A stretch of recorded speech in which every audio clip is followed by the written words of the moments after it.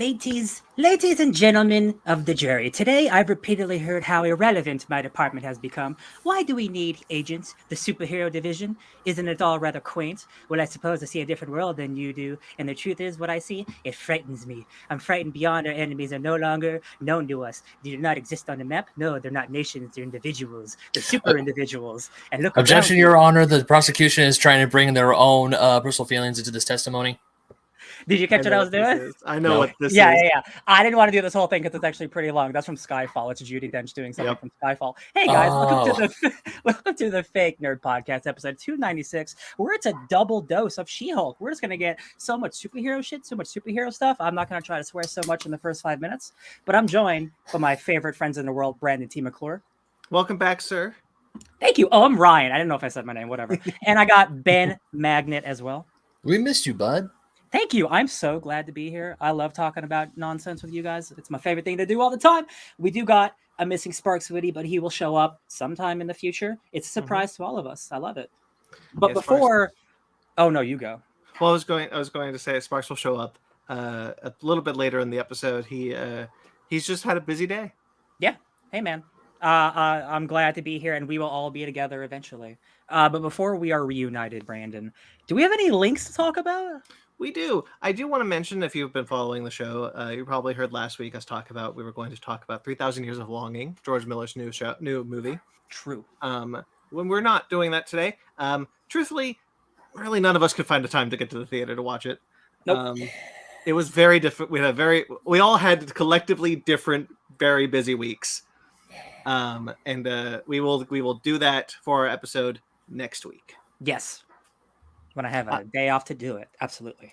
But we do have links in the description, as Ryan said, such as you guys reunited to where it all began with your Fake Nerds Watch episode 1 review of House of the Dragons. Yeah. Mm-hmm. Thrones, Game of Thrones. It's back. I'm not going to say better than ever, but certainly better than the last 2 seasons. Not super. We have a whole Fake Nerds Watch. We have a whole hour discussing it. But real quick, I know Ben and I both liked it, but if you want our in-depth thoughts, you got it for you, baby. Yeah. I'm glad to be back in Westeros, let me tell you. Me too. And also, I'm glad you reminded me, because I totally forgot that the second episode came out tonight. So I'm like, oh yeah, I know what to watch when I'm I think my roommate's watching it right now. Oh. Yep. We are airing at the same time as House of the Dragons. We're screwed in the ratings. Oh, it's true. Oh yeah. I get it. No, I get it. Well, we got one person. Oh, we do, yes. What was I about to say about House of the Dragons? That's cool. It's out. You guys are not going to do episode by episode discussions. Mm-hmm. No. Did you guys want to tease what you're planning? So we might be doing half season review, so episode 5, and then the full season at the end of the episode. Or depends on how our schedule is. We might just do a full season review. We'll see how it goes. We'd like to talk about every show, every episode, but yo, man, we got lives. It's hard. A lot of shows, and especially because you Ryan and Sparks are moving soon. Yes, we are collectively moving back in together. We're fusing Dragon Ball style once again. So yeah, it's gonna be getting used to adjusting to that stuff. But soon I won't have a job for a couple more weeks again, so that's gonna be fun. So I can just do full podcast stuff, baby. I haven't streamed an entire month, and I've been real sad about it. Mag is in the chat, all reliable himself. Yo. Hello, my friend. Hello, sir. And I'll just talk a little bit about my links, because the rest of the links are mine. Because Ben, you didn't have anything published this week, correct? No. I had a few things published this week. One on Screen Rant, which was a list of 10 references from Dragon Ball Superhero. So I did that. That was the only one. It's not the only one I wrote. It's the only one that was published this week. So that's cool. Check that one out. I had a lot of fun writing that one. Anytime I get to write about Dragon Ball, anytime I can find a reason to write about Dragon Ball is a lot of fun for me. So check it out. So I just don't get to do it often. Yeah. Well, maybe the show will come back in a year or so. Then you could. If the show comes back soon, that's going to be like a gold mine for me. I'm going to be like Dragon Ball's list every day. Every day, absolutely. All right, I do actually have another Dragon Ball list coming up soon, which is more about the manga. That was cool because I caught up on the manga recently. Excellent. Then I also published an article for Kaiju Ramen which was about actually something we're going to be talking about the news, which is the King Kong TV series coming to Disney Plus. That was an article that I published through the kaijuramenmedia.com website. So that's just an article that you can find right now. If you want to hear kind of a more streamlined thoughts on what we will be talking about later on in the episode, you can check out that article now. I kind of go into some of the rights issues that have allowed the show to happen. And then finally, hold on. Hold on. What? Hold on. Did you not hear about this? No. We'll get to it in the news. There's a king. Okay, yeah. Okay. There's just to tease the news in a bit. Yeah. Okay. There is a King Kong live action show coming to Disney Plus, unrelated to the MonsterVerse. Interesting. That's actually called King Kong as of now. Okay. That's allowed. It's legal there. But Universal holds the. No, we'll get there. You didn't read my article, Ben. I'm crushed. I'm sorry. He's screen crushed. There you go. There is a complicated rights.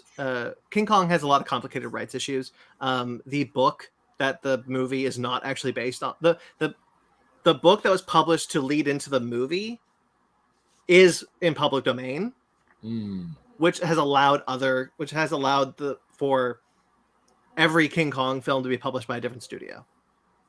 And that's what I'll start there, and then we'll get into it more when we talk about the news, which is later on in the episode. Gotcha. Nice. And then finally, Kaiju Ramen released its 6th issue. Yeah. It's 6th issue of the magazine Kaiju Ramen. Not only do I write pieces for the website or edit their website, but Travis and Michael, who we've had on the show, good friends of ours, of the former Kaiju Weekly podcast. Unfortunately, they've had to shutter the podcast. They put out a magazine, and this is its 6th issue. It is all about some of the monsters that have been inspired by Godzilla. So there's a bunch of pieces about monsters you've never heard of, kaiju movies that you probably never heard of. Some good stuff in there. It so far only exists digitally. The reason why I'm bringing it up is because the article that I was supposed to have in issue 5, which is about the Dawn of the Monsters video game, is actually in issue 6. There was a printing issue that prevented it from being in issue 5, so it is in issue 6. So if you want to read my kind of breakdown of that video game that is now months old, don't blame me if you don't. It is available in that magazine, issue 6, and I've linked the purchase link below. Right on. So that's all the links below. Who wants to go first of their week? I'll go, because even though I've been gone a long time, I don't have a lot to talk about, because one of the things that I finished, that I beat, was something Ben talked about last week, which was Cult of the Lamb. Praise be to the Lamb. Praise be to the Lamb, the one who waits. The one who waits? That's the one who waits. That's the god. That's a pretty spooky evil god, if I say so myself. I haven't beat the game yet, so I have one more heretic to go. I killed 3 of them. Yeah, it's a relatively short game, which is not a bad thing. It's a $25 game. Cult of the Lamb is a terrific. If it's your first time listening, if you don't know what the Cult of the Lamb is, it is a hybrid roguelite Zelda kind of hack and slash type game with Animal Crossing sim building. Like, you build up a cult, you got to feed them, you got to make sure that they're fed and that they went over to sleep and blah blah blah, all the stuff to make them happy. Terrific game. Absolutely fantastic. If you like roguelikes, it's terrific. If you like Animal Crossing or like Stardew Valley type games, it's terrific. I love making my villagers happy, because the happier they are, the more that they pray to me, and the stronger I get, which makes me get cooler stuff. And it's a beautiful loop. And I'm like, wow, being a cult leader seems kind of rad. And the thing, that's a joke. That's what Ezra Miller. That's what I'm sure Ezra Miller said. Yeah. Hey, all's good in Flashland. The thing that is so radical about the game is that it's got this gorgeous, beautiful 2D sprite aesthetic with these beautiful animals, and it's very cheery. Everyone's always happy, but you're murdering them and you're sacrificing them, and you're marrying 10 of them at a time, and they get jealous of each other and they backstab each other, and they're dying of diseases, and they're just leaving shit all over the ground that you got to clean up. It's a mature game in the coat of like a G-rated thing. It's really fun. One of the things I thought, I was talking to someone else about Cult of the Lamb, and I told them it was like, it's half Hades and half Animal Crossing, but you throw it in a blender with a dash of satanic ritual stuff, and that's it. Yeah. It's like give me the Satanism without the Satan, essentially. You get all the That's how the Rowdy Rough Boys were created. Yeah, kind of. It was because Ryan's right. The game has all these cute animals, these cute little characters, and then you go into the dungeons and you fight these horrific looking monsters, and the art is absolutely stunning. Like the way these monsters look, especially when you fight the 4 main bosses of the game, they are hideous. And also the difficulty is pretty up there. There are a few times I fought a few of the bosses and they killed me a few times before I was able to take them down. Yeah, it definitely starts, I would think, relatively easy, especially like if you're like a seasoned gamer. If you're a pro gamer like Ben and I would say like the first couple bosses are probably fine, but then you start hitting those other levels. You're like, oh, here's a challenge. Here we go. Some of the enemies start like teleporting and like zigzagging and like bomb rushing you, and you're like, well, that's not fair. But it's so much fun. I played it for hours and hours and hours, and then I realized I was getting to the end. I'm like, oh, I got to slow it down, because like I realized again, this game it's not a 50-hour RPG. Like I beat it in like 15 hours, and that's the perfect length. Like once I hit the end game and I beat the boss, I'm like, I'm satisfied. You can continue to play, and 100% unlock all the decorations, all like the totems and all that nonsense. But I had a great time with that game. It's a really strong year for top 10s. I don't know if it's going to crack the top 10. It's really, really tough. In a lesser year of movies, it might, but strong movie year. Well, right now, if we just had a straight video game category, Cult of the Lamb is definitely in my top 5. It's probably, it's definitely, I would say it's in my top 5 for sure. How many new games have you played this year? That's actually a very good question. Because we do this every year. And he's playing. This is top 5 because there's only 5. No, it's just I was curious. Okay, there's Elden Ring, there's Kirby. Okay, all right, cool. Knockout City was last year. No. Multiverses, yeah. How much have you played of that? Not much. Enough to count it. I'm not actually grilling you. No, I mean, other than that, but yeah, Cult of the Lamb's great. The thing about Cult of the Lamb is also it's just a huge time sink too. Like Fanny, normally she goes to bed at a really good time. At a good time, better than I do. And there actually happened like a few times this week where I go to bed before she does, because she's playing Cult of the Lamb. And then she comes to bed at like 3 or 4 in the morning. It's got this great thing where like in the middle of your cult, of your like a area where everyone lives, there's your shrine, and that's where everyone prays to you, right? And you can evolve that thing bigger and bigger, and by the end it's this really big thing, and they're giving you so much like prayer juice, and you go and collect it, and every time you collect, like, it goes up to 175, right? So every time you collect one prayer, it goes pop. So when you collect 175 pops, so it's going pop, pop, pop, and it's like the most satisfying noise of all time. So I just wanted the collection just so I could hear that noise, because I'm like, yes, I'm a god. Great game, highly recommend it. And again, it's like half price of a normal game. Definitely check it out. Indie games are fantastic. I watched a horror movie because the spooky season is upon us, y'all. I watched a movie called Saint Maud. It's more it's more about nursing than it is about religion. It's just she's really religious. But her name's Maud. She is a caretaker for an old lady, and let's just say things aren't what they seem. It's really great. It's really spooky. Let me get the young actress's name, because her name is Morfydd Clark, and she's Welsh. She is playing Galadriel in Lord of the Rings: Rings of Power. She is going from a 24 movie to the star of the biggest television show ever made. So I am so excited for her, because she rules. She is so good, and it's a completely different character than Galadriel being like this little like maybe murderous nun lady. Really, really spooky horror movie. If you're looking for something, again, A24, 9 out of 10 times they deliver. Great stuff.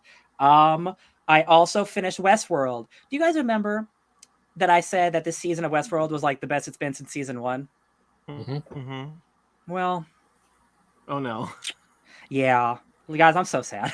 Oh no, because the episode that aired that night, that the one I had not watched yet, was by far the worst episode of the season. And then episode 8, and it was a shorter season than normal. It was 10 episodes, as normally it was an 8 episode season. So there's only one episode left after that. So I was like, oh, I'm real nervous. And it's not like the worst finale ever. I think it's cool. It has some really great moments. But overall, it was like a great roller coaster. And then it's kind of like the tracks just kind of like stopped and like was like, it's time to get off. Everyone, you need to get off, because we don't know what to do anymore. And like without big spoilers, it does the fundamental thing that most people hate in fiction, whether it's like it was all a dream, it's all a simulation, none of it was real. And they had this arc they were building up to where I was like, oh, I could see that they're doing this, but they're not going to do that. This is Westworld. They're way too smart to do that. And then they end up doing it. And I'm like, ooh. It made me kind of furious a little bit. But the ending is really cool. So I got over it. But overall, again, I have to think a bit more about the journey than just the finale, because many things over the years have taught me this by now.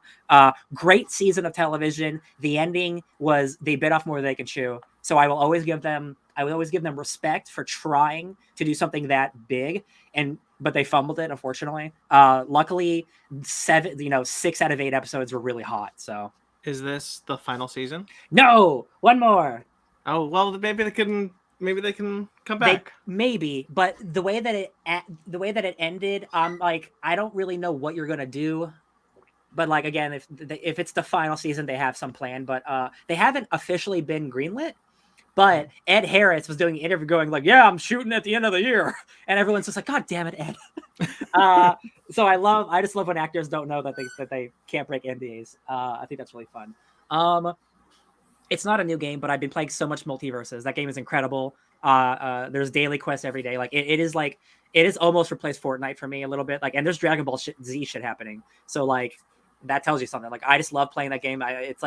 It's really one of like the best fighting games I've ever played. Like for real, I just love playing it as a video game, and also all the rewards are great. Again, you can earn every character. They just added Morty. He's really weird.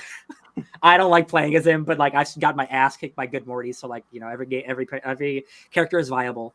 And then I think I know I did one more thing that I wanted to talk about, but I definitely can't remember it now. So I'm gonna pass the buck to Ben. Oh, okay. And if I remember it, I'll let you know. All right. So my week, not a whole lot video game wise. Cult of the Lamb as well. I'm trying to finish that in Venus because I'm writing a review for it for Fusion Gaming Magazine. Nice. But the big thing that I did do this week is a little bit of a backstory. A few weeks ago, long before I left for England, I won tickets to KLOS's Summer Invasion of California Adventure, which is an after party that I was able to go and essentially enjoy the park at 9 p.m. to 1 a.m. The park was closed unless you won tickets to this event, you and 3 friends. So I took Fanny, I took a friend of mine from high school and her husband. They just recently got married, and this was essentially my wedding present to them. It was like, hey, come to Disneyland. And also back when she and I were in high school, Disneyland was a place where we just go hang out, vent, and all that other good stuff. That's awesome. And this was needed. This was so much fun because the last time I went to California Adventure was back in June. And we only did like one of the like big rides. This June or last June? This June, this past June. Man, I haven't been in years. I haven't been in years. No, as I was just let me finish. It gets better, I promise. It's less. It gets less pretentious. Yeah, it does. Ben, we're just kidding with you. I'm kidding, Ben. I love you. As I was saying. Because last time I went, it was busy. Now, I wasn't like walking around thinking, oh, this is BS. I was like, okay, yeah, it's busy. We didn't go on any of the major big rides. We didn't go on Grizzly. We only were able to go on Guardians. And Craig Coaster was a really long wait. All the like really big e-ticket rides were longer waits, which, okay, it's a busy day in California Adventure. It's a busy day at Disneyland as well. It was still a chill day, but I was like, man, I would like to go on something. On like, one of those like super long wait lines. Yeah. We did everything. Nice. So the only thing we did not do was Grizzly, but right when they closed down at 9 p.m. Do you want to? No. Which one's Grizzly? The water one? The water one. Yeah. Yeah, Ben, you don't even have to say that. we didn't do the water ride at 9 o'clock at night. Yeah, but the cool thing was we actually were able to go into the park at 6 o'clock, so we got like 3 hours early entry. Hell yeah! And still, it was like super busy, so we got snacks. We just got something to drink, and then. When we're walking through around like 8:59, cast members were like, hey, who has wristbands? We need to see those wristbands. And we're walking around like, yeah, that's us. We got the wristbands. Hey, fuck you guys. Kind of. Yeah, we did all Go up to the gate, just start yelling at people. Hey. No, so the first ride we hit up was Soarin', Soarin' Over the World. And every time I've been to California Adventure since, I want to say, I don't know, 2019 or something like that, like 2018, Soarin' was always like a 45+ minute wait. Super long to stand by. We walked on. It's like a walk up, maybe wait 5 minutes until we were able to queue back up. I was which one is Soarin'? Is that where your legs dangle? Yeah. I don't know if I've ever been on that one. Really? I don't know. I don't know. I don't think so. I feel like I remember that. Yeah. Yeah, so we went on Soarin', and then we went over on to Incredicoaster. Incredicoaster was a 10-minute wait. Oh my god, Incredicoaster is so good. Mm-hmm. And then, of course, Radiator Springs Racers. I haven't been on that ride since pre-pandemic, and that was. I don't remember the last time I was on that ride. I know, it's been so long. Oh, you're in front of a screen. Yeah, you're in front of an IMAX screen. I have been on that. I thought it was like a ride. Oh. I remember when it was called Soarin' over California. Those were the good old days. That's when it was better. So small, too small. Think bigger. Over the world, yeah, too big. Yeah, but yeah, it was a great night. It was a great night. Had absolute blast. We went on all the rides we wanted to, and also one cool thing, because it wasn't just KLOS. It was a bunch of other stations like Power 106 and K-Day and a few other stations that they're owned by the same big media conglomerate. They had a bunch of other stations there. But the cool thing was, as you're walking through California Adventure, you're not hearing the Disney music. You're hearing a mix of music that's played by all the different stations. Oh, that's awesome. Cool. We were walking to Midway Mania, and we were jamming out to "Living on a Prayer." And the cast member who's right by the Ebony Key was like banging his head, and then of course he saw us. We're banging our head, and we just started singing "Living on a Prayer" because he hears the same music every day for months at end. He gets to hear real music for once. It was awesome. I was kind of nudging my friend Marianne. I was like, "Kind of reminds you of Grad Night a little bit," because we're walking off of Guardians and we're walking to our private World of Color, or to the second World of Color showing, and they're playing Usher's "Yeah." Yeah. So it's like, oh man, that reminds me of back in the day. That's cool. So it was a great night. It was fun, and of course, I got the Mighty Thor drink. Oh, that's a sipper. Cup. Yeah, the sipper. But here's the cool thing. How do you drink from it? It lights up. Well, you can't really see it right now, but it lights. Cool. Yeah, so Ryan, I'm glad you asked. Audio listeners, there's a thing on the top where he's got broken meow meow right now. Yeah. Wait, do you just throw it in your face? How do you drink from it? You gotta like a straw, I'm assuming. Nope, you just put a plastic bottle in it. It's 4 bottles. Oh, interesting. Because when I bought it, I just they put the bottle on top, and I actually drank from the bottle. It's actually not that bad. It's a little cumbersome, but it's like, I'm not going to put actual liquid in here. No, I would just throw shots in there and just like throw it in people's faces. Well, see, I would just get like a cup of get like a soft drink in like a a styrofoam cup or cardboard cup or whatever. Put it in there. You have a straw, right? Yeah, that's what I thought you would do. I didn't assume you poured the drink in the thing. Well, I think of like the popcorn thing, so I just assume it's like on the side, so you drink like go go go. Yeah, even then, like the Millennium Falcon popcorn bucket that I got for Fanny is still right next to me. It's like, how can you? Because when I bought that damn popcorn bucket, they gave the popcorn to me on the side, and it's like, yeah, why would anyone want to put popcorn in this? How much can this fill? Or how much popcorn can you fit in the Falcon? Ben, to quote Girlfriend Reviews, hold up a minute. You're telling me that they sell a popcorn thing that they actually don't put popcorn in because, like, how would you do it? Then why would they make it? Why would they make it? Why would they make it? Well, he's actually right. Yeah, there is no Ben. You're right, because they They make the popcorn buckets sometimes. Now, to be fair, in the Millennium Falcon, because it's flat. Yeah. Right. Yeah. You can open the back and pour the popcorn in it. Sure. But it's too much popcorn. It doesn't neatly fit. Some of the popcorn buckets have neatly fit. Mm-hmm. I'm just saying, the TIE Fighter one that I have, that one you can pour that one in fine. If you're gonna build a product to sell to people, make it usable. That's all, man. That's all I ask for. This is Disney we're talking about. The only thing that I can see this being usable is if I were to cosplay Mighty Thor for Halloween this year. Please do it. Please cosplay as Mighty Thor with the midriff and everything. Yes, with the midriff Please do it. No. Anything else, Ben? No, that's pretty much it. California Adventure was great. I got a day off of work, which was much needed, and I've been playing Cult of the Lamb. Almost done. Hopefully, I'll be able to beat that game soon. All right, my turn. I saw The Lion King last 2 weeks ago with Sparks. It was delightful. It made me believe in magic. The Lion King stage show is awesome. You saw it in San Jose, right? Yes. That's where I saw it the first time, but I saw it in high school, so like years ago. It was Same- excellent. Swoop. Sparks has seen it 8 times apparently. I've seen it 11. What's in? I have seen it twice, both in elementary school. I've only seen it once. I'm just kidding. I've only seen it once. Great show. Okay. All right. So I read a comic book. Oh my god! Yo, real quick, I almost went to the comic store 3 times this week, and I was just like, I can't do it. Too tired. Not gonna do it. I don't even care how close it is. Going home. I saw your Ryan. I saw your tweet about you were buying this close to buying that Evangelion because Godzilla figure. Yo, and I wasn't exaggerating. I had it in my phone in my hand, watching a show, going, I can afford it, but like I'm about to move, so I can't do it. And I'm so proud of myself because like 2 years ago, Ryan, done it. Now, Ryan, I'm an adult.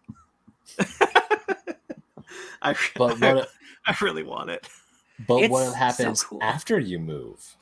We'll see if it's still in stock. Yeah. Because I gotta save, because like I'm not gonna immediately get a job, so I gotta have a cushion for my pushing. You know what I mean? Mm-hmm. Yeah, I'm not gonna lie. Oh Jesus. Okay. I almost went to the comic. I did go to the comic book store, but our system was down. Our legendary system, Ryan, was Has down. it not changed in like six years? Nope. Jesus. So I had to put my books away, and I did not buy anything. You can't give them like cash. Like what? Come on, y'all. It's because I have the employee discount to do. No, and the that's manager there was fair. like, No. I don't want to deal with that. No, that's fair. It's a lot of. I missed that thing. Yeah. So it's lower now than it was because when they closed Northridge, they halved it. So Okay, gotcha. still nice to have what I got instead of what I had. But Also, yeah. they actually did. I feel they like I closed remember you. Northridge. I think I remember you telling me this, but I completely forgot. Yeah, they closed Northridge. What's up? Bless. I read a comic called Rogue Sun. If you guys remember, I did an interview with the writer Ryan Parrott. Heck yeah. Mm-hmm. This is the second book set in the what's called the Massive Verse, which is the universe that has Radiant Black and all of his Power Rangers, Rogue Sun, Inferno Girl Red, and now Dead Lucky. So I caught up on 5 issues of Rogue Sun, basically 3 through I think 6 or 7. No, longer than that if it was whatever. I caught up. What a really cool kind of stealth Batman Beyond book, but kind of like what if Bruce Wayne was more of an asshole? It's a really cool book. I really liked it. There's a lot of really cool like magic stuff happening in it that like I don't mind. This isn't a spoiler, but like so it's basically like this kid's dad dies and he was a superhero called Rogue Sun, and he passes the stone that gives him the powers to his son to solve his murder because he was murdered. And so like the idea is like so he is still in the suit, like his soul is still in the suit, and so he's training his dead dad is training him now. Right on. And so he like teaches them things that like, you know, villains. He comes up against villains and is like, oh, this is like the werewolf vampire that we fight sometimes. This is like the person who sucks out your soul to become young, and she's lived for like thousands of years. Some cool villain design, some really inventive characters. Art works great. Well, one of the things that I thought was really cool was their prison. Because we're all being introduced to kind of like this like like if you had a comic book series like Invincible ran for like 150 issues, if they released another like a sequel series but it was like Invincible's grandson, we would be introduced things for the first time, so they kind of like come at it like that. How far have you read of Invincible, Brandon? Issue 20. I know. I'm just saying, you say grandson and I'm like, it was a bad analogy. I think I know what you're talking but I about. get what you're saying. Yeah. So like we're introduced to things for like the first time, but as if we should already be familiar with them, which is kind of a cool way to approach them. But we introduced this girl who's got like this magical prison where she has this chandelier, and the dangling from the chandelier are these crystals, and inside each one of these crystals are a villain that has been taken down already. And I thought that was really cool. That was really inventive. Cool. Yeah. And then that obviously like creates like, oh, there could be like a prison break, or like you can have certain Oh yeah. You see where I'm going. Yeah. I really like the book. It's a really cool book. Rogue Sun. I really like Radiant Black. I think Radiant Black is an excellent comic. I think Rogue One is right up there. Could I read this without reading anything else? 100%. Cool. You don't even have to read the crossover that introduces Rogue Sun. It is very much like what's really cool about the massive verse is that each book is intended to be standalone. Good.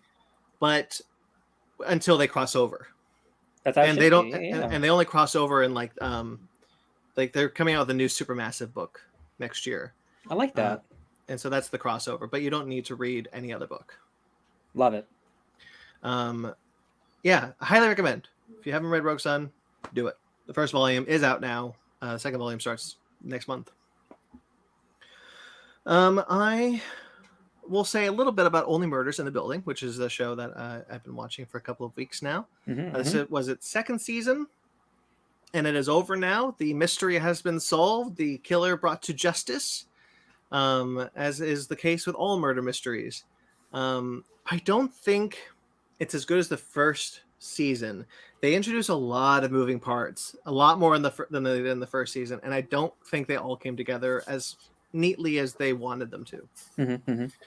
That said, that show could just be Selena Gomez, Martin Short, and Steve Martin just having a good time in a party situation, and I'd watch 100 episodes of it. They are so good together and definitely carry that show. Good chemistry. Great chemistry. I hope, I know they were approached to host last year's Oscars. I hope they get approached to host this year's Oscars. Yeah, that'd be fun. So like outside of that, like, you know, the characters, you know, it doesn't quite come together as neatly as they should. It's still a really compelling show with a really compelling mystery.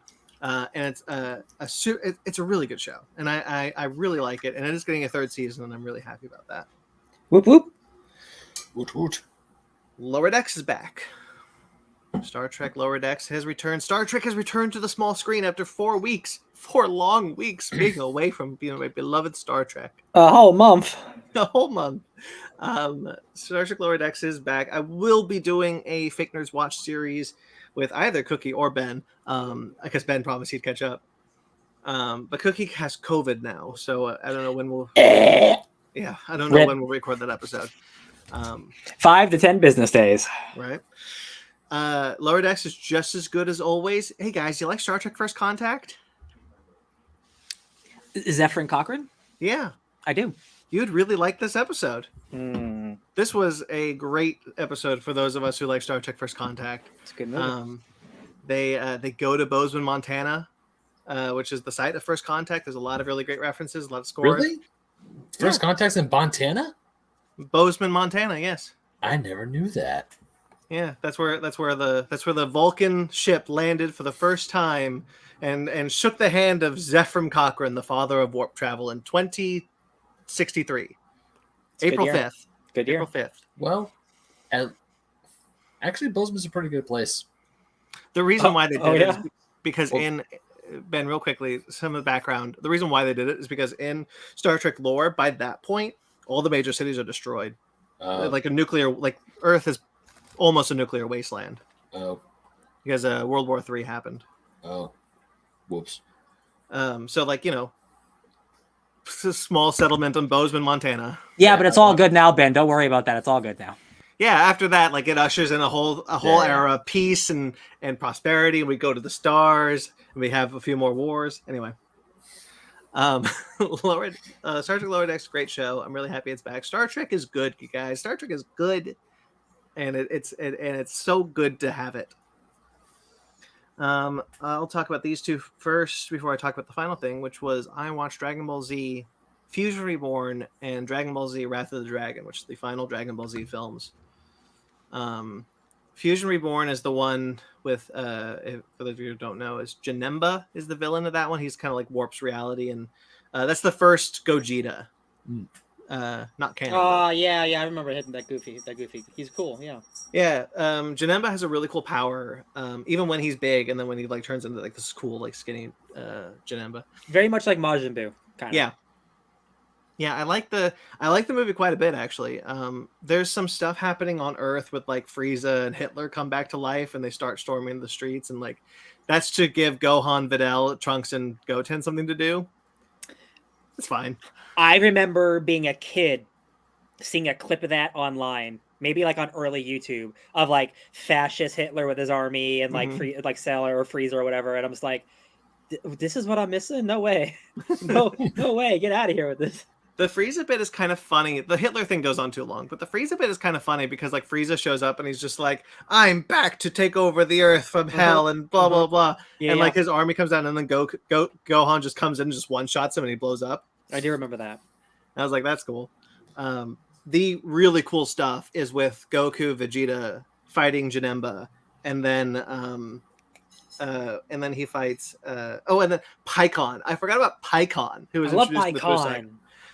He's in that, and he's got a really fun role, and I like that. Mag says, and the movie characters are resurrected too. Not in Fusion Reborn. I think you're probably thinking of the GT episode where the same thing happens. Because that's where if you remember an image of Cell and Frieza together, that's from GT. That's what I'm thinking of then. Yeah. Yep. I remember that episode. The Fusion Reborn is just Frieza. He's the only major villain that comes back to life. Outside of that, it's mostly just focused on Hitler and Janemba. What a sentence. It is, yeah. Oh, Mag is correcting me. No, look closely. I see them on the post. I know that they're on the poster, but I just watched the movie a couple days ago. They weren't there. Unless they're far in the background of some fight where Goten is trying to fight Hitler. Deception. I don't know. We won't get into it here, Mag, but Instagram message me the bits that I missed. I'm curious, sir. Dragon. Wrath of the Dragon is the final Dragon Ball Z movie, and that introduces Tapion, who's like this Legend of Zelda wannabe, this Link wannabe. That guy? Yeah, Tapion. Yeah, I remember that guy. He's kind of cool. I liked him. And it also introduced Hirudegan. Oh, yeah, big bug boy. Yeah, which is I like him. The kind of giant kaiju that they made before they did superhero. Spoilers. And oh, that's not gonna work. That's a cool movie. I kind of dug that one. It's not. I don't think it's as good as Fusion Reborn, but I think it might. I think it was pretty good because it really focused on Goten. Not Goten. Oh, you can't see that, but it's. Oh, who is that? Gohan and Videl. Gohan and Videl in their Saiyaman and Saiyawoman. I love Saiyaman it. 2. I'm a fan. I missed that Videl. Yeah. Once you marry a Saiyan, you just become useless to the plot, I guess, unless you're Bulma. That says more something about the writers than I think it does about the characters. 100%. Oh, like that, man. The way they changed Chi-Chi's character from this kind of badass fighter to just old hag is insane. Yeah, that's true. But yeah, I missed the kind of like badass short-haired Videl, mostly because I had a crush on her when I was a kid. But whatever. No, I'm there with you. I get it. The cool stuff happened. The cool stuff in this episode in this movie is that Trunks is really into Tapion for some reason. And he kind of looks at Tapion as like an older brother because Tapion also lost his younger brother, so he sees Trunks as a younger brother. Does Tapion have a sword? Yeah. That explains a lot of it too. I think. So it's an origin story for Trunks' sword. Yeah. Which is wild because that Trunks isn't the same Trunks as the one from the future. Swords are cool though. So swords are cool. Yes, it is Trunks' sword, and it acts as an origin story for that sword. And it almost nails it too because like it's a really good like Trunks. I keep wanting to say Gotenks. Mm-hmm. But Trunks has the sword and he's going to go in for the killing blow to kill Hirudegan. And then Goku, that bitch, is like, no, he's mine. And then he pulls out this move out of his ass and kills Hirudegan. And I'm like, Goku, what are you doing? Hirudegan, Digivolve into. And so like Goku has like this dragon punch thing that he didn't exhibit throughout the whole movie. And like that's the wrath. That's the wrath, and like that's on the cover. Like you see, like the dragon circling Goku. Oh, is that like the golden dragon thing? Yeah, and he's got the Super Saiyan 3 hair, and like I've only seen that once. It is pretty cool. It's a pretty cool image. It's pretty cool. It literally happens as Trunks like the Tapion's like Trunks, do it, and Trunks goes in for the final blow, and then Goku's like, no, I'll do it. I'm the star of this show. I'm just like, damn it, Goku, you couldn't give him just the one. No. So it's a pretty good movie. That's the end of my Dragon Ball Z. There's one more movie I found out. One more movie. There's a GT movie that came out after GT. What's it called? Do you know? I don't know the title, but I have it because I have the GT box set. Okay. And it's about Goku Jr., not Goku. A Hero's Legacy. I've definitely never seen this. I don't think. Never seen it, so I'm gonna check it out. Oh, I think I know. I haven't seen the movie, but I know the character you're talking about because isn't that the last episode of Dragon Ball? Yes. Pan's all old and she sees her grandson. Yes, that's the end of the last episode of Dragon Ball GT. Has Pan seeing her grandson fight Vegeta Jr. and that's just basically mini versions of Goku and Vegeta. Yeah. And so that movie Hero's Journey is about that Goku Jr. So, yeah, that's the one. Old Pan. Look at old. I'm old. And we just saw her as a kid. Crazy. What a universe we live in. Both good movies. So then finally I watched Nope. More like, yup. Jordan Peele's latest film, Nope. That's the only movie I was able to get to the theater. I really wanted to have the chance to see it. I'm really glad that I did. Without it being spoiled, if you can go in without it being spoiled, it's a really cool experience. Spoilers. It's just a cowboy hat. It's just a cowboy hat. It's a giant cowboy hat. It's just a giant flying cowboy hat. Yeah, it's all an illusion because it's actually blowing in the wind. It's actually not. It's actually not moving. It's true. I really liked it. It's a really fun movie. I think it's my second favorite Jordan Peele film of the three. That's a horrible thing to say. But like, if I had to rank them, here's the thing: if you've made nothing but good movies, there's still got to be a last movie. That's not like a bad thing. Yeah, it's okay. And unfortunately for me, Us is that movie. No, I'd agree. Still like that movie. Yeah, I like that movie too. Get Out, still a masterpiece in my eyes. But Nope is really fun. It's very different than Us and Get Out. And you know, there's a lot to chew on with the movie, with what it's trying to say, and the characters are really fun. There's a really cool anime reference at the end there. There's actually a bunch because the movie is very inspired by anime. It's that final act. It almost turns into a different movie. But it's so I've been thinking about it since I watched it weeks ago. Like I love that movie. The more I've thought about it, the more I like it. That's a good one. That's a good movie. Yeah, I'm really happy I got to see it. I don't want to say too much more because like I think you need to go in. The less you know, the better. The less you know, the better. Definitely. And I know Ben hasn't seen it yet, so I don't want to give too much away. Except that it's a giant cowboy hat. Except for that. The music is great, though. I want to say that finally. So I saw Nope. Go see it. It's great. Nope. Okay. I remembered one thing I did. Do it. We saw this trailer. Well, it was actually around the same time that we saw the Cult of the Lambs trailer for this video game called Roller Drome, which online it's called Tony Hawk's Pro Shooter. It is part rollerblading Tony Hawk game where you're doing tricks and stunts, and it's also roller derby murder simulator. So you're in a roller derby and you got two guns, right? And you're supposed to kill everyone that's in the place, right? And they're trying to kill you too. And you run out of bullets, and to get your bullets back is you do tricks. And there's, just like Tony Hawk, there's things to collect, and if you do certain tricks, it gives you like special bonuses. There's very little story, but it's just level based, skill based, really cool Tony Hawk combat game. It was $20. I actually think it's cheaper if you have PS Plus. I think I bought it for like $15. 100% worth it. Incredible game. Kind of tough. If there's like a checklist, there's like here's to get 100% on the level. Here's the things to do, and they're real tough. Like I still haven't done 10 out of 10 on any of them because I'm not a pro gamer on this game, y'all. Turns out when you got to do so many different things at once, you shouldn't smoke so much weed. So I'll play that on a different day. But it's great. Love it. Roller Drome. Now back to you. All right, shall we get into our bread and butter then? What's up, Babs? Let's do it.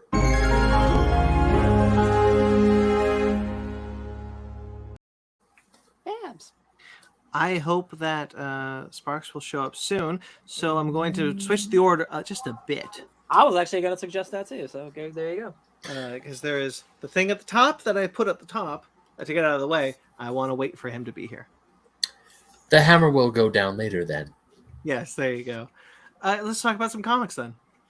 Okay, I'm cool. so glad. I mean, listen, we talked about some real good comic news the last couple weeks, and I'm real sad that I didn't get to talk about any of it. I am so excited for that Fantastic Four comic, y'all. Like, get ready. They're back. The family's back, baby. Sorry, Dan Slott. Okay, so the Wasp is getting in a 4-issue miniseries from Al Ewing with art by Cassia Nee. Nee. Neat. Would you Look look at who's that? here. Oh shit. Welcome, Sparks. Mario. Welcome to the podcast. Just in time, Sparks. How was your week? No, I'm kidding. We don't have time for that. I have nothing to report. My week was school and work, and that was nothing else. So let's get into So let's keep going with the comics, and then we'll switch to the big one. The Wasp will pay tribute to Janet's incredible legacy by shedding new light on her wild Silver Age origin, spotlighting her relationship with protege Nadia Van Dyne, and paving the way for a bright future. The saga will also directly lead into another Ewing Pen series, launching in the new year. This is awesome because, and Al Ewing is putting out so many books. I already forgot this. He's currently writing an Ant-Man series.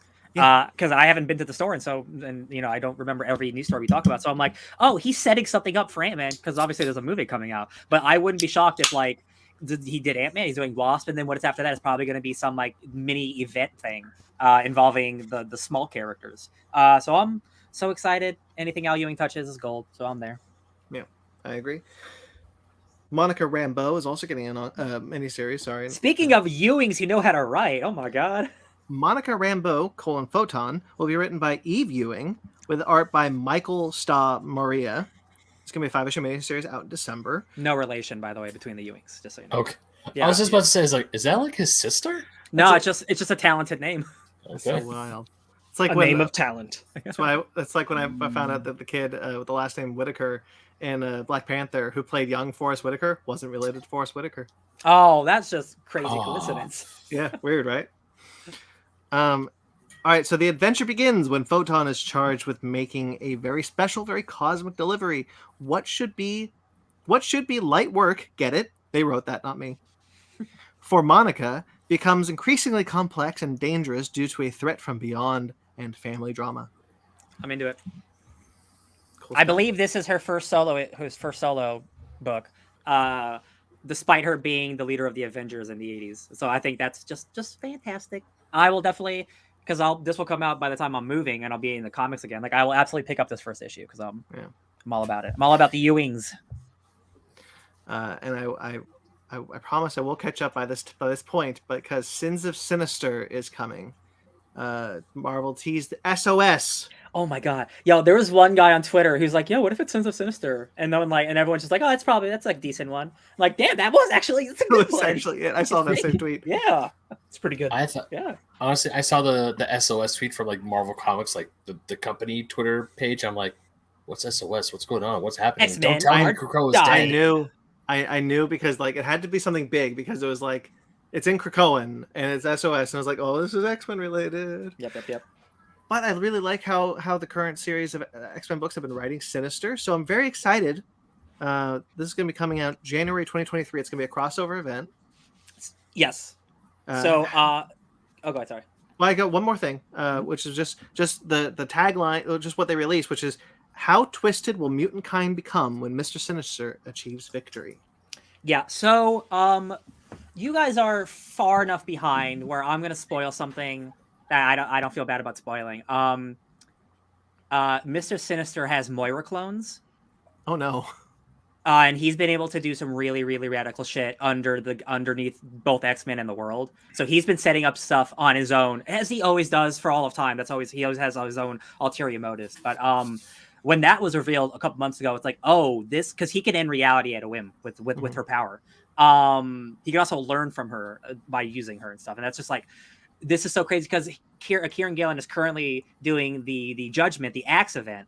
And I only read the first issue and it ruled, and people seem to really, really love it. It's 3 issues in, a bunch of tie-ins, but it seems to be a banger on an event, and that will lead into what's happening here, because Sinister is involved in all this shit too, and it involves the Eternals in like a real way. I like in like the Deviant and stuff, and I'm like, man, I love comic books. Good stuff. It's good stuff. That sounds very cool. I'm excited. I'm. That's a big stack. I'll catch up. You got plenty. You got time. It's not going anywhere. And then I forgot to put this on last week, but this was not going to be very happy because Justice Society of America are coming back. That should be exciting. The Justice Society of America. Right. I love the Justice Society. Anyway, Jeff Johns is writing it. Jeff Johns will be writing an ongoing Justice Society of America series with Michael Janin, coming out in November. What are we doing? If you have nothing nice to say, just don't say a thing at all. And that's what I'm going to do here. What is this stranglehold he has on the Justice Society of America? We just cannot let anybody else write it.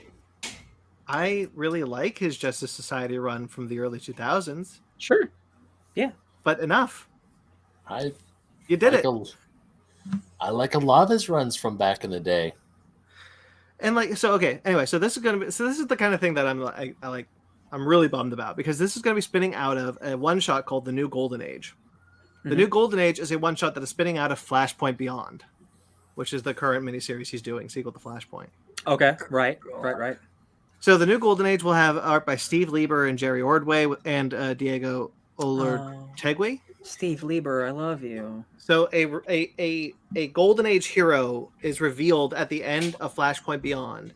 That character goes to the New Golden Age, which sets up the new Justice Society ongoing, and the new Stargirl miniseries called Stargirl: The Lost Children.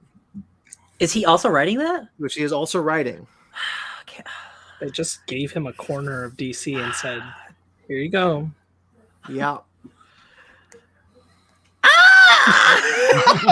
This is high-pitched scream. I'm just thinking of that rumor of after Jonathan Hickman, he was like that Jonathan Hickman was going to do something revolutionary with the JSA, and I'm like, that's a world that we're never going to live in. And now just it's why just give it back to Johns? It's not like there's other people who don't want to write these characters.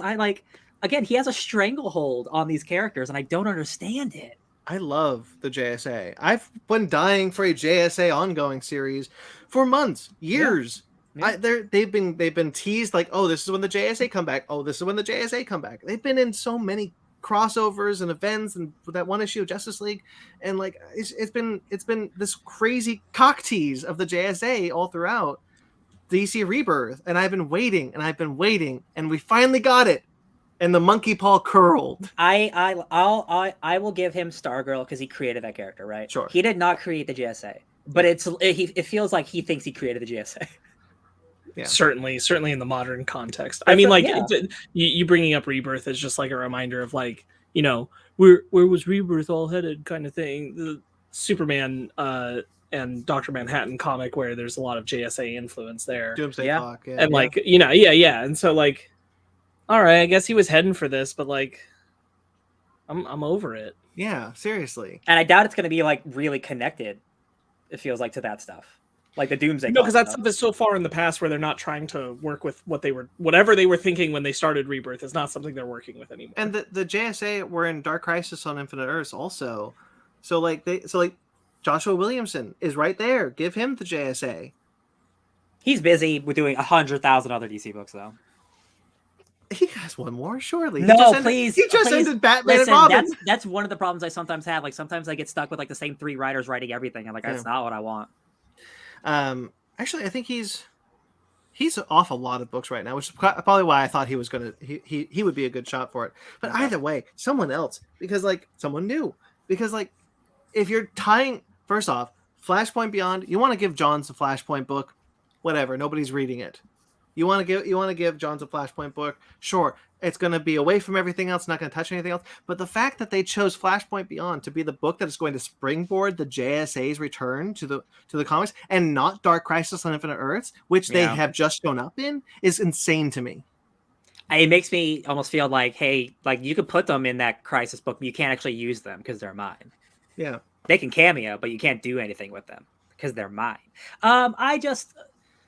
The real problem is Jeff Johns sells comic books because there's a larger demographic that still buys his books that don't know anything about the type of person he is or what he's done, or like even besides that, like I just don't think his modern stuff is up to par anymore. I really don't. I think he was a great writer 15, 20 years ago. He wrote some of the best stuff 20 years ago. I'm just like, I'm not shocked he's getting a Stargirl book. I'm surprised DC's just like we don't care about the JSA, especially if they're coming out in Black Adam. Like they're not giving like some big shot again, like even a one shot like by Williamson or something. Yeah, like they're not giving the JSA a bigger name than here's the guy who used to do it. They're giving Johns an ongoing, and here's the thing though, Johns can't fucking write an ongoing anymore. That man has been so busy, he can't even get his David Frank the Batman book series on the ground. No, not the Batman book. I think it's called Geiger, his independent image book. Oh, that a couple issues came up.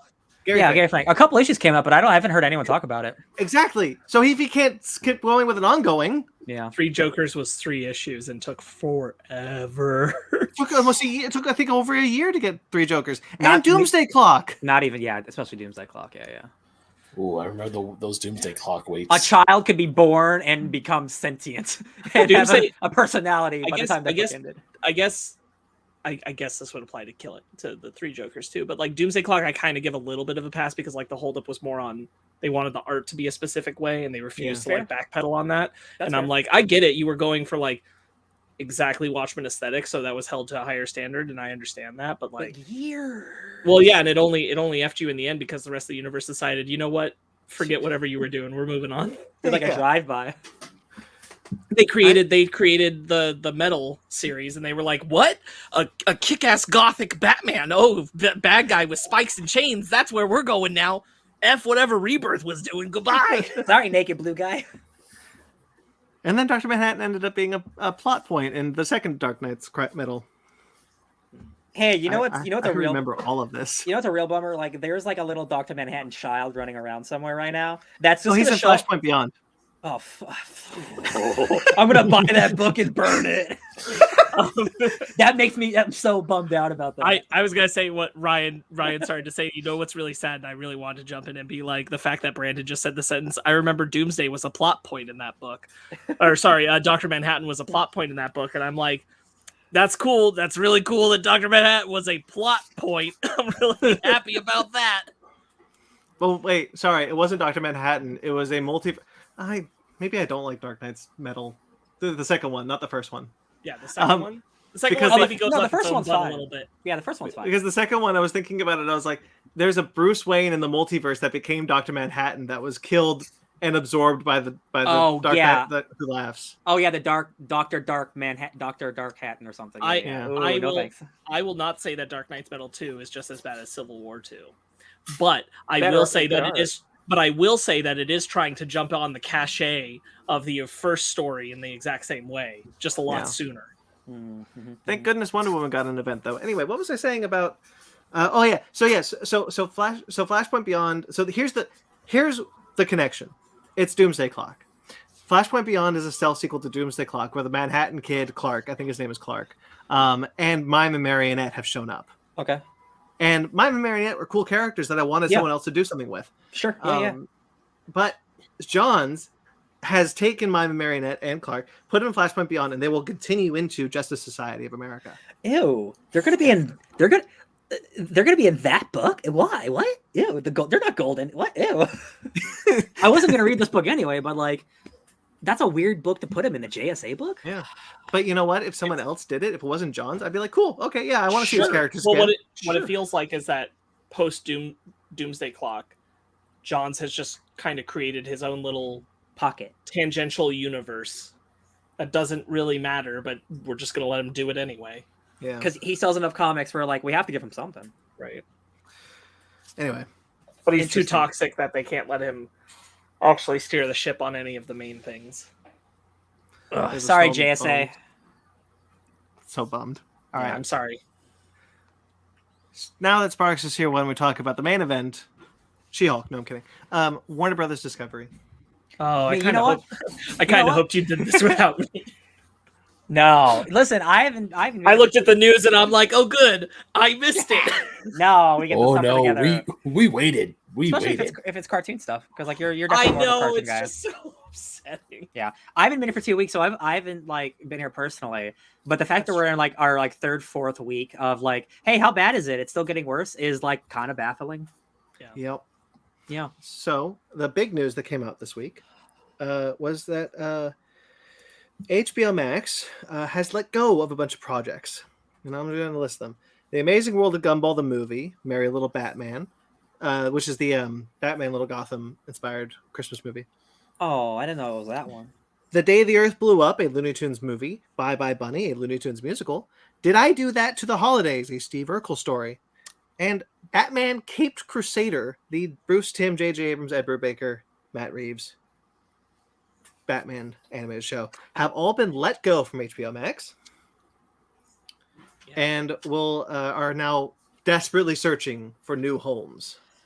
In the slew of trying to be positive in this specific case, if all of these will probably get bought. There is another network. Well, I would say some of them, at least the Looney Tunes and the Batman one for sure. I'm honest to God not confident of Looney Tunes. Really? Yes, unfortunately, Warner Brothers hasn't been able to make people believe that the Looney Tunes are profitable right now, so I don't know that anybody else will take it up and think that way. The Batman one, sure. Amazing World of Gumball, probably with Hulu, it'll probably be saved. The Steve Urkel thing, probably not. The other Batman thing, very likely it's a Batman thing. But the Looney Tunes do not have the automatic cachet where Warner Brothers has had confidence in them. I don't know that other people would if they're just looking at it from an outside perspective. So I'm not 100% that the Looney Tunes are safe. That's a good point. Yeah, Steve Urkel I could see going somewhere like on Peacock or something like that, but yeah, I kind of the other thing about the news is that a couple of days after Batman Cape Crusader was let go, Apple, Hulu, and Netflix I think are all interested in bidding for the show. Mm-hmm. Now, that show's going to be fun. That show's going to find a home. Yeah. Who the hell is going to say no to a Batman show? Wink, wink. It'd be so funny if Disney got it. It would just be really funny. Here on Disney Plus, the modern Batman the animated series. I would lose my hearts out. What? The thing that the reason why Zaslav has done this is because, and unfortunately he's right, especially when it comes to Batman Cape Crusader.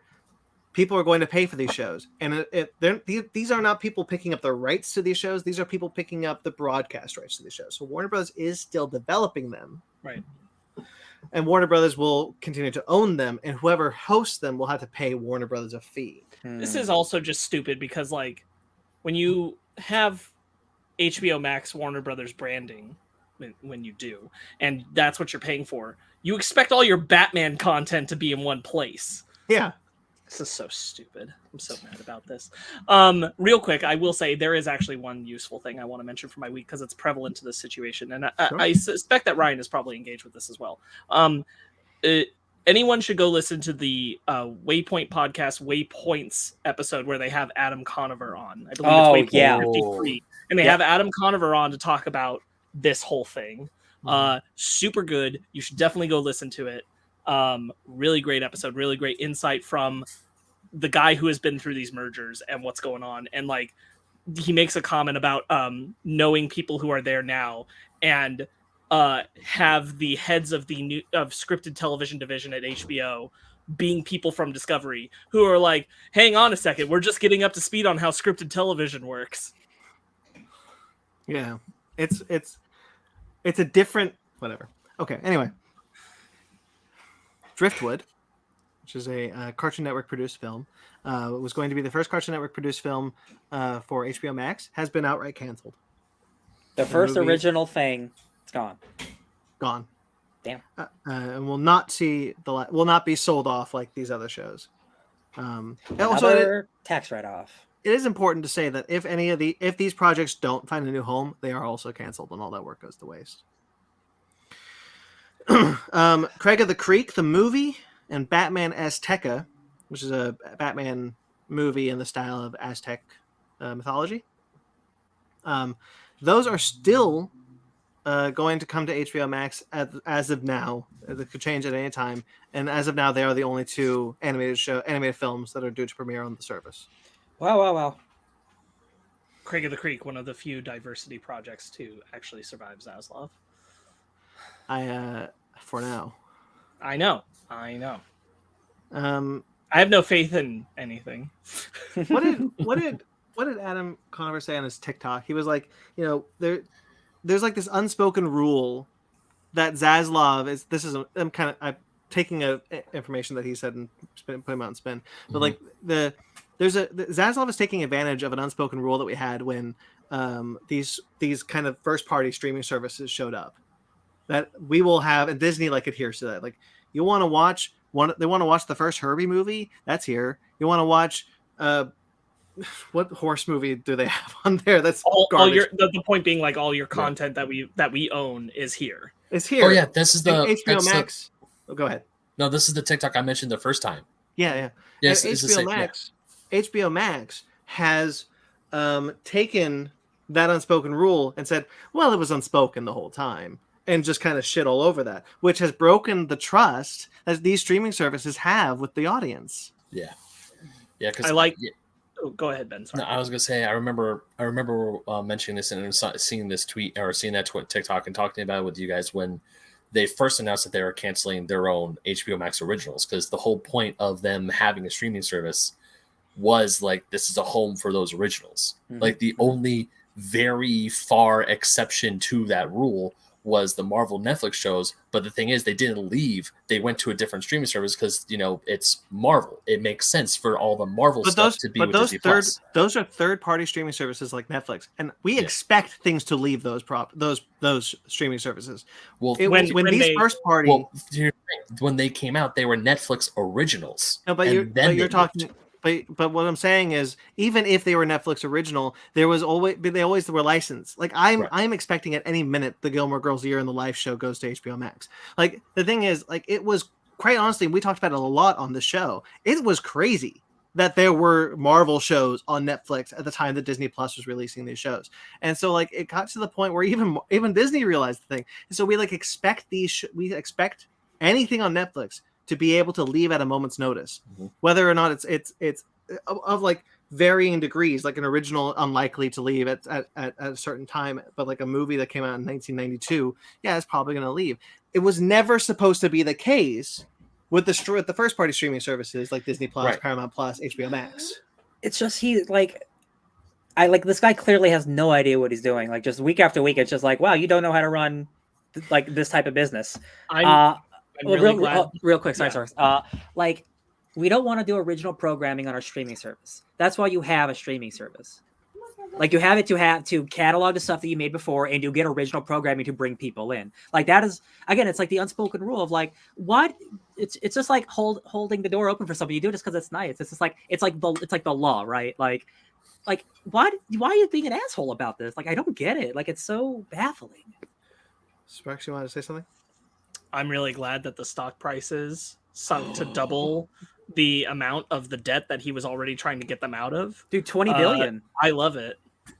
You know what really sucks? Speaking of that debt, like this is all happening because AT&T didn't finish paying off their debt when they sold Warner Brothers. So Discovery inherited what was left of that debt, which is why they bought Warner Brothers for so cheap as opposed to AT&T for 83. Discovery bought it for 43. And they inherited the debt that AT&T still had. Mag is also in the chat real quick. He's saying that I'm hearing more HBO Max cancel subscriptions, and it's not good. Oh, I've definitely seen a couple like industry people, whether it's comics or TV or whatever, be like, "Oh no, I canceled my subscription this week," like because you're just like you're not there for creators, and that's what I am. No, the tweet. I think the hardest thing, because going back to the news last week of all the cartoon shows that were canceled, all the cartoon shows that were pulled. The creators went to Twitter hard. I remember seeing this one tweet. I can't remember exactly who it was, but he said, "It's gone. It's all gone."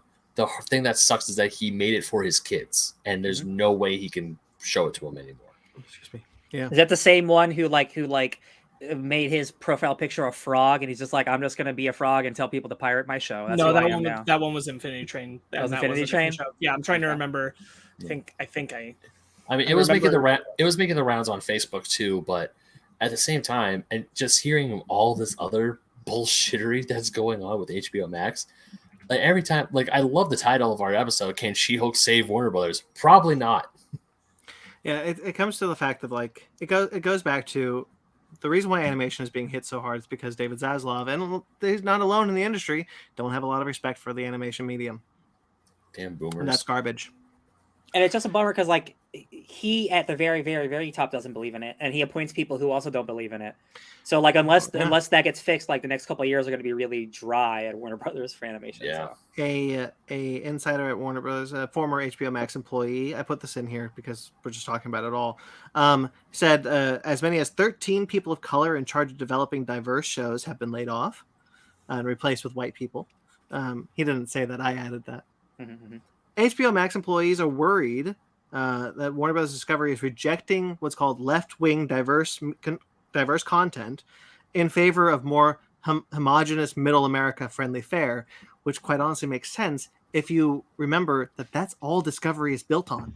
Yeah, the thing is, again, like, there was that tweet going on of like, these are all the most watched TV shows in America, and like I've never watched a single one of those, because there's more millions of people who live in regular America who watch TV than we watch nerdy shit, right? So like they could unfortunately get more money with Bob and Joe out in Kansas or whatever, just watching like Sunday Night Football or whatever, and like they'll watch whatever comes on after. Like, they're not as concerned about us, the niche people. They can make more money serving just like regular folk everywhere, and that's unfortunately a bummer. The person we were referring to earlier who said that my show is gone, I made this for my kids, was Levon Jahanian, who made Tegan Seek is the show he was referring to. Okay.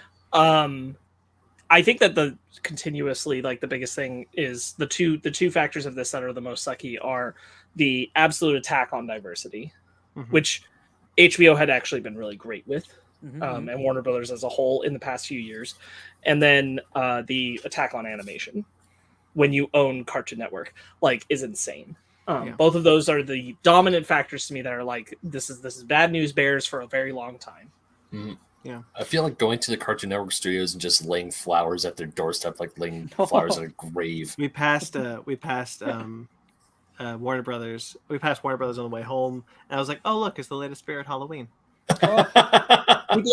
People were already talking about. We mentioned this a few months ago. Like, the only programs on Cartoon Network right now with new episodes are Teen Titans Go, Craig of the Creek, and We Baby Bears. It's just those three. Nothing else is getting new. Now we do know that Cartoon Network has stepped up and saved the last season of Summer Camp Island will air on Cartoon Network, and the last new episodes that were already done. So it's not truly a series finale, but it's the last they're going to get of Victor and Valentino are both going to air on Cartoon Network later this year. But those are the only shows that get to get those last episodes out. We wouldn't even be in this situation either if it wasn't for AT&T. Like I'm kind of looking at AT&T's run of Warner Brothers with rose-colored glasses, but thanks to Zaslav. But I do have to remember that AT&T's hard kind of double down on streaming made Cartoon Network Cartoon Network was forced to sell most of their shows to HBO Max, which is why the final seasons of many of those shows aired on HBO Max. Summer Camp Island, which I just referred to, season 1. Cartoon Network. Seasons 2, 3, 4, and 5, HBO Max. Yeah. And season so 6 back to Cartoon Network. Because because AT&T really wanted to go hard with that. And so I can't say for certain if Zaslav saw these shows just airing on Cartoon Network, would he be doing the same thing? Or is his attack only on HBO Max, or is it across the board? I don't know. But these shows would not have been a part of HBO Max if there wasn't AT&T. I mean, in reference to like what we were just talking about, the new episodes on Cartoon Network, I'm convinced Zaslav went in and like hasn't approved any new shows for Cartoon Network, and I don't know that he intends to in the near future. I think he already did that. Like, we know that he was making decisions about things before these last few weeks of the bullshit that hit the fan, because we know that he came in and killed CNN Plus months ago. Yeah, right when it came off the ground, because he knew he was going to have control even if the merger hadn't completely ended, and he killed it right away. And the thing is, like, it's not like these things were canceled because they were bad. They're canceled because they're trying to cut costs, and that's the thing that makes me the most mad out of all of this is that, like, I guarantee you Zaslav has not seen a frame of any of these shows or these movies. Absolutely. He saw a spreadsheet saying, all right, what can we get rid of? I don't care what it is. And that's just like, and like, I understand running a business, but like, again, this is the first time something like this has really ever happened. And I'm just like, I can't believe one person could have so much power over art and to so many people's like livelihoods. It's just like, it's unbelievable. A person who runs reality-based television should not just be thrown at narrative television and apply the same thinking. Bro lives in a fantasy, you know what I mean? Yeah.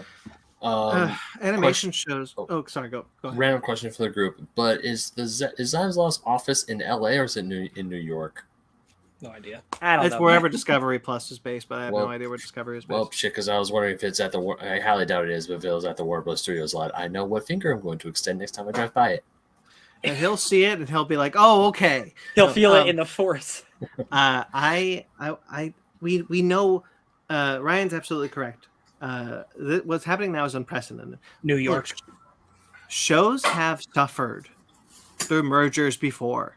It's true. Mergers have canceled shows. Shows get lost. Movies get lost. It happens with mergers all the time.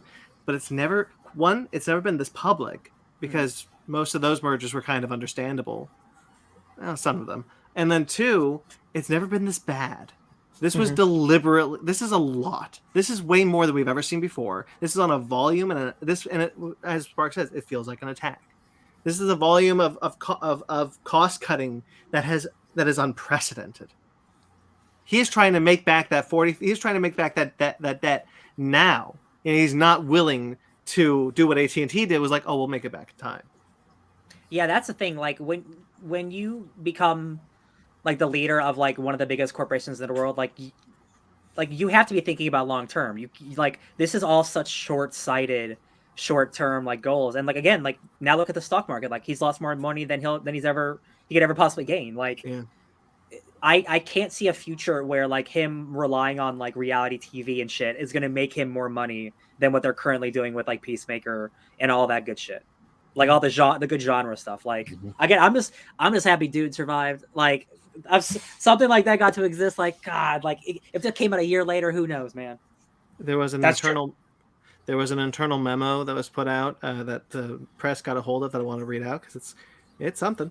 HBO Max. So it had HBO Max, Discovery Plus, and who have people watch HBO Max, Discovery Plus? And is it males and females again?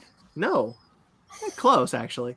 Oh, HBO Max, and under that said diverse groups, single people. Hell yeah. Hybrid car drivers. We about it. No kids. True that. And use social media. I do use the internet. He's right. Damn it, he described me to a T. Maybe he's right about this whole plan. You know Ryan driving his hybrid car around. Those are the people. Kids, though.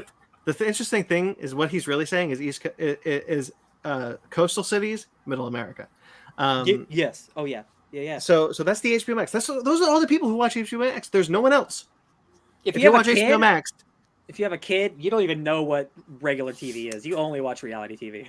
That's Discovery right. Plus. My best friend is on my HBO Max account, has a son, and does not watch HBO Max. What I don't understand is Sparks is like you watch TV with them, so it's just like are they just like not watching the television? 100%. It's like are they just like it's like around? you know like the blast shield. It just appears. They can't see it. Does that come with medical? Because they have children. If we sit in the same room, it's just man technology. Thanks, Biden. Well, under Discovery Plus, did you guys see the trailer for that bad movie that Gina Carano's in? No. I did. Boy, howdy. All right, so Discovery Plus. Under Discovery Plus, these are the people who watch Discovery Plus. Mag same. Mag is in the comments. I'll bring it up. Look, I agree. If we lose Doom Patrol, it's going to be rough. But I'm just grateful we made it to 3 seasons because even that was a little miracle in itself. And the 4 seasons filmed and has a 50-50 shot of getting to air. You can say 4 seasons filmed, and I have not seen that reported. Yeah, it's the Cyborg kid who played Cyborg. He tweeted about. He put on Instagram, "Hey, just wrapped season 4." Okay. So I think there might be some good news on that front because when I watched House of the Dragon last week, there was a little teaser for a bunch of HBO Max shows, and Doom Patrol was on it, saying coming to HBO Max. I had a bunch of stuff and said Doom Patrol. I'm like, and the first thing in my brain was, thank God it's not dead. Okay, cool. And you haven't even watched it. That's the power of Doom Patrol. Hell yeah. I know you guys would be pissed if it went away. I would. I've been kind of waiting to see what is my tipping point to what would make me cancel HBO Max because there's still Peacemaker and Sex Lives of College Girls and Our Flag Means Death. I'll tell you what. All these shows are still there. we're gonna talk about some delays coming up, and one of those made me really, really mad. Yeah. That's one that was like, all right, now you're messing with my movie experiences hardcore in the theater. Yeah. So Discovery Plus. Either people will watch Discovery Plus. They are white. They are married. No. They are the SUV/minivan drivers. Is that what are we doing here? No social media. And they might have grandkids. That's a real thing they put out? That's a real thing. This is... Are we in the 1950s? Like, oh my god, this is hilarious. This is... Yeah. That's just at the end. Might have grandkids. I mean, I can't speak to it because I only watch Shark Week, so like... They really put white? Like, they're white people. Really? Yes. Yeah, because they put diverse at the top of HBO Max. Like, people who aren't white watch HBO Max. And frankly, Ryan, they're probably right. I think probably only white people watch Discovery because they only put white people on Discovery. It's like the Property Brothers and shit, right? Yes. Yeah, no, I get it. It's just like, I'm just surprised like we could just do that. We're just like, this is the white people section. I can't even tell you how many tweets I saw from shark scientists celebrating the fact that there were 2 black scientists on Shark Week this year, which had never happened before. And one of them was a lady.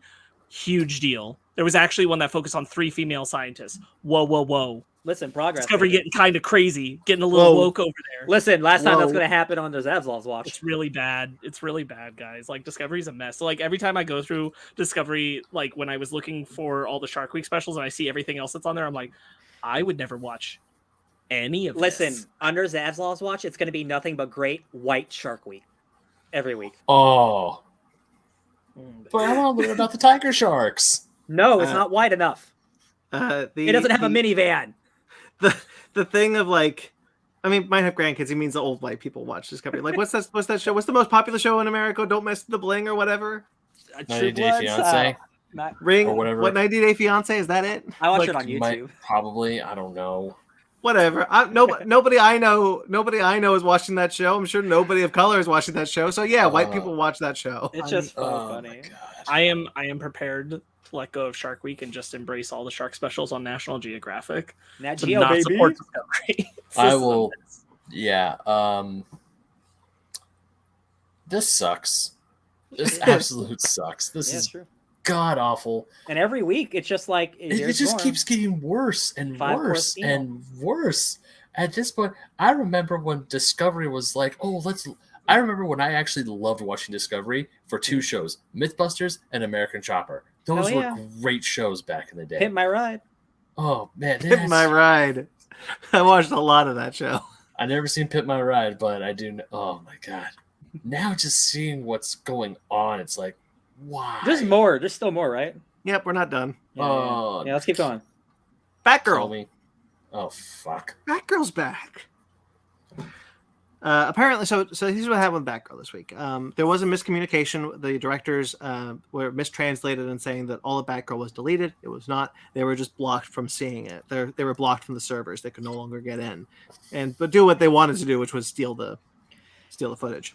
I saw that there was a quote unquote funeral screening for Batgirl. Yeah, so funeral screenings for Batgirl are being held now. They're called funeral screenings. That thing is getting ripped. You know it. That thing is coming online so fast. You know it, baby. For people. There's an Ocean's 11 scheme happening with like behind the back USB drives. Oh God, I hope so. I'm sure. God, please, I hope so. You're gonna have to be really crafty to get it out of there because I'm sure they're doing really intense security stuff because that movie's not coming out. He wants that 90 million tax write-off. It's true. And it'd be really funny. Can't have it if it's out in any form. It'd be really funny if he didn't get it though. Yeah, I think that would be great. I have an idea. What are you gonna? Someone rips the movie. They upload the entire movie to Pornhub, and then they just let it go. Oh, Ben, the amount of times that's actually happened. Yeah, I know. Well, it's Rick and Morty, right? Yeah, exactly. Do the same thing with Batgirl. Be like, Batgirl gets boned by someone, and you're like, oh, it's like, why is it 2 hours long? Oh, it's the actual Batgirl movie. I look forward to like 8 years from now when Zaslav is no longer in control and they're having to make the apology rounds and they greenlight the Seth Rogen led film where he's like, it's a movie set during this time period and they have to save the Batgirl movie and they get Leslie Grace and Michael Keaton in it playing themselves and all this my stuff. God, that's so funny. Oh boy, you're speaking my language there. All right, Future. So yes, funeral screenings are happening for Batgirl. They will be happening throughout the week, and until everybody who is involved in the production of Batgirl gets to see what not the finished product, but the working cut of the movie. Bullshit. So, Yo ho, yo ho, and I think ho. Sparks was alluding to this, which was that if this is true, which probably means that they want to destroy the footage for Batgirl, which will guarantee that the IRS that they will not make any money off of the movie in any way, which means that they will more quickly get the tax credit for this film. We don't even. It doesn't exist anymore. You got to give me money. Exactly. Now, some insiders have said this is unlikely. Who's a monster enough to destroy an entire film? I wouldn't put anything by him though. This Zaslav, guy. apparently. Yeah. I mean, the son of a bitch is willing to let go of so many great shows already. He's willing to gut almost all of HBO Max for the reason why people bought it in the first place. So, yeah. He's the worst person you want running like an art company or a company that produces art. It's like a guy who doesn't care about it. Like, that's a bummer. Yeah, he's this asshole's like, oh, I make money through reality lands. Cool. Then hire someone who knows actual scripted television. But of course, he's not going to freaking do that because he's a dollar science. The final bad news. There's good news. There's good news in this section.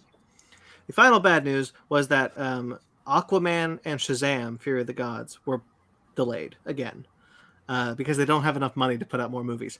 Shazam: Fury of the Gods was pushed to March 17, 2023, and Aquaman and the Lost Kingdom was pushed to December 25th, 2023. Coincidentally, now after The Flash again. Y'all, that's almost a year and a half away. Yeah. That's If 14. the Flash That's actually 14. comes out. No, the Flash is coming out. They're making sure by hell and high water that Ezra Miller apologizes enough. Yeah. Ezra Miller's lackluster, stupid-ass apology. Oh, I didn't know they would cancel my movie if I killed the person. I didn't even give a shit about the press until they said they might get rid of my movie. Disgusting. I'm gonna pull up Mag's comment real quick. This is a few minutes ago from Batgirl. Batgirl needs justice, and it's one of the few times I allow people being rebels, renegades, and or thieves. Hell yeah. Yo ho, yo ho. It's like Shazam, like a 6 month delay. It's more than 6 months, but like half a year or whatever. It's truthfully, okay. it probably saved it because Shazam was very close to Avatar still. Oh yeah, yeah. But I feel like those audiences are separate enough. Like it wouldn't have. It wouldn't have been doomed by Avatar 2. No, but Dan F. Sandberg was kind of like, hey, we're away now. We're free from Avatar's influence in all shapes, so we'll do better. I was like, okay, well, fine. It's just Aquaman. I was so pumped to see Aquaman in just 4 months, right? 4 months, or did it go to next year? It was next year. Okay, but still, Aquaman was in March. That's right. Shazam took Aquaman's release date. Gotcha. That's still so far away.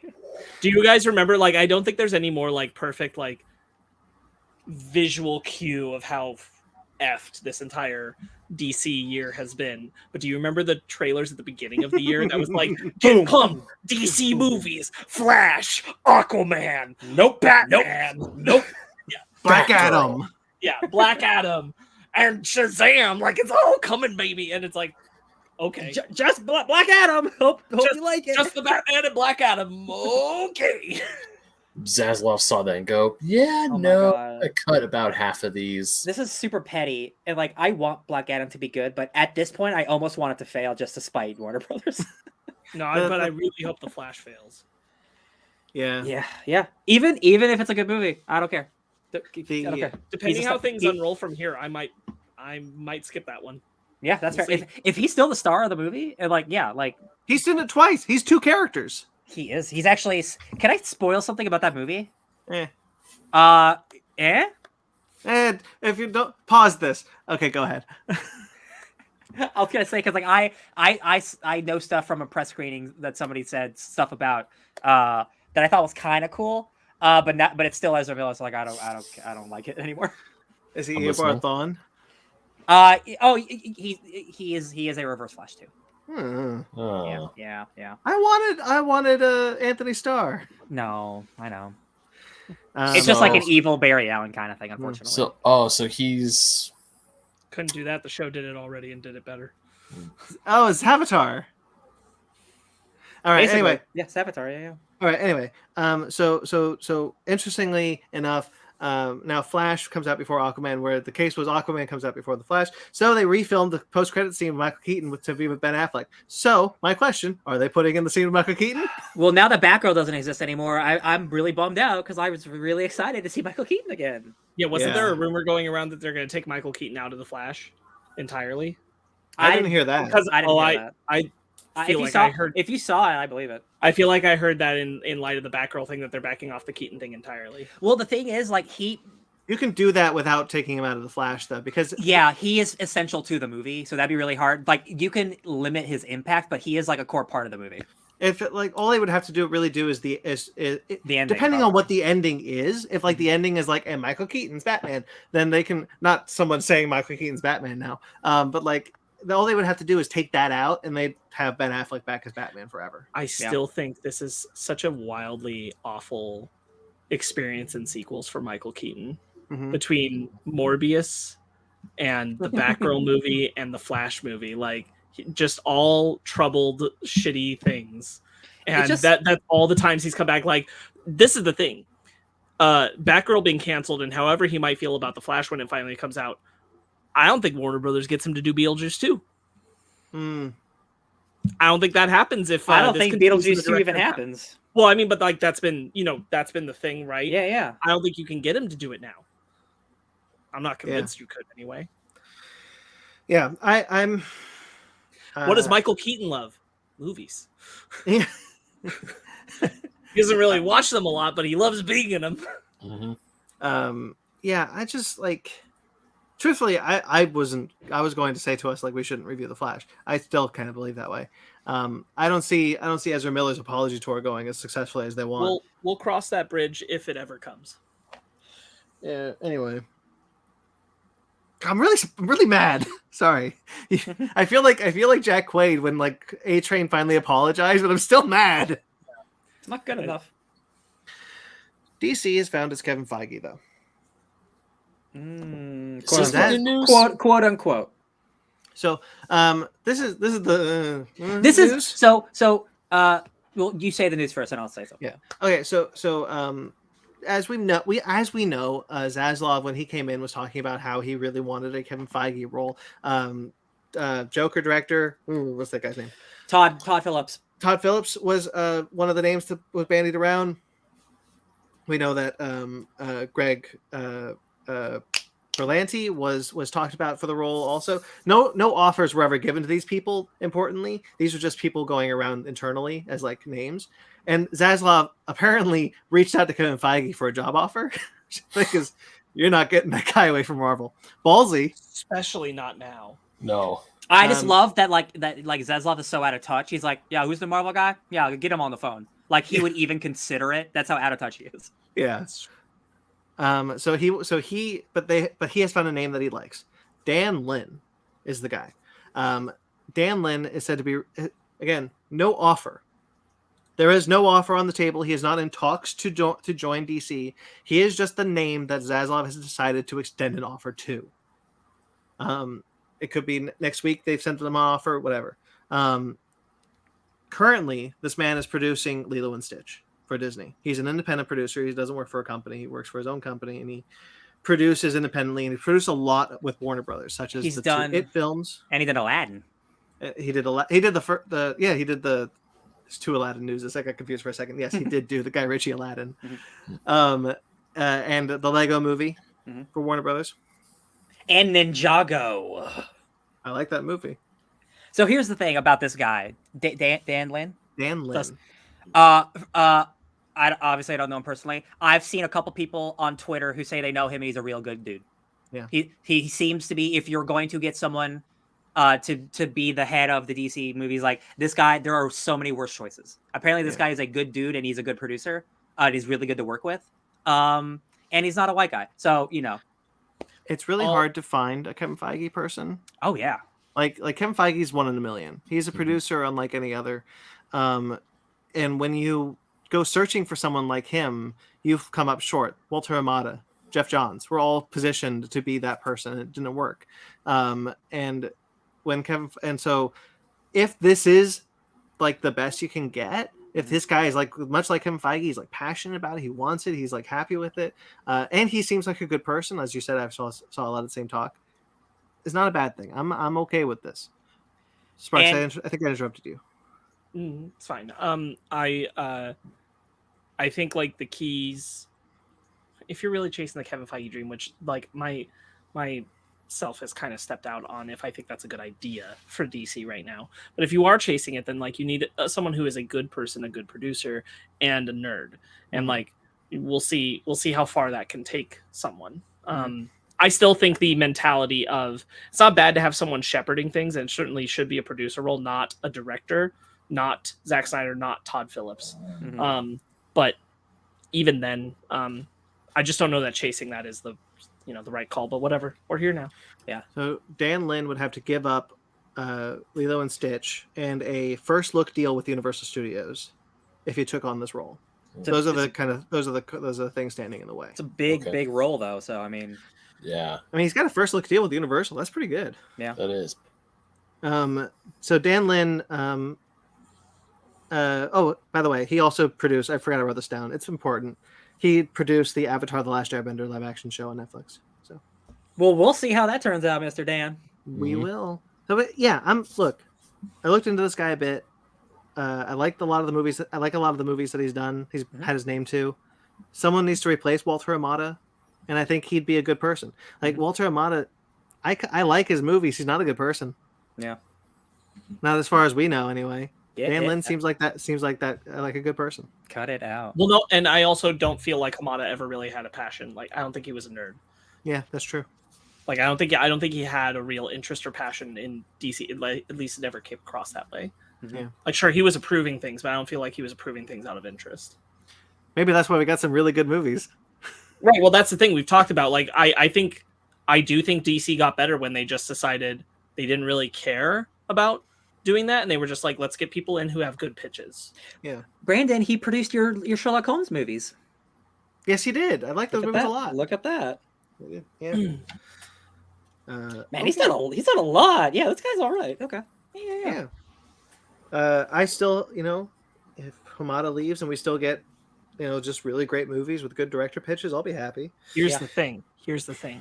Dan Lin could be great to fill that same kind of role, and that could all be great. But if you have an Ike Perlmutter in Zaslav, then that's still going to be an uphill battle. And unlike Ike, you are not going to get that separation eventually. You're just going to have a lot of, well, we can't make Black Widow. True. So Zaslav being at the top still kneecaps this, even if he's great for the part. It's a good point. Right. And the way he wants to homogenize all of DC like Marvel does, which is whatever. Okay. More good news. This is good. Matt Reeves. We talked a lot about how like creators will probably be scared to work with Warner Brothers at this point, and I still think that's going to be the case. Warner Brothers is going to have a hard time convincing top talent to come to them, but apparently not Matt Reeves. Matt Reeves, come hell or high water, will make the Batman 2. He has signed a first look deal with Warner Brothers that will be for many years to come. No specific date has said. Basically, what this means is he will have carte blanche to do whatever he wants within the company. Which that's nice. I like that. I'm glad he got that. Yeah. Mm-hmm. This is very much a Christopher Nolan situation. Like, you do one for us, you do one for you. Like, he'll do a Batman, and then he'll get to do whatever incredible thing he wants to do next. Yeah. Yeah, and the Batman 2 is guaranteed this way, and I'm happy about that, because like the homogenization of, I know Batman did really well, but like the homogenization of DC was really starting to worry me. Even though the Batman did really well, I was still kind of like, well, are you going to try to make Pattinson your Batman? Are you going to kind of go back on what Matt Reeves wanted to do? Mm-hmm. But this kind of gives me confidence, like, no, we're getting Reeves's vision for the next Batman movie. Mm-hmm. That's good. Maybe in the same week you shouldn't have catapulted his show out of your streaming service. Yeah, it's like bad news, good news, Matt. Yeah. So you no longer have a show.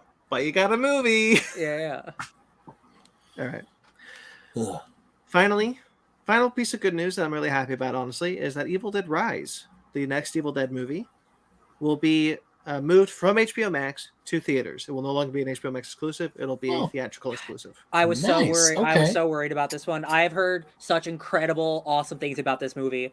They're basically like The Raid, but it's Evil Dead. I want to see it so bad. I have been waiting for a trailer. This is such a good because like we had a Prey situation, like that should have been in theaters. Like the opposite happened. How often does that happen? Like I get to see this in theaters. So happy. This is kind of where it goes. Like Zaslav doesn't want to make big budget streaming movies. He just wants to make for the screen. This one worked out. He didn't cancel this one. He just put this one in the movies. And I guarantee you that movie's low budget enough because like a lot of horror movies are. Like this will make you money. So yeah, woo, good news. Okay. I'm really excited for this movie. Yeah, I'm happy it is alive. And the characters from the Evil Dead reboot are showing up in the Evil Dead video game soon. Mia and her brother or whatever. And dude. Hell yeah. And dude, I was that one's kind of weird. I still wish we've gotten more from those characters. Me too. Same. But that's cool that they'll be in the game. Would have been really nice to put them in the show, honestly. Yeah. Show, movie. I just wanted to see more of them. I wanted. All right. Other streaming news. Bye, Warner Brothers. Until next week. So bye. Until the next nightmare. The next time. Anyways, you guys keep going. I go to restroom real quick. Sure. All right, The Boys, Ben. The Boys, Ben. Oh, cool. What about The Boys? Go. I'll tell you later. Or Jeffrey Dean Morgan, baby. He's here. Yeah. Oh, that's right. Yeah, I did. I read that like 5 minutes ago. Why the hell did I forget about that? Jeffrey Dean Morgan has joined the cast of The Boys season 4. So Jared Padalecki in season 5. And then we'll have them all. The Winchesters will finally reunite. Did you see that tweet where it was like Jared Padalecki answering his phone a bunch, seeing if it rang? just checking on Walker, like, any voicemails? Am I going to be on The Boys? Do they want me? Jensen? Oh, it's the producer. Hey, how you doing for Walker? What's He up? didn't get the Supernatural reboot, and he's not going to get The Boys. Bro, he's never showing up on The Boys. No way. All right. Ben, didn't you have to go? Yeah, I'll be right back. Okay. The Boys. I'm super excited that Jeffrey Dean Morgan's coming. A, he's fantastic. B, I love his work with Eric Kripke. Like he was fantastic on the show. So I'm stoked for whatever he will bring to The Boys. He's really fun and demented on The Walking Dead. So I'm sure he's going to be just insane. I don't think they're going to bring that guy on and make him be like a subdued character. But the thing is, like, you could go either way because, like, as Papa Winchester, he had so much emotional range. So, like, we can. Who knows what version of Jeffrey Dean Morgan we'll get? No, I don't think he's gonna. I just want him to destroy people's bodies. That's all. I'm super interested in what he's gonna be. I'm excited. This is great.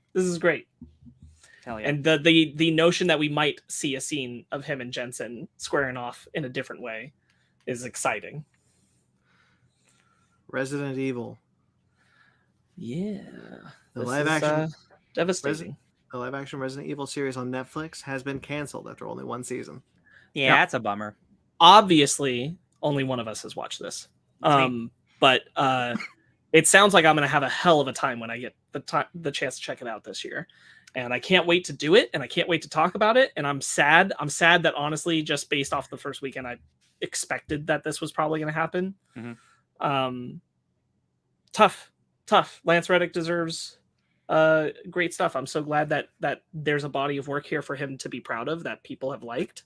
Ryan, I'm super stoked to watch it. Your review of it, your little mini review of it, gave me such hope and praise, and I'm excited. Yeah, I'm certainly more on the positive side than most of the internet. But also, like, I just appreciate and I really like camp. Like, there's a scene going around that is really campy. It's like I could categorize it as bad, but I just think it's incredibly silly and dumb. So I really like it. But like we've talked about before, you have a more realistic understanding and expectation of what the Resident Evil franchise is at its heart.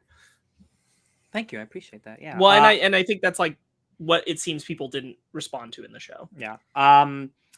Yeah, it's like Lance Reddick put out like a Twitter a video like, "Hey guys, thanks for supporting the show. I had a great time doing it. Really wish you could have done more. Big bummer." Yeah, Lance Reddick he's often like the cool side guy. He doesn't often get to be the lead of a show or a movie. So I'm just like, yeah, I kind of wish a second season would have been nice. Hey man, he could always show up in a game. It's true. I wouldn't hate it. Umbrella Academy. I was actually a little worried about this one. Not a lot worried, just a little worried. Umbrella Academy has been renewed for a 4th and final season. Cool.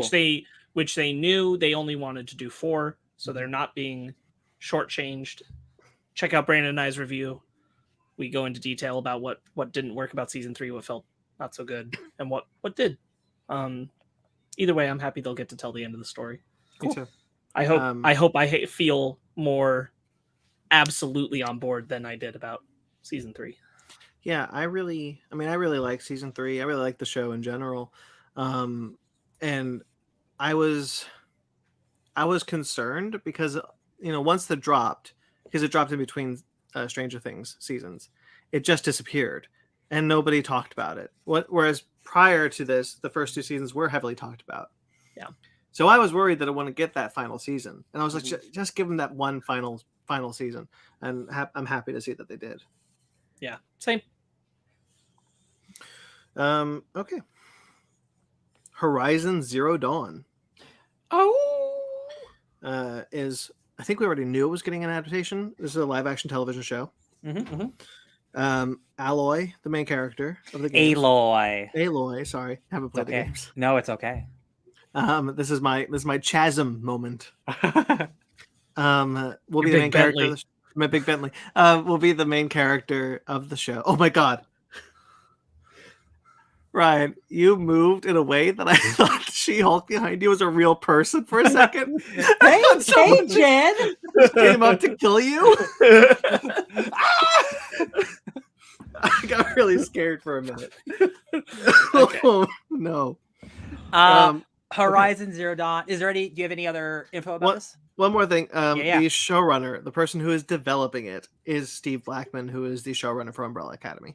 Oh, cool. So it's in good hands. Okay, cool. It's a very, very different type of show than Umbrella Academy, which is totally cool. A very different headspace you got to be in. But yeah, Horizon Zero Dawn is a 10,000 years in the future post-apocalypse caveman story about cavemen trying to live with robot dinosaurs. And it's incredible. And it looks really cool. And the world building is really cool. It's all about cool, like, tribal stuff.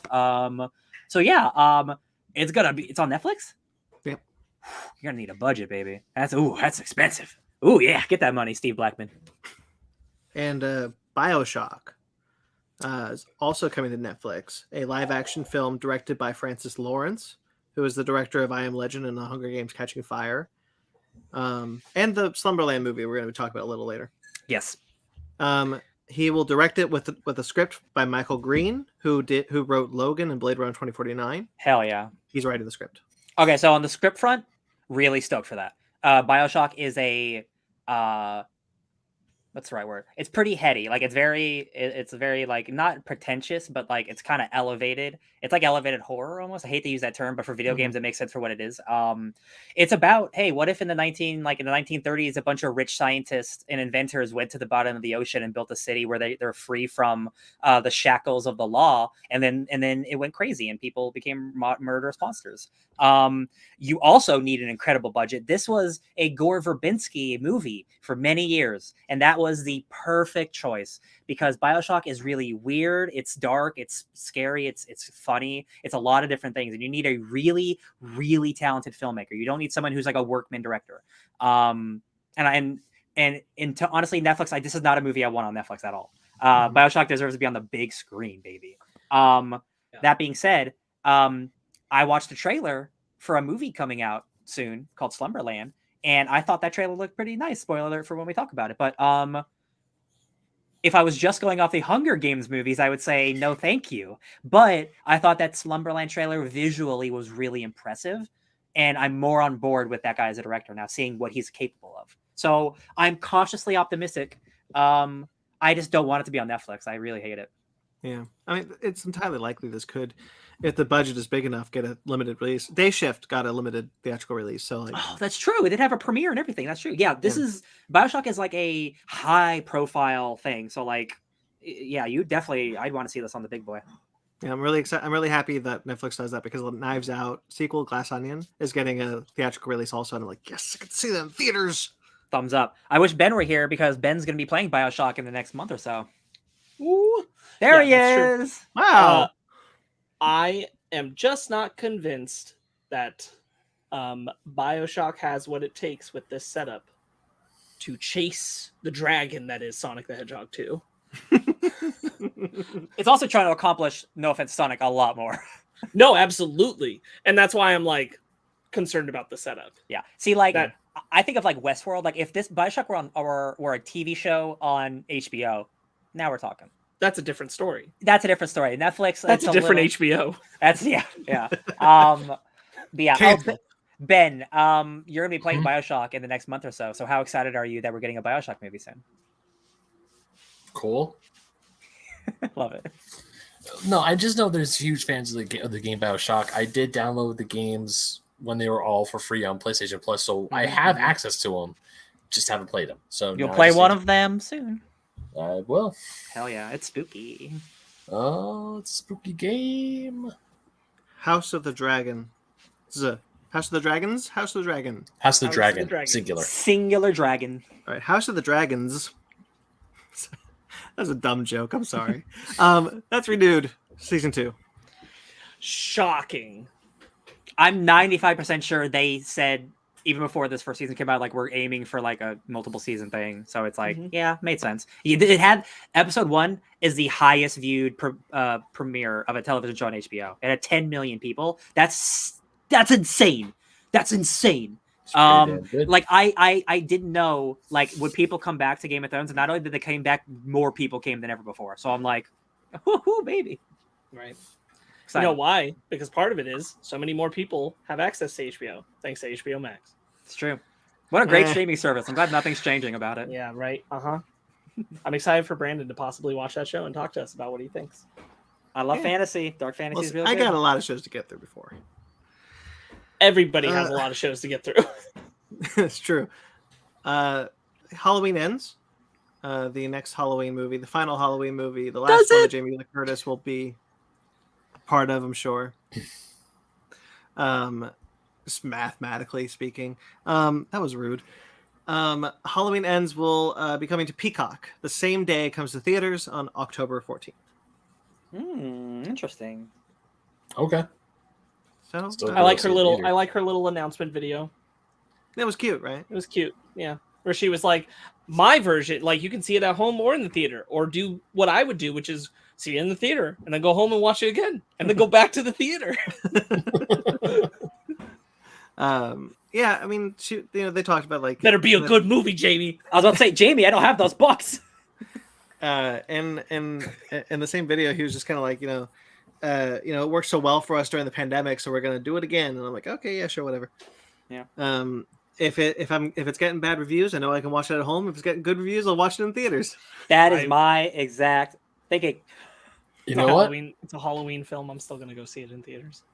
If I'm with you, well, it's a different story. Yeah. I mean, I've seen the other two in theaters. At this point, I kind of want to see the last Halloween Look, film. In it can be bad, and I'm sure it's still not going to be the worst Halloween movie. I'm That's positive true. of this. That's- So I'm okay. They'd have to fight for that. They really have to do some stuff. Which is technically the worst Halloween Resurrection, movie to date. 1000%. We will talk about it later in October, Ben. It Bring is Coolio Resurrection. back. 1000%. I kind of Bring- like bring- Resurrection. I Bring think it's Coolio fun. back. Oh no, Brandon, no. I do. I like it. Look, Halloween. I'm sorry to say, Halloween Kills is the worst Halloween movie I've seen. Oh no, Brandon. Oh So- no. It's time for a reflection in There October. we go. Resurrection, Jesus. Look. I'm not saying it's a good movie, but it is a lot of fun. I think. I disagree. It's just sad. All right, that's the streaming news, guys. Ba-da-ba-ba-da-bum-bum. And now time for the physical news. Was Mag's comment? Curse, I have issues more. I don't Did I know. read that right? No, yeah, you read that right. I'm trying to figure I out drunk? what he's. Look, I'm pretty high. Sorry, Mag, miscommunications there. All right, guys, Hey, it has risen from the grave. Christ has? Movie Pass. Oh, okay. I had just listened to a podcast from the Illuminati with two eyes, not that one, about Not Movie the Pass. real one. I'm like, oh damn. The Illuminati? I I hate that like joke. that joke. I hate it. I like hate it. it. All right. Yeah, I was like, damn, that's a lot worse than I remember. Because while I was listening to the episode, I just got flashbacks of Brandon and of us talking about Movie Pass during the podcast in the early days. Movie Pass had a spectacular rise and crash. One of the best I've ever seen. Yo, man, that was a nice couple of weeks that I had. You know what, Brandon? I'll send you the link to that episode. I think you'll really like it. I remember seeing Black Panther multiple times in theaters for no money. Right? It was Movie awesome. Pass had a lot of problems. I think one of the reasons why they failed wasn't the only one. One of the reasons why they failed is because they lowered the price too fast and didn't tell theaters they were doing it. That really screwed them up in the end. Also, they shouldn't have thought it was like a gym pass. More people want to go to the movies than to the gym. True. Yeah, I was surprised to see this, but they sent me an email. The audacity! You betrayed me, and you sent me an email. I got the email. I got it. So, Movie Pass will return. It is returning. The wait list is open as of this recording. It will close soon. So, if you're listening to this later, it's closed. Movie Pass will only be an invite-only service at launch. Okay. Yeah. You want to say something, Sparks? I was gonna say I understand what Mag was saying now. Oh, what was he saying? He was talking about Curse. He has more issues with Curse of Michael Myers, Halloween Curse. 6, than he does with Resurrection. And How do you feel about Cultist? And I say, Mag, watch the producer's cut. It's significantly better. Bing bong. Okay. Movie passes will launch with a tiered pricing system. $10, $20, and $30. I assume you can't see unlimited movies with $10 anymore. And I also wonder if theaters are going to exclude Movie Pass, especially ones who have their own. I wonder, honestly, if it's just a thing of like 1, 2, 3 movies. Like you get 3 movies, you pay $30. I was gonna say it's probably double, but it's only at certain times. So basically, like their matinees, which is basically like paying the price of a single movie ticket, but you actually have 2 because you did the matinee show times. I wouldn't be shocked. Sure. Yeah, I don't know. I don't care. I won't use it. Yeah. So, like I've talked a lot about how I think AMC A-List is best deal in movies if you have an AMC near you. If you have a comfortable, nice AMC near you. Yeah, you got to really put in that caveat. So AMC has basically Movie Pass, their own version of it. Regal does too. Cinemark has kind of the same thing. Theirs is bad. I know it's bad, but Take that, Cinemark. I don't care.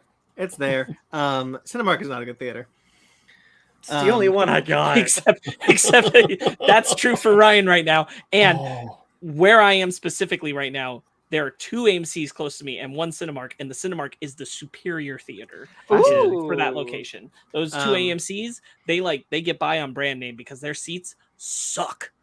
Ooh. I just kind of look at this and wonder, like, well, AMC didn't let them do business there before. Now that they have their own, surely, like, yeah, Movie Pass was a good experiment, but we've perfected it now, and you're coming back. I don't think people who have Movie Pass are going to see AMC films. This is probably more likely like business for independent theater chains. Yeah, sure. Like ones that don't have the means to set up their own. Like Lighthouse, the other movie near you, Ryan. Yes, Lighthouse Cinema. Public local cinemas. I was looking at showtimes to go to try to go see the movie, and one of them was late at the Lighthouse, and I'm like, I don't want to go there. Everyone's told me not good things. Like the seats aren't nice, and it's a small theater. But I'm like, it's old, but independent. But like, yeah, I like comfort. It's old. I mean, once you experience those like fully reclined seats in the AMC, it's really hard to go back. It's true. Or even the seats at Harkins. I like to recline at the Harkins. Cat. Meow meow. Okay. Hideo Kojima. I'm a fan. If you guys know who that is.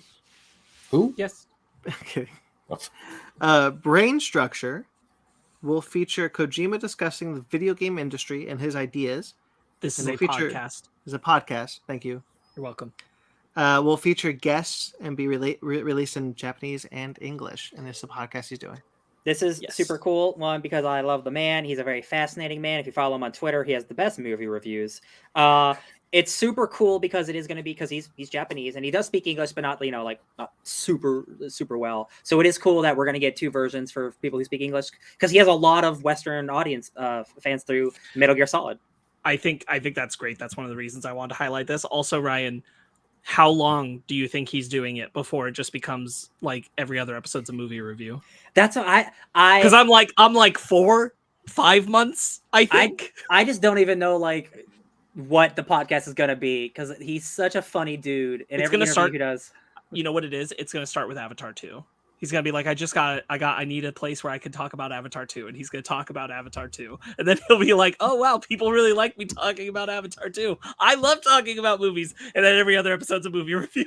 Yeah, that it's just a side project. The Hideo Kojima movie I'm excited podcast. about it. I'm not dissing it. I'm just I'm like he's saying it's only gonna be about the video game industry, and I'm like in the back of my head, I'm like, this is gonna be a movie review podcast half the time, 100%. This is a man who makes 40-hour games where 25 hours of them are cutscenes. So the dude might be talking about video games, but the dude's entrenched in movies. He lives in Hollywood. Yeah. He's such a Quentin Tarantino fanboy. It's not even funny.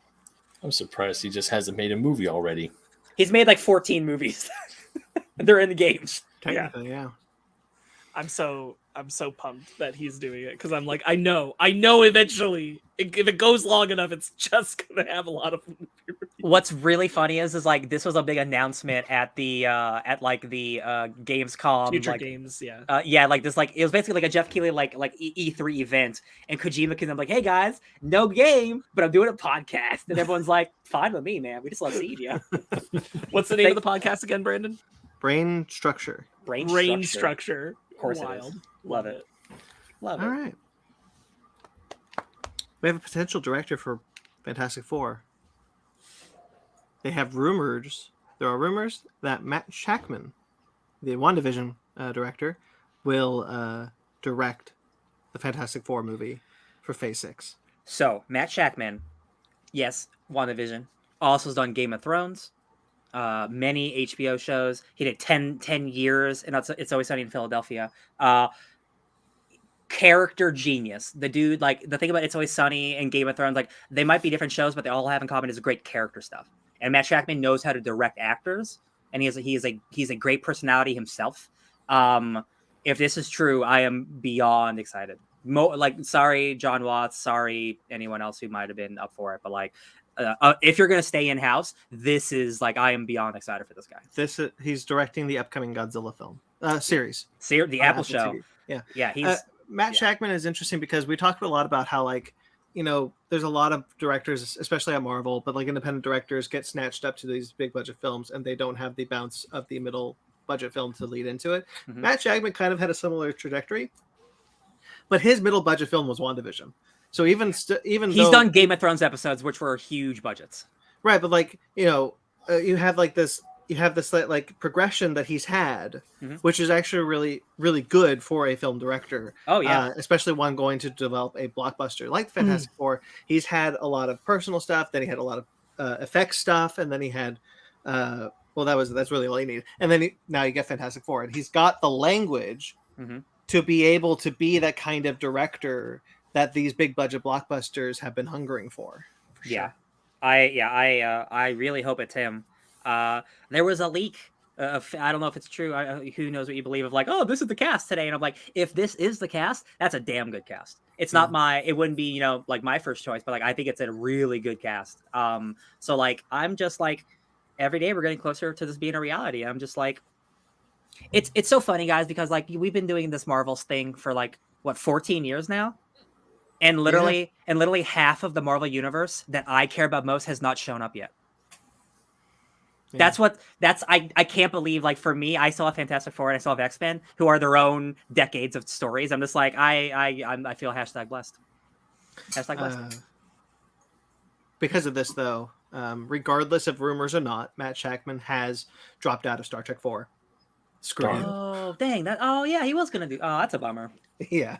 He was going to do the next Kelvin Star Trek film. Oh. And that was the closest we got to that movie getting to the finish line, too. It's been stuck in development hell forever. Oh man, and you know what? That would have been probably awesome too. Just like Justin Lin's like, we're gonna do just a Star Trek story, baby. It's truly a shame that there wasn't like a faster timetable for Star Trek where he could have done both. Yeah. Because like going from that to Fantastic Four would have been a great Bing bong. transition. Yeah, would have been really cool. Man, talk about like having to make a choice between Star Trek and Fantastic Four. Like, Tough. Yeah. And like, you want to go with Marvel because they were good to you before and Paramount. But like the cast was like finally ready to do this. But I just want to say, Justin Lin's not doing anything now. That's not true. He's working on One Punch Man. Justin Lin's not doing anything now because that movie's in not happening. 2 years, you mean? Give him a year. He'll come back. All right, fine. Jonathan Frakes should direct it. I'd be down for that. Sure. Yeah, why not? Yeah, he's directed a very good Star Trek movie and then a really bad one, so he knows he's got 50-50 shot. Okay. Speaking of Godzilla, though, Origins. We've talked a little bit about the next Godzilla Kong MonsterVerse film. This is what Legendary is putting out next. Adam Wingard is returning to direct. Mm-hmm. And a press release was released that kind of showed us more like who's in it, what's going on. So Rebecca Hall, Brian Tyree Henry, and Kaylee Hoddle, she's the little deaf girl in the movie. Mm-hmm. They are all returning to this new movie. Really, really happy. If we're keeping Kong focused, I'm glad they're keeping the girl and Rebecca Hall because it would be a shame to just drop those characters connected to Kong. Yeah. Bummed Skarsgård's not on this list, considering, but that's okay. We got a Dan Happy- Stevens though. Super happy to have Brian Tyree Henry. Yeah. I think that's great. I'm really glad Brian Tyree Henry's returning. I do like returning cast members. But I talked to you a little bit about it, Sparks. Like, why did you promote Kyle Chandler to be the head of Monarch if you're never going to use him? Yeah. Because we're not going to see Monarch much in this movie. But Rebecca Hall's working for Monarch, so we'll see that. But we're not going to see upper Monarch. Yeah. We're only going to see Hollow Earth Monarch. We're not going to get Millie Bobby Brown yet. She's Get still her out. around. Get her out. Just get her out of the movie. We don't need her. Dan Stevens, which we knew he was in this film. He is joining the cast. Fala Chen, who's Shang-Chi's mother in Shang-Chi and the Legend of the Ten Rings. Ooh. She's joined the cast. Nice. And Alex Ferns and Rachel House. Rachel House is the right-hand man of the Grandmaster in Thor Ragnarok. The one who calls Valkyrie a bitch. Gotcha. Yeah. She's a New Zealand lady. Yeah. Yeah, she was in Hunt for the Wilder People. She's a Taika Waititi staple. Yep. She's the one. Yeah, she's the one who always called her trash. Yeah. Trash. They are all joining the cast of this film. Right on. The script will be from Terry Rossio, who, my God, you guys, you want to go through a trip down memory lane? Look at his IMDb. Some incredible movies. Started with Aladdin, the Pirates of the Caribbean trilogy, Ooh. National Treasure, Mask of Zorro. That's a quality writer if I've ever heard one. I mean, man, I was looking through this guy like, hell yeah, look at all this quality. He's like the adventure man. I sure do hope that they don't just decide that the characters and stories should just be left on the cutting room floor for monster battles. Yep. Terry Rossio will not be writing this alone, though. He will be joined by Jeremy Slater, the showrunner for Moon Knight. Yeah. Okay. Sure. And Simon Barrett, who worked with, I believe Adam Wingard directed Your Next. Mm-hmm. He wrote Your Next. Oh, he's bringing in a horror guy. Ooh, cool. Well, okay. Spooky elements. Okay. So they will all write. They have all written this script. Tom Hulkenborg is returning to compose the movie. He composed GVK. Unfortunately, I don't find anything about GVK's score particularly memorable. Yeah. I mean, look, Bear McCreary was a hard act to follow, so why'd you keep firing him? It's true. I long for a Bear McCreary return. He's busy. To Monsterverse. Isn't he doing Lord of the Rings right now? Yes. He's doing Lord of the Rings right now. Yeah, that guy's busy. Yeah. Anyway, so Tom Hulkenborg is going to return to the score.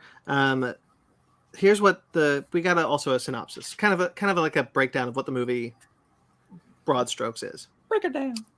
The film will pit Godzilla and Kong against a colossal, undiscovered threat hidden within our world, challenging their very existence. So it looks like we're centered on the Hollow Earth, if I had to guess. Megalon. Destroya? He's got drills. Pro Destroya. No. Gagan? It's not going to be Destroya. Destroya would not be in the core of the Earth because Destroya is supposed to be something generated by the Oxygen Destroyer. And they did launch the Oxygen Destroyer. Right, but it's not going to be in the core of the Earth as some ancient thing. It'll be something else like Gagan, like Megalon, or something new. I was going to say, Megalon's got the... Yeah, Megalon! Yeah! Y'all, it's Biollante. 100. Oh, it's my God. Yeah, it's gonna be a the Earth is out to get you. You can't do that to me. You know how badly I want Biollante in the MonsterVerse. And my God. And look, if it's an original monster, good on you. I hope it's cool. But like now, I really want to be Biollante. So you got a what's her name? Is evil lady, evil mom lady? Farmiga? She's dead. Oh yeah, she died. Because her whole thing is like we were trying to save the planet or whatever. And she like, look, this is what happened. Biollante happened because of you. She was working with the eco terrorists that were led by Charles Dance, who is not dead. He could be it. You did this. I was trying to save humanity. Now I have to release Mechagodzilla or Mechaghidorah. It's so interesting. Godzilla vs. Kong was originally written by Michael Dougherty because he was going to direct King of the Monsters and the right Godzilla vs. Kong, which is why there's so much of Godzilla vs. Kong's plot that's teased in King of the Monsters that didn't happen. So they rewrote the movie, took out a lot of like the character stuff. So I do wonder, like, I didn't love King of the Monsters, but like, I do wonder what that kind of like through line connection would have been if they had actually not changed gears to be like monster battles all the way for Godzilla vs. Kong. Yeah, sure. Because there was a lot of in the original like press release for Godzilla vs. Kong, when they released something like this for Godzilla vs. Kong, there was a lot of the same talk. Mm-hmm. Like, this next bit here, the film looks to dive into the histories of the Titans, their origins, and the mysteries of Skull Island and beyond, while uncovering the mythic battle that helped forge these extraordinary beings and tied them to humankind forever. A very similar plot breakdown was given to Godzilla vs. Kong. Okay, so yeah, this is going to be a threat that used to exist that now is coming back. So it's like, okay, I see. This is Biollante. Yeah, it's got to be Biollante. yeah, that makes sense. It's Biollante, and Mothra is going to be back too. And like this, so that's what I'm talking about. Like, if we had kept kind of the through line of these movies, if what they had said in the press release for Godzilla vs. Kong had come to pass, I am curious. Shoot, I lost my thought. Whatever. I'd be curious. Brandon, could you imagine if the threat is actually Anguirus, but he's like Broly level roided up? Oh, Super spikes. Yeah. Yeah, I mean, like, I want to see this kind of movie. Like, I want to kind of like, go more into the world of the Titans and their histories. I really like the mythology that was built into this franchise. So, like, I'm down. Skull Island is just a storm now, though. Yeah. Real quick, because Mag's jumping in. Gigan and Megalon, we covered. Destroya would be a stretch because of the Oxygen Destroyer. I also wish we could get more classic kaiju, just like Mag says. There's also Hedorah. Hedorah's cool. Hedorah is created by the toxic pollution, so again, probably not one that we're talking about as an ancestral core of the Earth thing. That would also, like Destroya, be something that's like man-made, man-caused up above. This is something down in the Hollow Earth that's been there for a long time. But they could create Hedorah, and Hedorah is the catalyst that wakes up Biollante. Sure, that could definitely happen. I think that's very ambitious and unlikely. But I 100%. I love ambition. Yeah. I mean, I the second you said Biollante, I'm like, nah, Biollante is like, that's the go-to for this one. It's so easy for me to picture Biollante being able to take on both of them. Yeah. Definitely. Because this is their team up film. This is their Furious. This is their Fast and the Furious 6. It's not Godzilla versus Kong. It's Godzilla and Kong v Biollante. Honestly, this movie is probably going to be called Godzilla and Kong. Probably. Yeah. Look, I'm excited. More MonsterVerse. There's 3 MonsterVerse projects out there. I'm so stoked. Was there a time where we were scared that we weren't going to get any more MonsterVerse after Godzilla vs. Kong? After every movie. Yeah, every time. 100%. We were actually pretty like oh, we're probably going to get something. Godzilla vs. Kong was very popular when it dropped because everybody wanted to watch it because of the pandemic. It was King of Monsters. But before Godzilla vs. Kong came out, literally like up to the week before, we were like, probably the end. Like this is probably the last hurrah. Mm-hmm. But hey, it did because remember Toho got the rights, so they're doing their own thing that's eventually going to start. So everyone was worried that like they're not going to let us do anymore. Yeah, Toho is trying too much to do money. something. Yeah, but then Toho is thankfully playing nice, and that makes me happy because I get more modern Godzilla films. True. I'm still waiting. Honestly, I'm still waiting for Toho to drop their next Godzilla movie. Yeah, Eventually. it's gonna be rad. Well, we're not done with monsters because we're now going to talk about King Kong. Oh. This is not related to the Monsterverse, interestingly enough. Legendary's Monsterverse is nowhere to be found with this new King Kong project.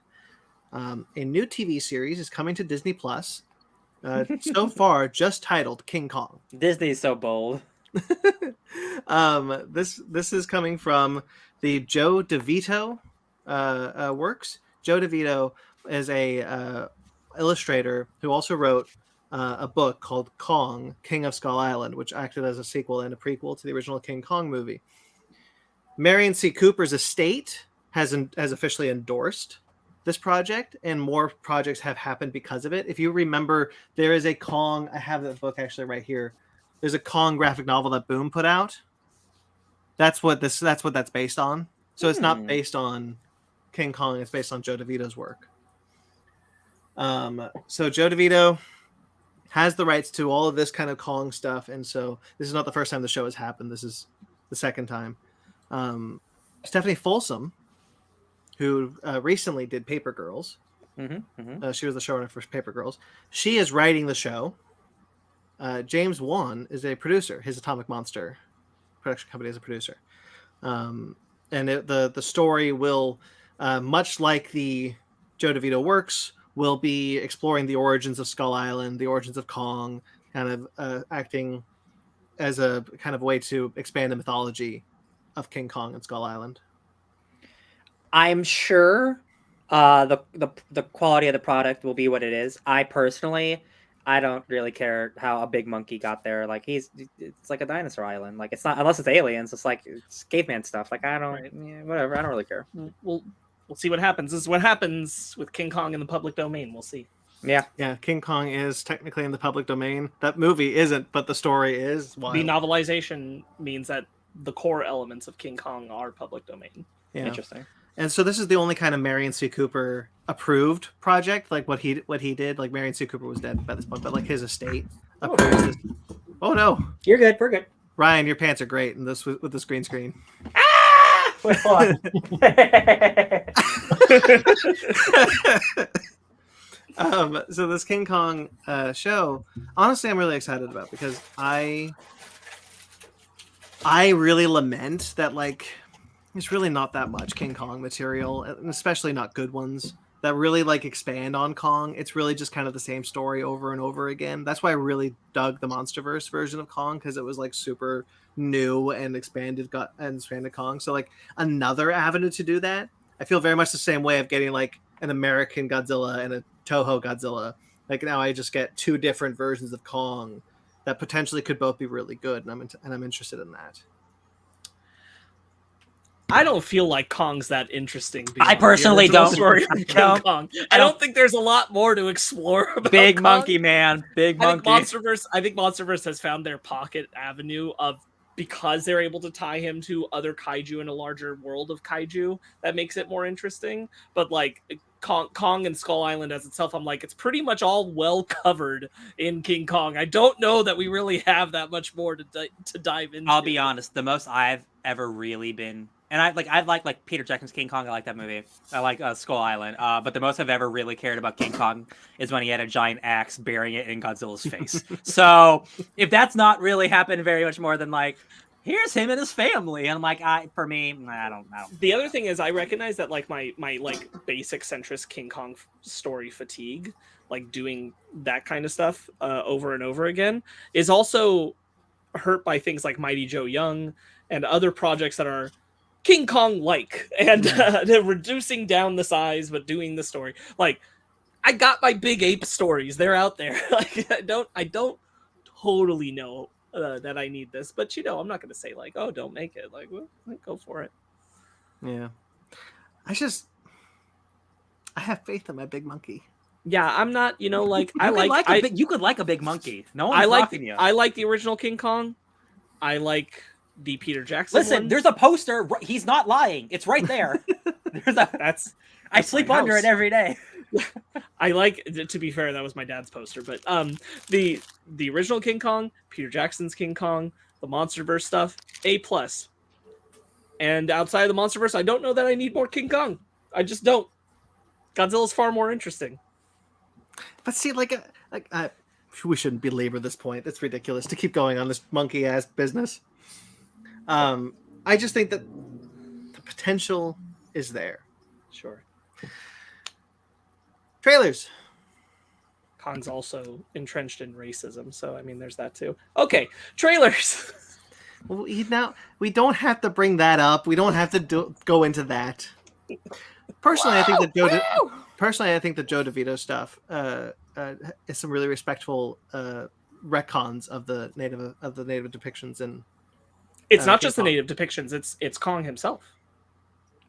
Well, I don't want to go into that. Okay, we don't have to. I was gonna make a video game joke, but I'm not gonna do that anymore. I'm just gonna keep quiet. Trailers. Dune Awakening. I mean, it's not very exciting. I mean, like, it's an exciting trailer, but there's not a lot to parse here. No. What's exciting is that it's happening. Yeah. Didn't we already know it was happening? Didn't we get the announcement earlier? There was another Dune game recently came out, but that was a strategy the game. hand. That's the RTS game. Yeah. Is this not the RTS game? No. That game came out. This is a survival MMO. So I played the people creating this game. They created a game called Conan Exiles, and it's based off the Conan the Barbarian license. And it's a open world survival game where you wash up on an island, you have to punch trees to build a house. Those kind of games. Minecraft, Rust, that kind of game. Dune is a pretty good version of a world to live in, like being a Fremen living in the world, having to survive seems pretty cool. I think the trailer, despite being a CG trailer, is like pretty sick. Like just him doing the sling things with the things that's attached to the worms, very cool. Conan Exiles is an excellent game. For what it's trying to do, like you survive in the world of Conan, it's great. I don't know how much you're going to be able to really do, because like Arrakis doesn't have like a lot going on. It's kind of just sand and worms. So like I'm curious like how much they're gonna add, or we're gonna go to different worlds. Because otherwise, like you're just getting water, I guess. I don't know what you're gonna be doing, because like at least in Conan, you're in a desert, but you go to oases, you go to temples, you meet demons and stuff like that. It's definitely playing with movie aesthetics. Because they are present and fresh, but it feels like leaving room for using book knowledge and like broadening that scope. I'm intrigued. I'm an idiot. The Fremen have like an entire underground society, and it could be you can build entirely underground. I just completely flipped the script on this game. It's gonna be awesome. I just thought about the Fremen live underground and they have entire like network. Because I think they're going to be like willing to pull from all across the pantheon of book knowledge to really inform on it. I think it could be really cool. I'm into it. One of the classes of characters will just be a human head with a giant worm body. Yeah. That's the thing. It's like I'm fascinated. I'm fascinated to learn if there's going to be like time jumping through the Dune timeline, or if we're stuck to a specific point in time. Oh, it's definitely going to be like that. Yeah. I'm just super intrigued. But I mean, like, it doesn't have to be. Like, that could be DLC stuff. Who knows? It's just going to be interesting to see how this rolls out, and I'm super intrigued because we are so entrenched now in the books. Like we've been getting into it in the movie stuff. I'm on board for something that wants to like kind of blend those ideas into something like this. Yeah. It'll be really exciting to have like an outpost, and then like you have to take like your spice vehicle out into the dunes, and you have to like, oh, we only have 5 seconds before we have to go, and you always want to get more. Like I see the game now in my head. I'm like, I'm into it. Killer clowns from outer space.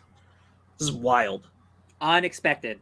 From the creator of Friday the 13th, the game. So it's going to be like that. It's going to be, which is like Dead by Daylight. Dead by Daylight, yeah. Left 4 Dead, Back 4 Blood, that kind of thing. So I'm way more excited than I probably should be, because I know this is probably going to be like a low budget, like the Friday the 13th game was, but like having like you be the clowns and using their like silly gadgets to murder friends, like murderous cotton candy and popcorn guns, like just a good time. Yeah, I think this could be a lot of fun. I think this could be a lot of fun for us. Just like that Evil Dead game, like that's a budget game. That's like it's really good at doing exactly what it's doing. I'm like, I will check you out. It's really nice when the people creating these games have such a passion for the world that they really put that heart and soul into it. Yeah, I'm not super hot on that movie. I think it's enjoyable to its own extent, but like the concept of playing with that aesthetic and like just putting it in this horror spin and like it's a perfect blend of creepy and fun that I think could be really cool. Just thinking, because you guys have played Dead by Daylight and like you get like hung up on a rack, they put you in cotton candy, basically like webs that's like acidic, that like melts you down into goos that they eat. So like I already see them like you get put into the cocoon of cotton candy and you have to get broken out by your friends, and I'm like, another good idea that you just didn't think about initially think about. Like I love it. I immediately have more confidence than I did in the Dragon Ball one. Oh yeah. Aliens Fireteam Elite Pathogen. This is the first DLC for Aliens Fireteam Elite. Yes, it looks like we're getting more and more Prometheus esque time period stuff. We have some not Covenant esque. We've not played the final chapter of Aliens Fireteam Elite yet. Coming soon, you'll be able to see it all. But I guess Neomorphs are now in the game. They're the white ones. Right. It seems that's going to be completely brand new. So I'm super. Yeah.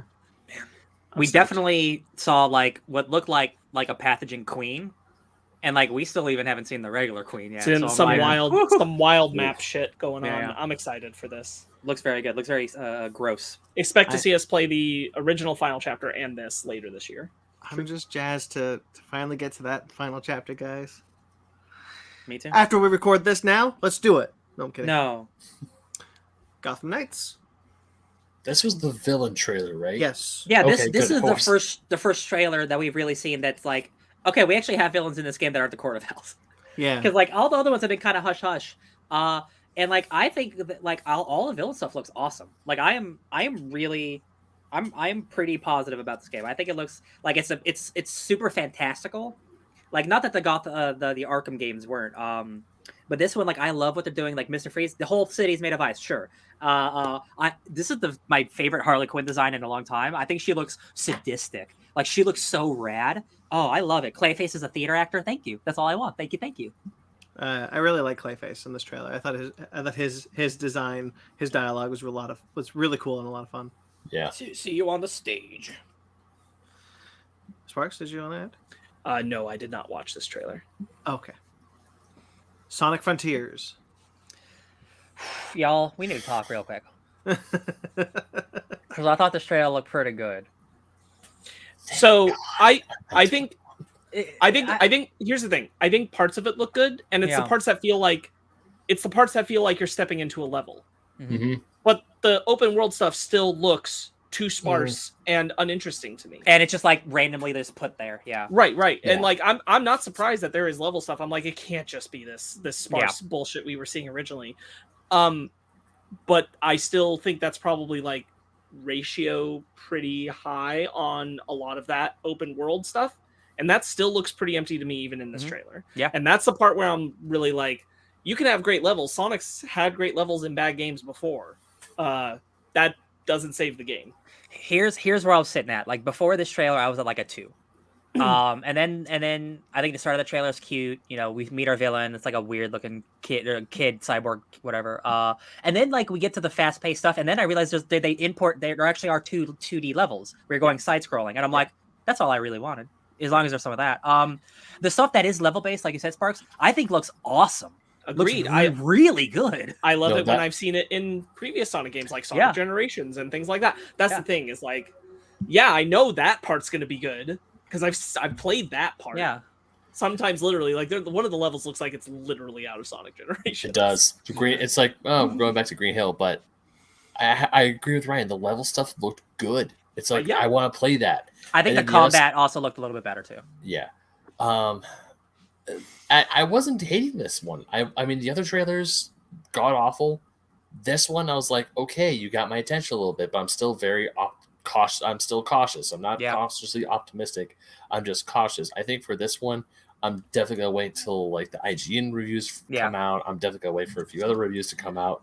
I'm in the same place as Ben because I have been burned before. And the thing is, like, I could go back to a Sonic Forces gameplay trailer and say the levels look pretty good, and Ben and I have not played that game, so like, there's a reason. Yeah, unless I'm just trying to be. Yeah, I'm just trying to be optimistic because this is the first time a trailer is released where I'm like, oh, I actually see potential here. So I'm just trying to be positive. Yeah. Or unless I get lucky and get a review code for Go Nintendo. Ben, you have to you're like the Sonic guy to show them a picture of your room, and then they'll be like, oh, we have to give it to you. Hell yeah. I mean, I did write like 3 articles for Go Nintendo about Sonic. There you go. Brandon. So something I realized in this trailer the second time I watched it is that they cut around a lot of things that were big complaints the last time we saw any footage from this, which is the action and the speed. Yeah. When we see the speed, it's all done, and like we saw that there's like a boost speed in the first footage we saw of this. It's all in that style. So it's trying to make you it's trying to imply that the speed is improved, but I don't think that's the case. And then the combat also, we don't really see any collisions with the attacks. We only ever see like setups or aftermaths, which I think is they're trying to make the combat in the game all in all just seem quicker than it probably is. That's a really good read, Brandon. That's a really good read of how they're trying to market us. And I think that's fair. And I think it's like, I appreciate that Ryan wants to be optimistic. I do too. Like, it's definitely a severe improvement over the last look we had at the game. But I know their tricks with Sonic games, and you can't fool me. And that boy, like, there's just no getting around that. I am not convinced that this means that open world has a bunch of interesting stuff now. I don't think it does, and I don't think I'm gonna like going around it. I think I'm gonna find it a bore, just like I did in Sonic 06. I don't think it's gonna be any different. Yeah. Unfortunately, until you show us different climates or different regions that have. I hate to keep bringing up Breath of the Wild, but Breath of the Wild being the prime example. Those trailers that showed off Breath of the Wild, it's like, hey, look at all of Hyrule. It's like, it's not just the wood, it's not just the plains, it's not just the meadows. You have you have tropics, you have the desert, you have the volcano, you have the mountains, you have the icy mountains, you have all these different climates. So, like, you only see it very briefly, but there are other, and it's not. They're not like completely different, but there are other environments that they're speeding through very quickly. They're not showing very much of it because I do think it is probably like later game stuff. They don't want to reveal too much. Sure. So I do think there will be other environments. Will it look as nice as Breath of the Wild? No, of course not. This looks again. It's still the problem of like it looks like he put Unreal assets into a weird Sonic game. That is still a problem. So like, I want to buy a Sonic game because I want to believe. I want to believe, but the second like that review hits, and if it's like a 7, I'm like, I'm not gonna buy that. I got too many games. Yeah. You gotta be hot to get me in. You gotta be fast. I would say if it's lower than an 8, I'm not gonna waste my time. Yeah, I mean, I might download it if the game comes up for free on PlayStation Plus someday. I'll probably download it. There you go. That's how I have all of my Sonic games. or if I happen to get lucky and snag that review code. What did I say, Brandon? Nothing. It's actually not. You didn't say anything. Okay. We both heard a dirty word that you were trying to correct yourself from. I ignored it. Yeah. Brandon and I tried to, but we both locked eyes about it, and that made us giggle. What I say? You were saying tropical country, but you hesitated. Oh. You hesitated before you got to the second syllable. Gotcha. Okay. I see. That is pretty funny. Real quick, y'all. I have gotten 6 emails from Crunchyroll saying, "Hey, you forgot something in your cart. Hey, you left something behind. Hey, it's calling your name. Hey, oh no, I'm not buying it, guys." Ryan, I'm gonna help sell you on not buying it right now. Yeah. Over on Right Stuff Anime, they just released this last month, and I found out about it last night because I was looking at that. They released the Asuka version. Oh. The Asuka paint style version. It's red. It's the red and orange. It is modeled to look like hers, so it's got different eye color. You should go check it out because like that's the one you're gonna want one day now. It's true. I do want that one. Now you said it. I mean, I like Eva was my favorite, or Eva was my favorite, but now that there's an Asuka version, Yeah, but Shinji's a piece of shit. Anyway. Yeah, he is. He No, sucks, it's so I true. like You should say it. Hey guys, Anyway, episode anyway. 300 coming up soon. Hold out for the Asuka one to go on sale. Episode 300, guys. Evangelion movies. Coming soon. Hey, real quick, Sparks, what was that website called? RightStuffAnime.com. Thank you. RIBHTSTUF anime. Let's stop talking about video games and let's talk about some movies. Okay. I'm out. Pinocchio. Pinocchio. I'm shocked that you put this on here, considering how just absolutely livid you are about this movie. Oh yeah. Look, I want to hear it. Oh yeah, I want to hear it. Why does he look plastic? Pinocchio looks like he's made out of plastic, not wood. So the thing that gets me about this, and Wait, like I should have assumed. How do we feel about this, real quick? Just It's awful. It looks terrible. Okay, thank God, because I was about to like be. I hope I was gonna be. Okay, go ahead. I'll tell you what. This is how I really feel. Okay. I feel like I could have enjoyed this with all the human actors, our CGI Pinocchio, our CGI Jiminy Cricket, and the settings. I really, really have to stress, I think they have adapted the locations really well, and I like them a lot. I think they're very dynamic and interesting looking, and I think they are good live action interpretations of the locations like Pleasure Island and all that Pinocchio goes to in the original animated film. What throws me is how many other characters are CGI. Like, I wish that the actors who trick Pinocchio were not animals in this version still. Yes, the ones that are the fox and everything. I wish they were humans. Because if everyone was human except for Pinocchio and Jiminy Cricket, I feel like I'd be appealed to this a lot more. Because that's already different. That's already like putting that kind of Dumbo energy into it, right? Where we didn't get Timothy Mouse and all that. And like, I could live with a CGI Pinocchio, and I can even live with a CGI Jiminy Cricket because I can take the magic of Jiminy Cricket as his conscience.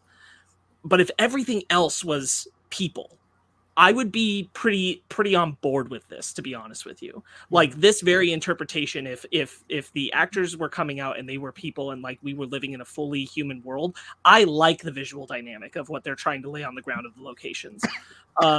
Some of the stuff doesn't look so great because they didn't give it the budget that it should have had. That is what it is. But it's the fact that there are all these other CGI elements that I'm like, but like, if those weren't there, I think this would be more interesting. But because it's trying so hard to one-to-one the animated movie, it loses me a lot. What about you, Ben? Actually, I think Sparks really hit the nail on the head, because if it was just like when I first saw Tom Hanks, I'm like, damn, he really looks like Geppetto. We see Pinocchio, I was like, okay, yeah, you kind of have to have a CGI wooden boy. Stromboli looks great. The Blue Fairy looks amazing. The second the other CGI characters pop up, I'm like, I'm out. I don't want this anymore. It's probably not the best comparison, but like, I'm gonna be honest, I felt nothing watching this trailer. It honestly gave me Lion King vibes, like hardcore Lion King vibes, where I'm just like, I feel like I've seen this before, but it animated, and I was like, that's my thing about this. Where I don't know if you guys remember, probably do, but like before the Lion King, I was willing to give any one of these live action retellings a chance. I was the same way, yeah. And like, something broke in me with Lion King, where I was like, you know what, I'm tired of them doing the same damn thing but worse. Yeah. Like, and that's what I'm seeing here. You're trying to do the same damn thing but worse. I want different. I want new. I want Pete's Dragon. I want Pete's Dragon every time. I would have, but that's, like, and this is me watching this trailer in this version where I realized that I would have accepted a Dumbo level retelling. Yeah. I would have accepted, okay, but only Pinocchio and Jiminy Cricket are CGI and a whale. Only those three, and everything else is people. And I'd be like, you know what? Already we're throwing a different energy in here. I'm kind of on board, because I like the look of the Blue Fairy. I really like that first like 25 seconds or so of this trailer. I'm like, I'm kind of here. I'm kind of here for this. I'm kind of on board with like really compassionate, relatable Tom Hanks Geppetto and this black Blue Fairy. I really like her, and the Stromboli energy is really good. Yeah. And the actual wooden puppet stuff we're seeing at Stromboli's place is really good. And I'm like, I'm almost there. And then the other stuff shows up, and I'm like, but had to make the exact same movie again, didn't you? You couldn't have allowed a little nuance here. It's one of those trailers where like the music is like quote unquote, like it's objectively it's good music, but like I just feel them like trying to put so much emotion into this trailer, and I'm just like, it's just going over me. And it doesn't happen very often in trailers, where I don't feel anything, but I just see cash grab with this. That's and it's unfortunate because like I like Tom Hanks, but like Tom Hanks is good in everything, so like I'm not gonna see everything he's in because he's always good. Like me being as positive as I can be, I really need to stress that I found the locations. There's this one shot where they're on the ship and it's like spinning and it's so colorful. Frankly, more colorful than the original animated movie because they weren't able to do as bright colors at the time with animated film. And there's a part of me that wants that so badly. This very bright, colorful, bombastic look at Pinocchio. And there's moments of this that really appeal to me with the fact that they really went for this look, this style, this color that pops. It really does come down to those CGI characters and feeling the tread of the beat for beat. Mm-hmm. Yeah, I think in a way we're all kind of saying the same thing. That like, we all prefer if you try to do something different than if you just do the same thing. I mean, this like you got the Del Toro one coming out, right? Yeah. Mm-hmm. And I just like I look at like no disrespect to Robert Zemeckis, but like this feels very safe. This feels like the safest movie ever made. Like, and I look at Del Toro and I'm like, man, you're really trying something. You're not just making the same old shit. Right. I agree. Like we're on the same page. It's just like I can see where they could have gone for some, like, even though it's like it is safe, it's like recapturing that warmth, the magic. Yeah. Right, that warmness and that brightness. And I could see that really landing if it wasn't also traipsing in every single visual cue of the animated film. Mm-hmm. And it's like it's somewhere in there I see between the human performances and the locations that they've designed, I see the glimmer of what it could have been. Yeah. And it's like, you know what? I would have been interested in that. I would have liked to feel that. Yeah. And it's just not there. It's just they're not going to be that.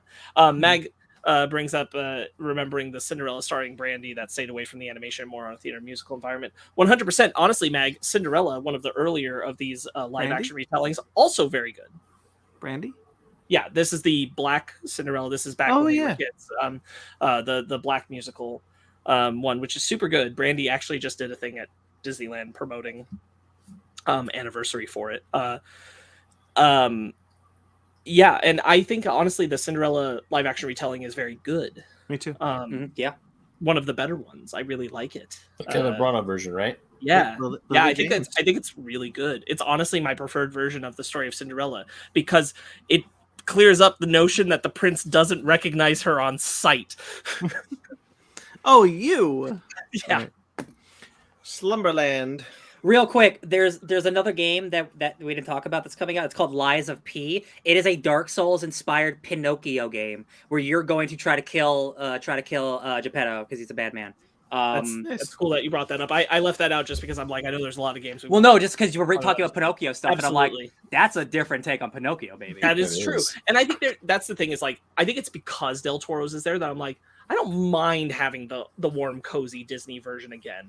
I just want it with more nuance. Yeah, that's fair. I don't mind having those things side by side. I don't mind us doing the like really kind of happy, bright message Pinocchio next to a darker look. Just do it differently. A little bit. Yeah. So Slumberland. Slumberland. I don't remember if the first time it came out, I suggested that I was curious if this was a Nemo and Slumberland adaptation. But it is. It definitely is. And I am conflicted. Yeah. Wait, I had no idea Jason Momoa was going to be playing Flip. Here's the thing. I'm a huge fan of that animated film, and a moderate fan of the comic to what a little extent I've read it, and it's so wild in its look and its scale and its scope of its characters. We're talking like not the style of Wonderland, but we are talking about like the radicalness of Wonderland. And I'm just not seeing that here. Yeah. I think they do a good job of like the stuff with the bed where the bed's walking, like that's an iconic piece from it. I think that looks good, but like there's nothing that's like the popping visuals of what Slumberland is to me. Yeah. We talked about the game that's being adapted from that comic on our last pause menu games discussion, because it was one of the trailers that game got funded, by the way. I'm super excited for it. Which looks like you saw like how colorful and weird it is, and I just don't see that. And I was so okay before I knew this was a live action adaptation of this. And again, it's like it's the Netflix thing, and it's like people would talk about it like Netflix movies kind of look ugly. Like they kind of got like they're all kind of just like dark. that's the thing, and like you just can't like we're talking honestly. This is part of the reason why I think watching these back to back, I was so appealed to the visual dynamic locations of Pinocchio. The Disney live action film is chasing the visual color palette and like wackiness that Slumberland should be showcasing. Yeah, and Jason Momoa's great casting for Flip. He really is, and I'm all aboard for gender swapping Nemo into Nema. I think that's fine. But this is, I'm just like, oh man, you're doing that? Oh, you got to go like way hard on those visuals. Yeah, and again, I think with it unfortunately being on Netflix, like kind of like the Sandman. Like I haven't finished the Sandman, but like I hear that the visuals are really great, but it is hampered by being on Netflix. Yeah.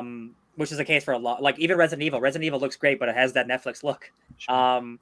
I having not knowing anything about like Nemo or something like anything like. Have you never seen that older anime film? Negative. We should absolutely watch that film at some point. Oh, like we could do it like before we watch this if we do this. Yeah, but like I again like judging it for what it is being a Netflix thing, I thought I really liked this trailer a lot. Like I thought it was like for being a Netflix thing, it's one of the more inventive movies that they've put out maybe ever. I agree with you on that 100%. Yeah. So like Jason Momoa seems to be having like more fun than he already has on set. Like he's like he's like flying a plane. I'm like, this looks like a really good time, like really inventive and fun. Flip is such a great two-faced character. I'm thrilled that he's playing him, to be honest with you. And that's part of why I'm like, I wish some other studio had this. Yeah. I just wish some other studio that was going to commit to the visual palette you need for this had it. It's got to be at least good enough that they're going to give this guy BioShock. So I'm like, so, this is a strange way of getting there. I did not catch that this movie was an adaptation of something that I thought was Bedknobs and Broomsticks. Oh, okay. I had never seen Bedknobs and Broomsticks, and I knew that, right? But I had seen Little Nemo. And I was like, I was like, so for a while, I was always looking like, I would see Bedknobs and Broomsticks, and I see the cover arts that are on the bed. I was like, oh, that must be the movie I'm thinking of. That's the movie I have in my head. Sure. But no, when you I look at the thing, and like all of a sudden these memories came flushing back. Like that's the movie. Little Nemo. Pajama. This is decades, Sparks. I know. Pajamas. Believe me, that movie lives in my brain rent-free 100%. So many incredible visuals that are coming straight from the comic adapted into that animated film. Wonderful, gorgeous. You can watch this thing on YouTube. Ryan, I want to watch it with you now. I'm not going to watch it now. Ryan's watching it now. I'm watching it on the side screen. I'm so excited about that. I don't know if it'll hold up to you because it's such a ingrained childhood like. No, I can appreciate it if it's good. For it. But it is incredibly colorful, and Brandon can definitely attest to it. And I believe you also saw it. Oh yeah, I had that on VHS. I love that movie. When does this come out? Slumberland? When does it come out? Later this November. year. November? Yeah. Okay. That's all we know. Also, when you guys watch Little Nemo, let me know because I want to come over and rewatch it. It's been Ben, years. I think we're gonna make a special animation station before Slumberland comes out. Choo choo! Even better. Look at that. Love it. Yeah, I'd love to revisit this movie. Did either Brandon or Ben have some thoughts about this trailer? Because Ryan and I definitely don't. At first, I was wondering if it was the same Slumberland I thought, but the second I saw the bed start walking, I'm like, oh yeah, this is Little Nemo and Slumberland. This is what I'm in. And it actually took me a while to recognize. That's really funny. It's really funny. It's really funny, Ben, because like I watched that, I was like, Bedknobs and Broomsticks? No, because I remember because in the anime, like the animated movie, Flip is the clown, right? He's the green face. Yeah. Yes. So who rides a crow. Flip, yeah, he rides a crow, and he has a sack on. He has a big knapsack with him. Yep. I remember because when I saw Jason Momoa as Flip and he has horns and teeth, I'm like, I don't remember Flip like that. So that's like, I don't know if that's from the comic strips or. Oh wow, he looks not at all what I thought Flip would look like. Yeah, so he's a little green man. But at the same time, you're right. Jason Momoa looks like he's having fun. Mm-hmm. I think it's good casting for sure. Yeah, I mean, Jason Momoa, he's great casting in almost everything. So I was really excited for this movie when you remember that Netflix thing that they put out. It's like, hey, we're making movies, and we got all. And it was him in front of the lighthouse, and it was all like, I was excited about that too. I didn't know it was this. I watched that call. I was like, that's pretty interesting. What the hell is that? I want to see that. And happy to say, I'm still excited after this trailer. I think this trailer looks really cool. I'm really interested in everything that I'm seeing. So yeah, bring it on. Bring it on, my man. Reboot. The show looks great. I love this cast. I'm so excited. Yeah, I've been excited ever since Rachel Bloom has been talking about it on Instagram and social media. So I knew this was coming, and I am pumped. I'm so thrilled with this cast and this concept. I haven't watched it in many years. I only watched like the first season or two, but like Modern Family is a really good show. And like I immediately like, yeah, this is the guy who made Modern Family. Like it feels that way already. The cast is great. It's really funny already. Like even the trailer was making me laugh. I think the idea is really good. Yeah, Rachel Bloom being a part of it. Like every cast member is so good. Judy Greer, love her. Stoked. So totally stoked for this. Giant Knoxville even too. Hell yeah, looks really good. Yeah. I don't usually like sitcom-y type shows. Like I don't usually like them, but I'm all about this. This looks good. Yeah, this looks incredible. And Paul Reiser, right? Yeah. Paul Reiser playing the So happy for Paul Reiser. What an incredible moment he's having right now. Stranger Things, The Boys, and this. Hell yeah. Wonderful. I really like, much like Sparks, Ryan, I really like Rachel Bloom. I love Crazy Ex-Girlfriend. And anything that she was putting her name to, I would be immediately excited for. I'm happy to see it. It looks this good. There's a lot of really good, like biting criticism. There's the bit at the end of the trailer where it's just like, oh, I'm new to comedy. Oh yeah, what's your role in the company? I'm the vice president of comedy. Oh. I'm the vice president of. I'm new to humor. I'm the vice president of comedy programming. Yeah. And you're like, I just thought this looked really funny, and I really like Rachel Bloom. I'm so excited we get to see her on the small screen again. Yeah, stoked so much. Yeah. My best friend's exorcism. Also stoked. This looks great. Yeah, this looks really great. This looks like super cheesy in like the best way. Like, my friend's possessed. Like, love it. So it's produced by the director of Happy Death Day and Freaky. He's got his name. Put his name on a few things that have turned out pretty good. Yeah. He's directed some things that are pretty good. This will probably be a terrific 90-minute horror comedy. Like like a bunch of friends go to a haunted house, one of her friends gets possessed, and they have to deal with it. Yeah, it looks great. What I meant by that, Brandon, real quick, was just that he's been producer on a lot of good projects, like specifically producer. Like usually when he steps in as producer, it's for a good reason. Chris Lowell is in this. Lowell from How I Met Your Father, and yeah, that's who that is. Oh god, it's I'm forgetting, but the wrestling girls show. Glow, thank you, Glow on Netflix. He's fantastic. I'm so excited that he's in this, the way that he's in it, and just like, oh yeah, definitely Demon. Elsie Fisher is the lead. She was in Bo Burnham's 8th grade. Hell yeah. She's great. Yeah, that is her. Yeah, she's great. She's the black-haired girl. Yeah. She's also Agnes in Despicable Me. But anyway, she's really great. I'm excited to see her in this movie. The director is Damon Thomas. What is this coming to? Amazon. Thank you. Cool. This director did a lot of episodes of Killing Eve. Sparks. Well, there you go, Sparks. Oh, it depends which season we're talking about. I hate to say. Actually, the directing's always been pretty good. It's the writing that kind of went a little sideways at some points. The screenplay is by Jenna Lamia. This is her first big movie. She's normally an actress and a writer. She's written on Resident Alien, Family Guy, a couple episodes here and there of basically anything. Cool. I really love this trailer. I'm so excited for this. Yeah. I am very excited for this. At first I thought it was from the director I thought like Ooh. it was being directed by Yeah. guy did Freaky, and I was super excited because I'll watch anything that man does. Right, absolutely. I'm gonna check give me that next piece of the universe. Okay, he did 9 episodes, 3 in season 1, 4 in season 2, and 2 in season 3. Okay, it's a lot of episodes in season 1. Season 1 is the best, so awesome. Yeah. There you go. Cool. What's the last trailer? Hold on, I'm pulling it up. It's the big one. It's a big boy. The Lord of the Rings, The Rings of Power. So real quick, Sparks, when you were gone, during my week, I talked about Saint Maud because I watched Saint Maud.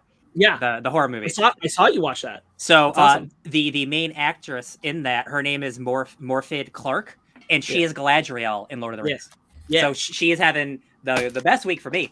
So like, I'll be honest, like I don't think this trailer is a better trailer than the last trailer we saw, but did this show us a lot more footage? And I can't believe this is this looks really good. This looks really good. Like the show might end up being bad. I've heard really good things, so I'm not worried about it. I can't believe that like it's Amazon. It's like, no, we're actually gonna try. We're actually gonna try. Here's a lot of money, and please try.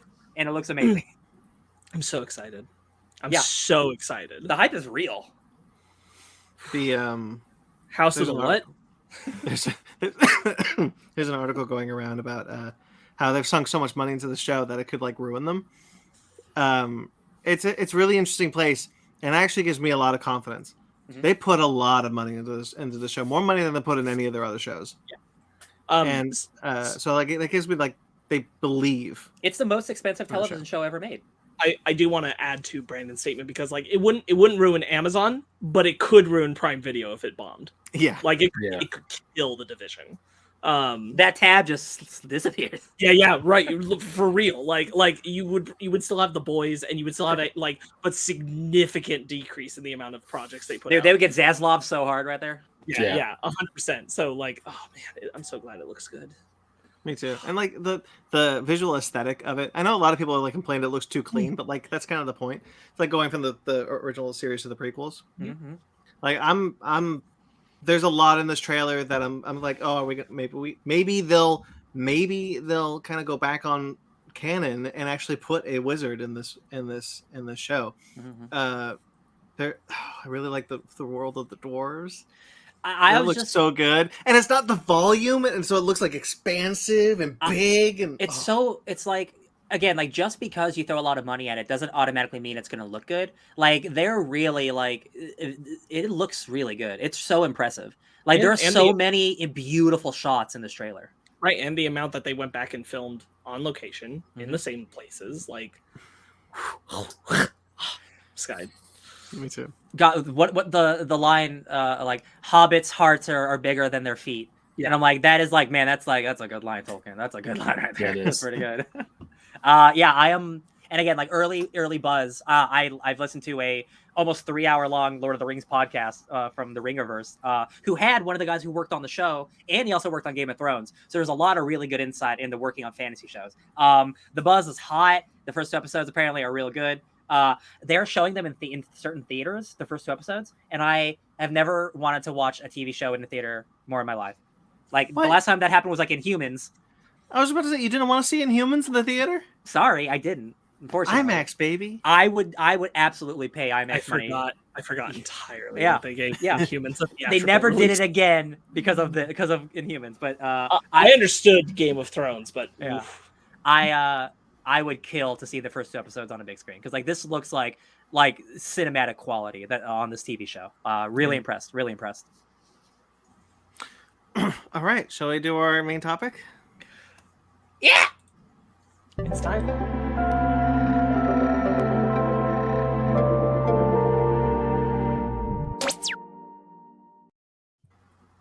You did it. I did it even better. I did the background too. Shit, you did. All right, guys, you did not hear that wrong. Welcome everyone to Fake Nerds Watch, where we are going to be discussing She-Hulk. We're doing a 2-in-1 tonight, boys. This is a completely different show now. Woo! You just lucked. If you're watching this now, it's a new show, baby. Transformation, just like Jen Walters. We smuggled a show into a show. Fake Nerds Watch is here. We are going to be discussing She-Hulk, Attorney at Law, the new Marvel TV series, episodes 1 and 2. What are they called? I don't know. I wasn't that prepared.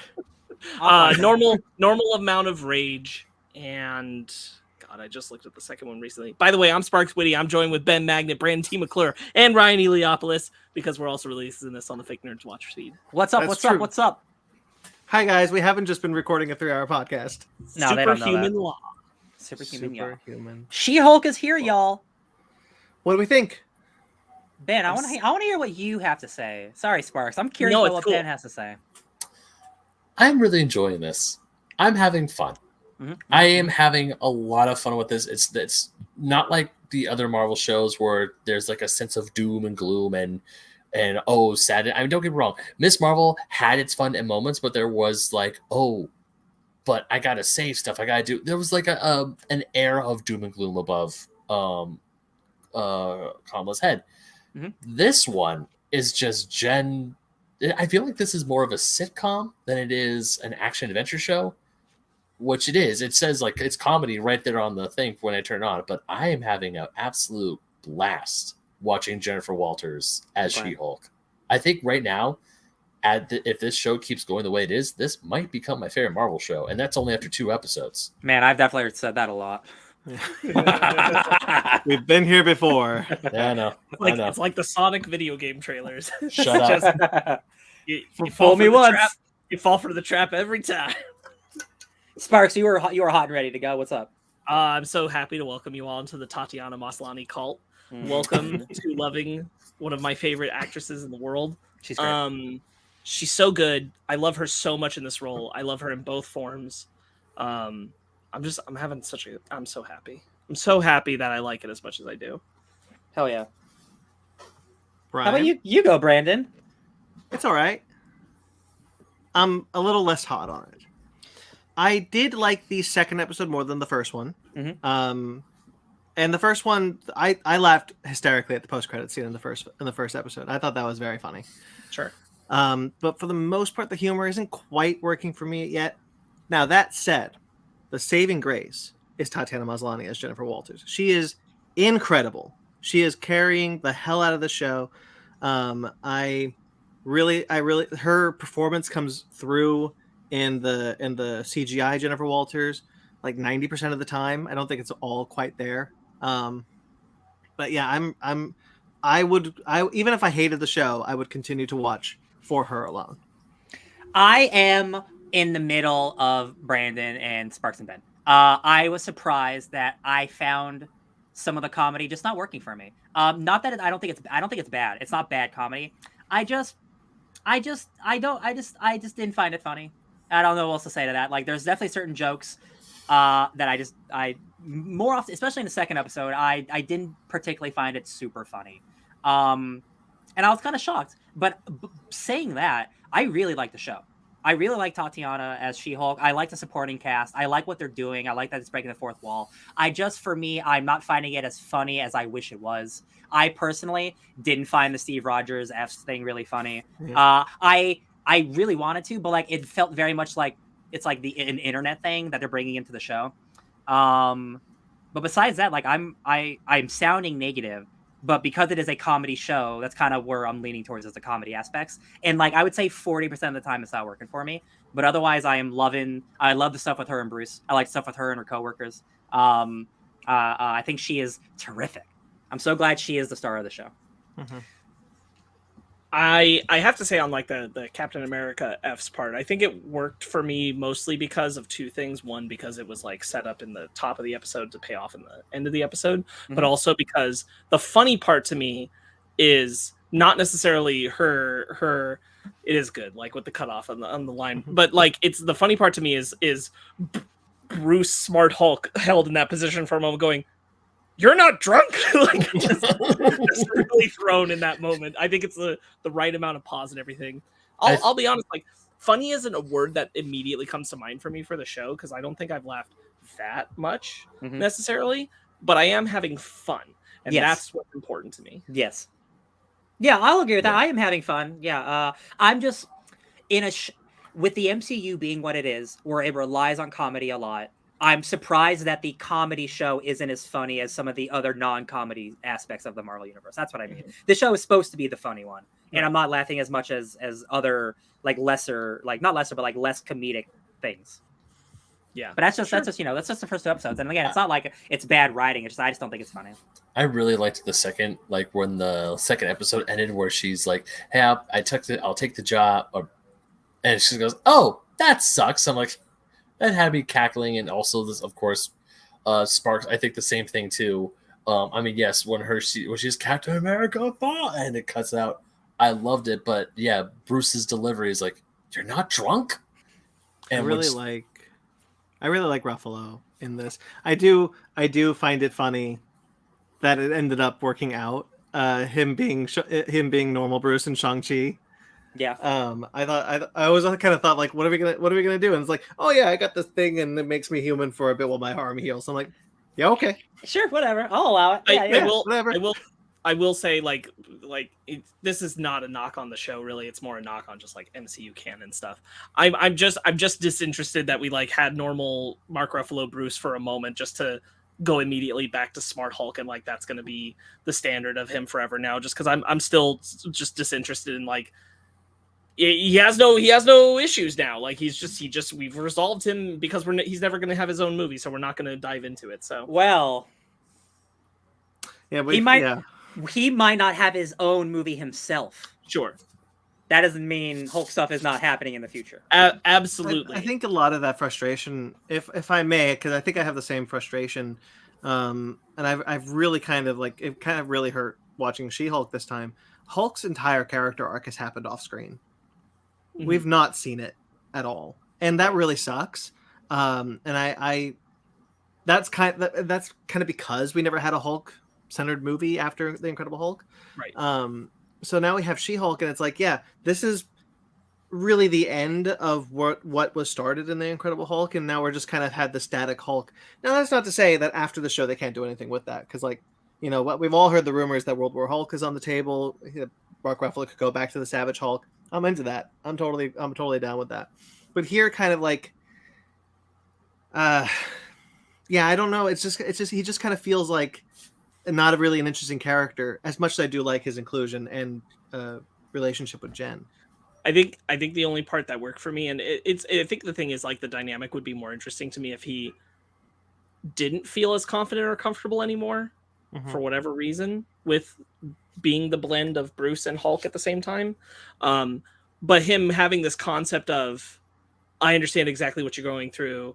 It's exactly the same as me. No, it's not exactly the same as me. But it's exactly the same. And that's what I'm trying to like Bruce being locked in that. This very much feels like that first episode is trying to pack in so much. This is all the stuff we couldn't say after Incredible Hulk about what was going on with Hulk.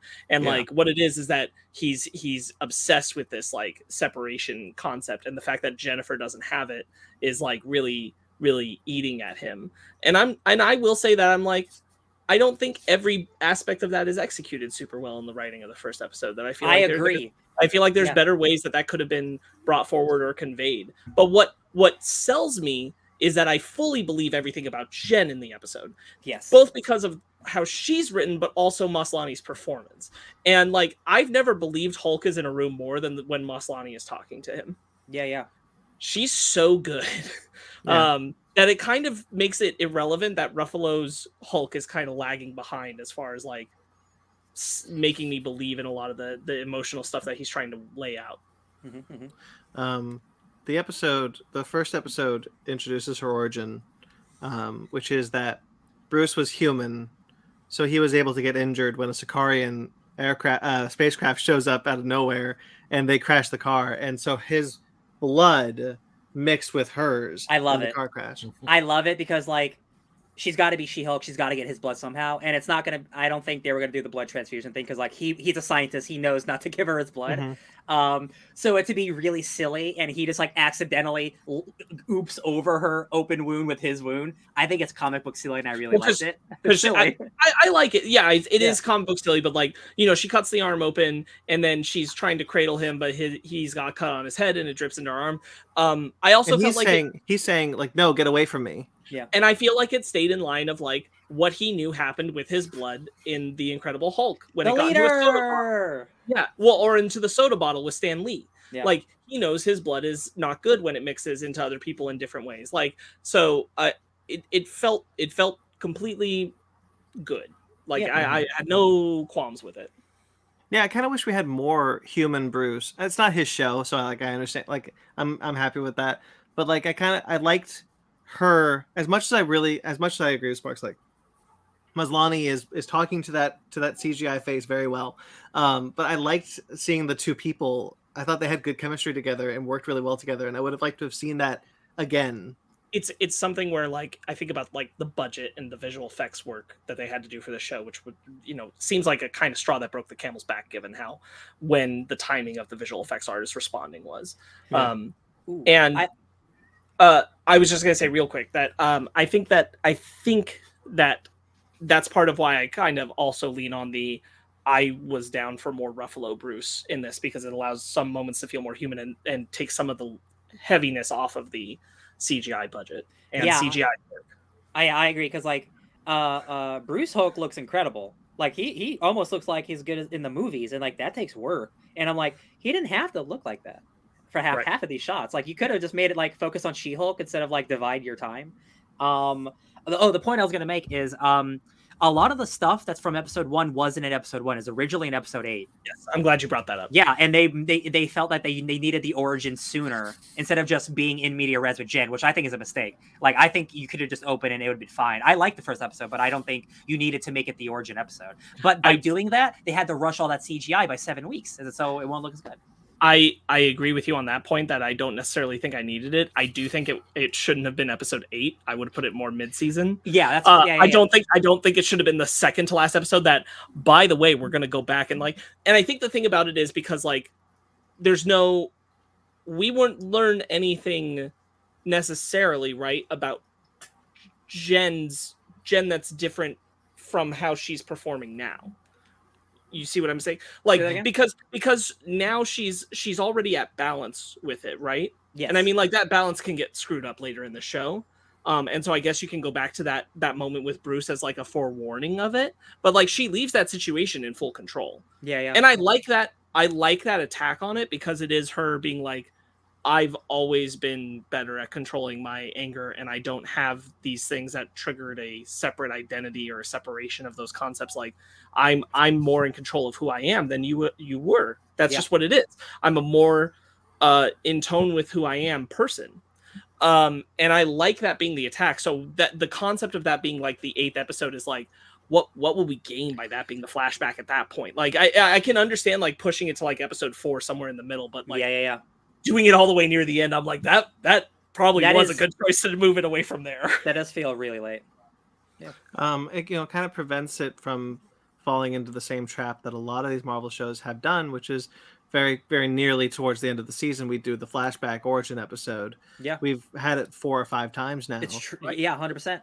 And for that reason, I'm kind of glad that they were like, yeah, no, we'll put it in the beginning, because like at least we have it now. Yeah. I think in some ways it was smarter to just like, I think I like, me being the person who likes the kind of shows that I do, and Ryan being the same, and us kind of being the same in general. I do think they're probably reading the wider audience correctly, and that they'd be like, how is She-Hulk? What was that whole thing? And I'm like, yeah, just get that out of the way, get it done, done, and then we can focus on all the other stuff, all the lawyering and stuff. Because then it did feel like the smart thing about it is that it's like, here it is, and then the show is now about her. This is her show now. It's a clean baton pass moment.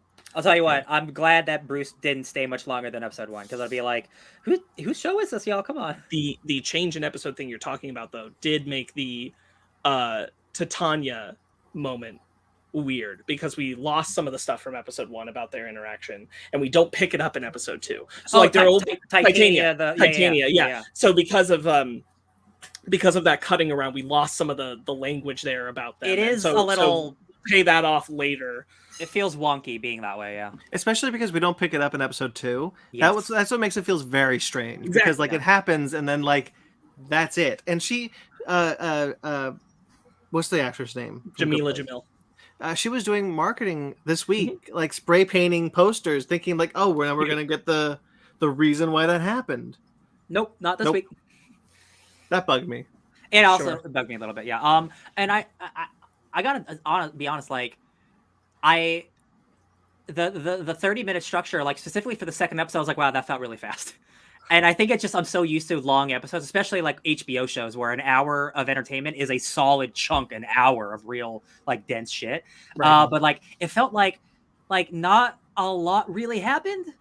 And I guess like that's not necessarily always like I need like plot development, but like I feel like I need more from the show to fully enjoy it all the way. I am going to rebuttal that real quick, but I want to hear what Ben has to say after that. But my rebuttal to that is that you said earlier, like, you know, sitcom style shows are not necessarily something you watch a lot. Not to say that you're not accustomed to the length. I know you are. Yeah. But I do think like I think it's necessary for it to be this length. And I do think a lot more happens. Like if we talk about like everything that happened in the episode, like everything about the origin of her being She-Hulk in the first episode, she can't get a job. She's fired from her job because she's She-Hulk. She's looking. She gets into superhuman law. And the first case she must take is Emil Blonsky. Like that's a lot of things for the amount of time that it has. And I think it's smart to do that because I do think if you took this to up to the 35-40 minute length, you would be feeding into that desire, which I'm not saying it doesn't exist, it does, but I think you'd be feeding into it even more of the people who are like, okay, but what's the point to all this? Where is this all going? And I think that part of the point of the show is that there aren't bigger stakes than what you're seeing right now. Yeah. This is a personal She-Hulk attorney at law show. That is the show. There is not a world-ending crisis we're anticipating. And I love that. I hope it stays that way. Yeah, same. I have a weird feeling that because of like the trailers with Wong saying stuff about like there's a specific like line where like Wong says like the universe is bigger than you think or something, and I'm like, oh, I really hope the end of this doesn't turn into a Miss Marvel. Emil Blonsky's back. Almost 20 years in the universe later, our boy's back, wearing Crocs. He's funny now. I'll be honest, I didn't think he was funny.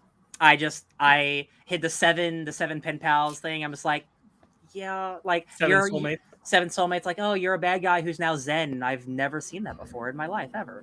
It's just like, again, if the writing were stronger, like I love Tim Roth. Like anyone who shows up in a David Lynch project is in my soul forever, right? But like. I just like he wasn't giving me a lot. He's just like, look, he's funny now. Isn't that funny? And I'm like, they've done that with a lot of other characters, and I just it didn't do a lot for me, to be honest. Well, real quick, I want to respond to that, but what I really want to know is what Ben has to say about episode 1 before we get too hard on episode 2. Ben, episode 1. I liked it. I had a good time. I thought it was a really good way, like we talked about earlier about how Jennifer got the powers. I thought that was great because all I knew is that she got a blood transfusion from Bruce, and this way of Bruce's blood accidentally getting into her, I thought was like, that makes sense. I'm okay with this. I'm okay with this change from the comic books. I thought the scene where she goes into the bar where all the girls go into the restroom and they see her, they start helping her out with the shoes and the makeup, I thought was hilarious. And that is a good moment. She's like, can I borrow someone's phone? All 4 phones. And even the stuff with Bruce where she gets real with Bruce about, because Bruce is saying you need to control your anger. She's like, I do. Look at all the stuff that I have to go through living life as a woman. And then when she turns into a Hulk and she turns back in, it's like, no, that's me. I can do this. Right. And also I like Bruce's jealousy because I kind of feel for him. This poor man went through 10, 15 plus years of living in fear and then finally cracking the code of being at peace with the Hulk. And here is his cousin knocking out of the park in less than a week. Mm-hmm. I would be a little upset. And also, one more thing, my bar, you're fixing it. I love it. I want to bounce off some of the stuff you were saying there because I kind of want to gauge, like, for me, I do not feel like She-Hulk's how do I want to phrase this? Her presence of what it's like to be a woman being presented so directly as a part of why she's able to engage with her Hulk form so easily. I do not feel like that's forced into the narrative of the show. I feel like it is integrated very well. I think that I don't feel like it's too on the nose or too cliched to have her outside and the guys too aggressively hitting on her and she turns back and hulks on them. I don't think it's too far for her to say the thing she did where she's like, I'm afraid of being literally killed because I look at a guy the wrong way kind of thing. I think all of that plays very well. Yeah. And I've seen other people kind of suggesting like that it feels like they're playing into the woke narrative, and I'm like, I do feel like this is very natural and belonging. I wanted to touch on that because Ben was bringing that up very well, and I think what you were saying there, Ben, about like the Bruce's jealousy, it all works for me until we get to the physical fight. And I think the thing about it is that I just wish there was some kind of expression or indication of the fact that, like, because they're Hulks, no matter how much in control Jen is, there is this kind of desire to throw down and use that power, and that overtakes them in that moment, because that's the part that feels the clunkiest to me. I'm like, I don't totally resonate with why this fight is happening, other than we just want the Hulks to fight each other. And and if they were like, because that's something like young people do. That's something like teenagers do. Like you get into a fight with your cousin and you start like wrestling, like fake wrestling. They're essentially just like fake wrestling, because like he obviously doesn't want to hurt her, so he doesn't destroy his Jeep, but he will destroy his bar. So it's just like whatever. Okay, like I thought the fight was like okay. Well, it kind of would also lead into the idea that, like, you know, as Sparks was saying, that like if there was more of an indication that there was a desire for even the most in control Hulk to want to give into that savagery, and so we saw that happen to Smart Hulk, because we've never really seen Smart Hulk lose control in the same way that we've seen Hulk. He's missing from the Endgame battle. So that would be a good indication of like, oh, there's still more work to be done on Ruffalo's character, which would kind of make his inclusion feel a little bit more natural. That'd be nice. I think that's a great point, because I do think that's what I'm feeling about that whole sense of scene, is because the episode is telling us that Bruce is now integrated and in control, and Jen is also in control. Yet this fight happens, and it feels like it happens beyond their control, and I'm like, those two ideas don't mesh here. And it feels like there should be a moment where they're kind of reflecting on it post-fight, and that there is just not necessarily a desire to give into savagery, as you put it, Brandon, though I think that's not wrong to say, but like, you have power and you want to use it, and you can use it against a Hulk at full, and so they just really go for it. And like that's a desire that I don't think it's wrong to say Jen can be in control of her anger, but the desire to use the power is something she has to watch out for, because everyone could have that. And that's the part where I'm like, man, that part could have been cleaned up a lot better for their dynamic. And I feel like I would have connected with it more. While we're still on the first episode, I wanted to ask a question, because I have thought about it since the trailer, and I've still been thinking about it. And what is your read on the moment when Jen turns to the camera and says, he doesn't mean that, and then her and Bruce both look weird after that? What is your read on that? I remember being confused during that scene. I think the first time I saw it, like I don't remember I remember thinking it was an odd exchange.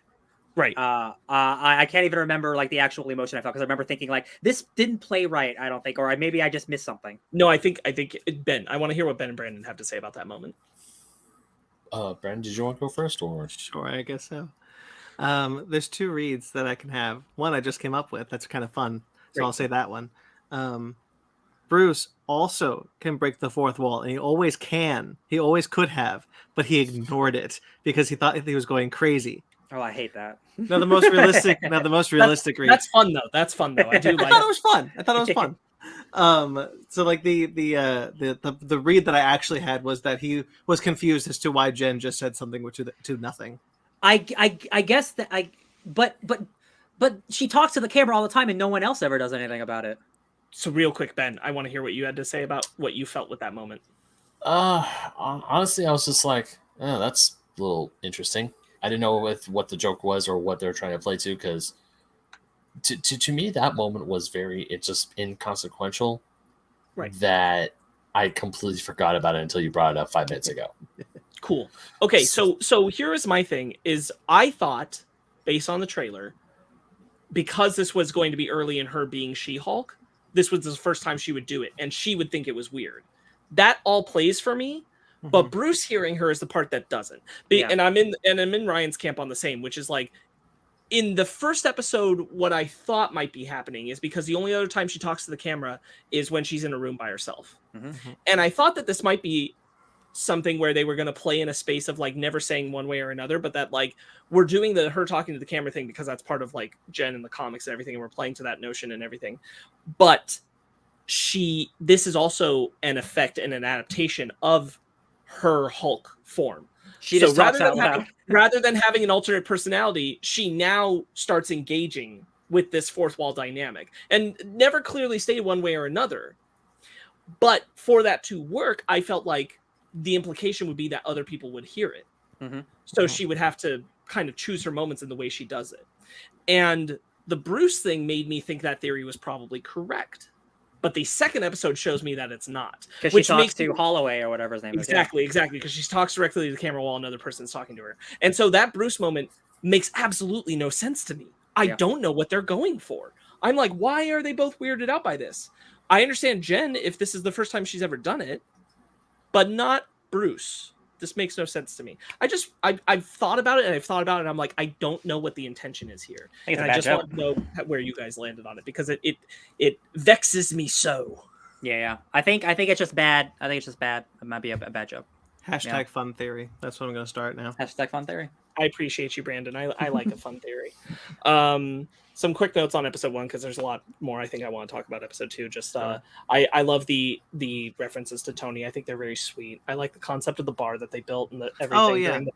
I think that's all very cute. I think it's very, very rewarding to get that implication as a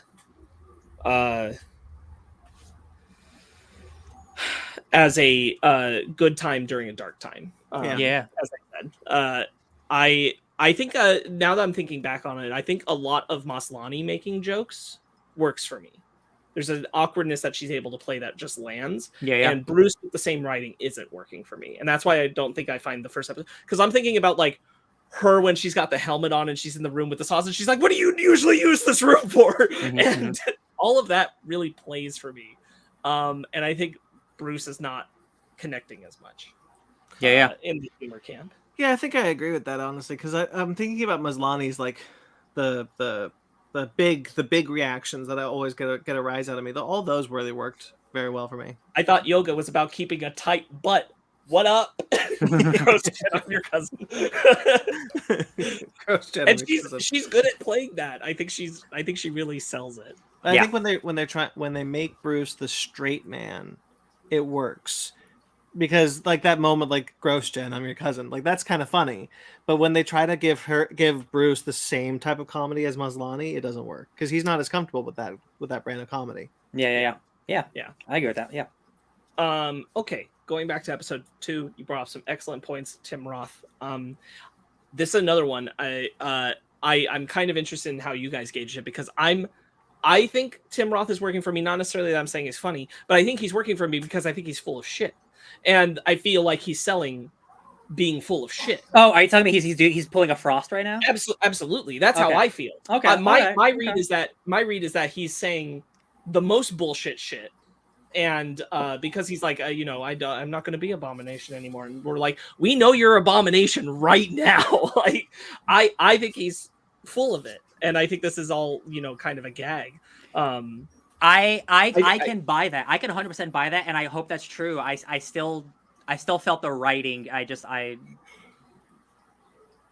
not gonna. The thing is, like, I'm not gonna say it's funny, but if that's the intent, then that angle is working for me. Like, I do think he's playing that angle, if that is ultimately what it is. I do think he does give a little speech about how, like, I worked for the government and I did what I did and they pumped me full of juice at it. And like, I fought a monster and like he destroyed an entire city and he's scot-free doing whatever he wants. And I'm in a jail for 20 years. Like that's true. 100% true. Right. But Bruce destroyed an African city. But Tim Roth is playing it in such a way where he's like, poor baby me. Right. Yeah. And like, I do think that's maybe the gag here, but I hope so. That'd be a good little, a thunderbolt twist. Bruce destroyed a South American city, not South American.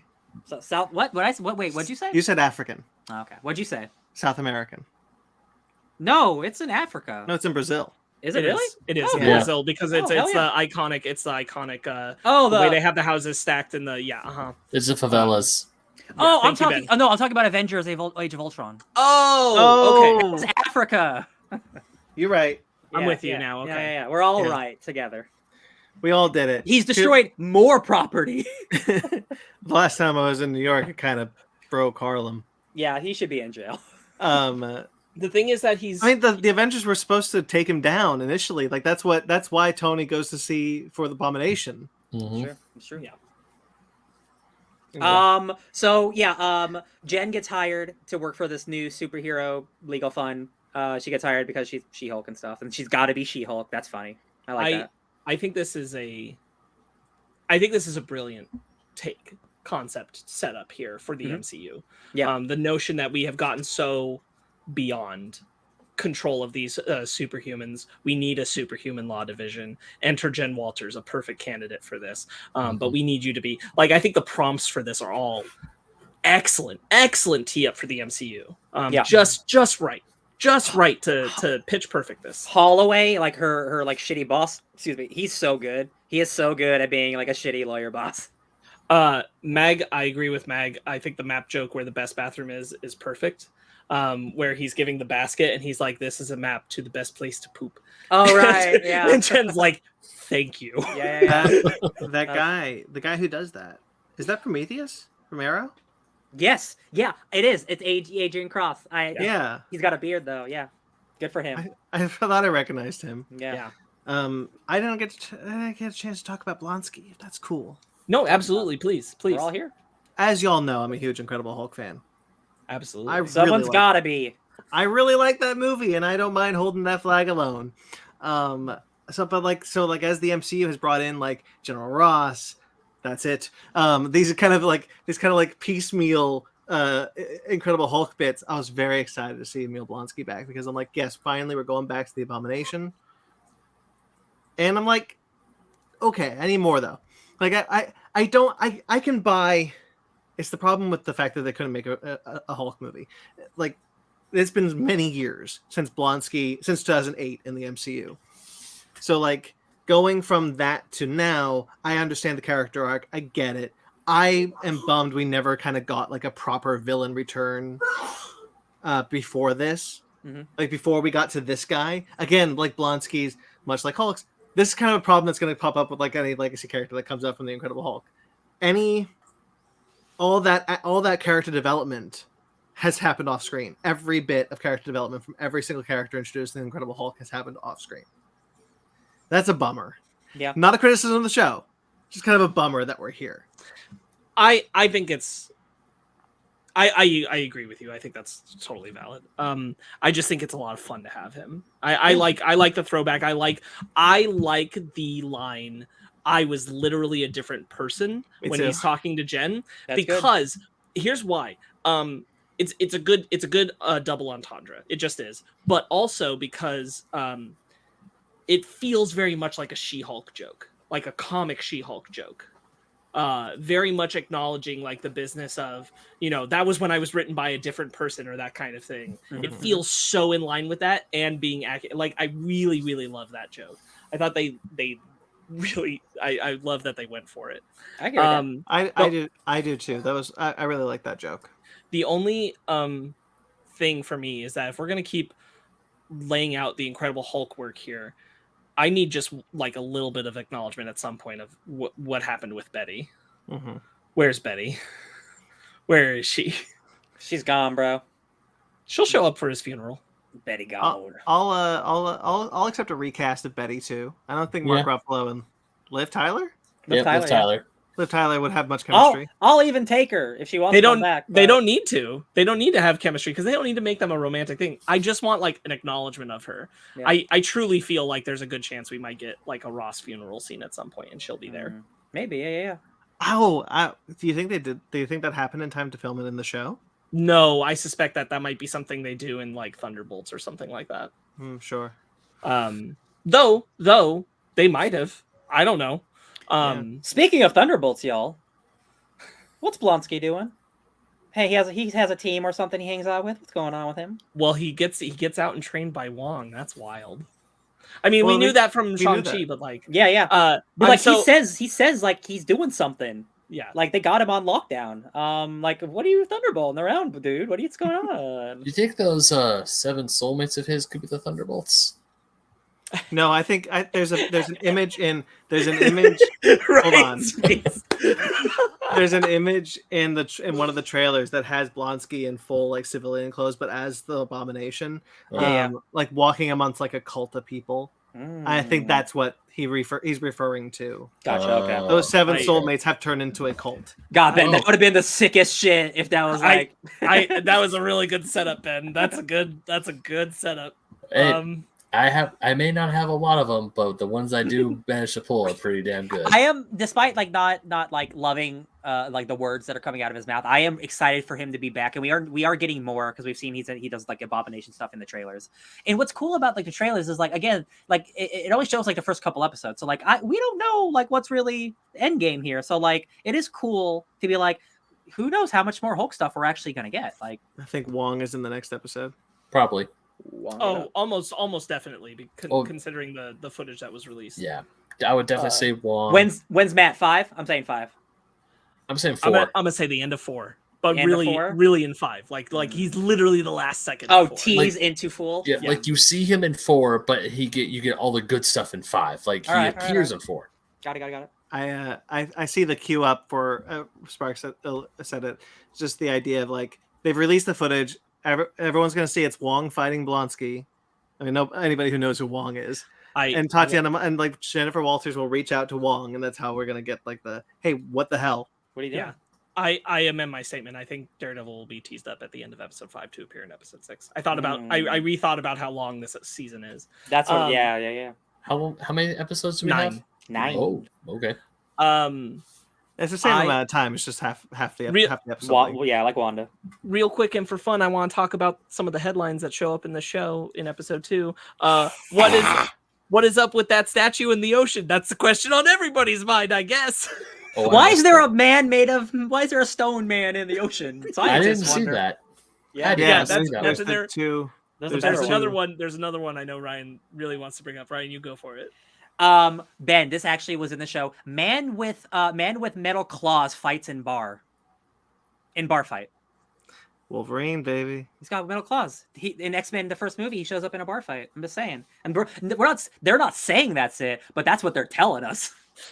It's cool. It's just a little nugget. It's just kind of nice. It's whether or not it's disregarded or not, because that sort of thing could easily be like whatever. Just for fun, yeah. But like, it's kind of nice to know that mutants are there. Not that mutants are around, because we know that from Miss Marvel, but like they're there. Wolverine is in the world. And She-Hulk's such a good show for like teasing that kind of thing, because we're about to encounter a bunch of superheroes and supervillains who we've never heard of before. Yeah. Wolverine in the MCU who have never been around, and it's going to be like, yeah, these folks have been operating, we just haven't been focusing. Hey guys, what comic book did Wolverine first appear in? Hulk 181. I have to wait 180 episodes for She-Hulk. Damn, that's like 10 seasons. Yeah, but like I was also kind of happy that like first off, I was not with the horde of internet people yelling like, why won't they acknowledge the Eternals? I didn't care. Like I whatever. I know that there's a statue there, but like I was kind of happy to be like, okay, finally they shut the hell. They're gonna shut up now that they've done it. They've given you your Eternals. If you're gonna make a movie and then like years happen and more things come out, just acknowledge it a little bit, just a little bit. Yeah, just be like, by the way, there is still a giant statue in the ocean. I mean, that's like one of those things where you need somebody just to be like, yeah, what's up with that? It's not like it's not like a Statue of Liberty size. That's like a mountain. That's like a big old man. You can land a helicopter on that. That's a whole ass man. I mean, that thing takes up the horizon. That is like that's still like I see that shot floating around the internet every now and then. Gorgeous, gorgeous shot. Gorgeous. Come back, Chloe Zhao. I really love. I'm all about this Eternals praise. I really love the stuff with Jen's family. I think it's really good. Yeah, I really especially like with her dad. Mm-hmm. Yeah, so what does Hawkeye do? Does he go around collecting all of his arrows? Good dads in the Marvel universe. Yeah. Zara was asking me, okay, so if Jennifer, so are the older sets of parents Mark Ruffalo's parents? Nope. I was like, I don't think that's the case. If you know anything about Hulk's parents, nope. They did. Nope. They did. But I really like the fact that they all think that like, okay, so now that you're a Hulk, you're part of the group chat, right?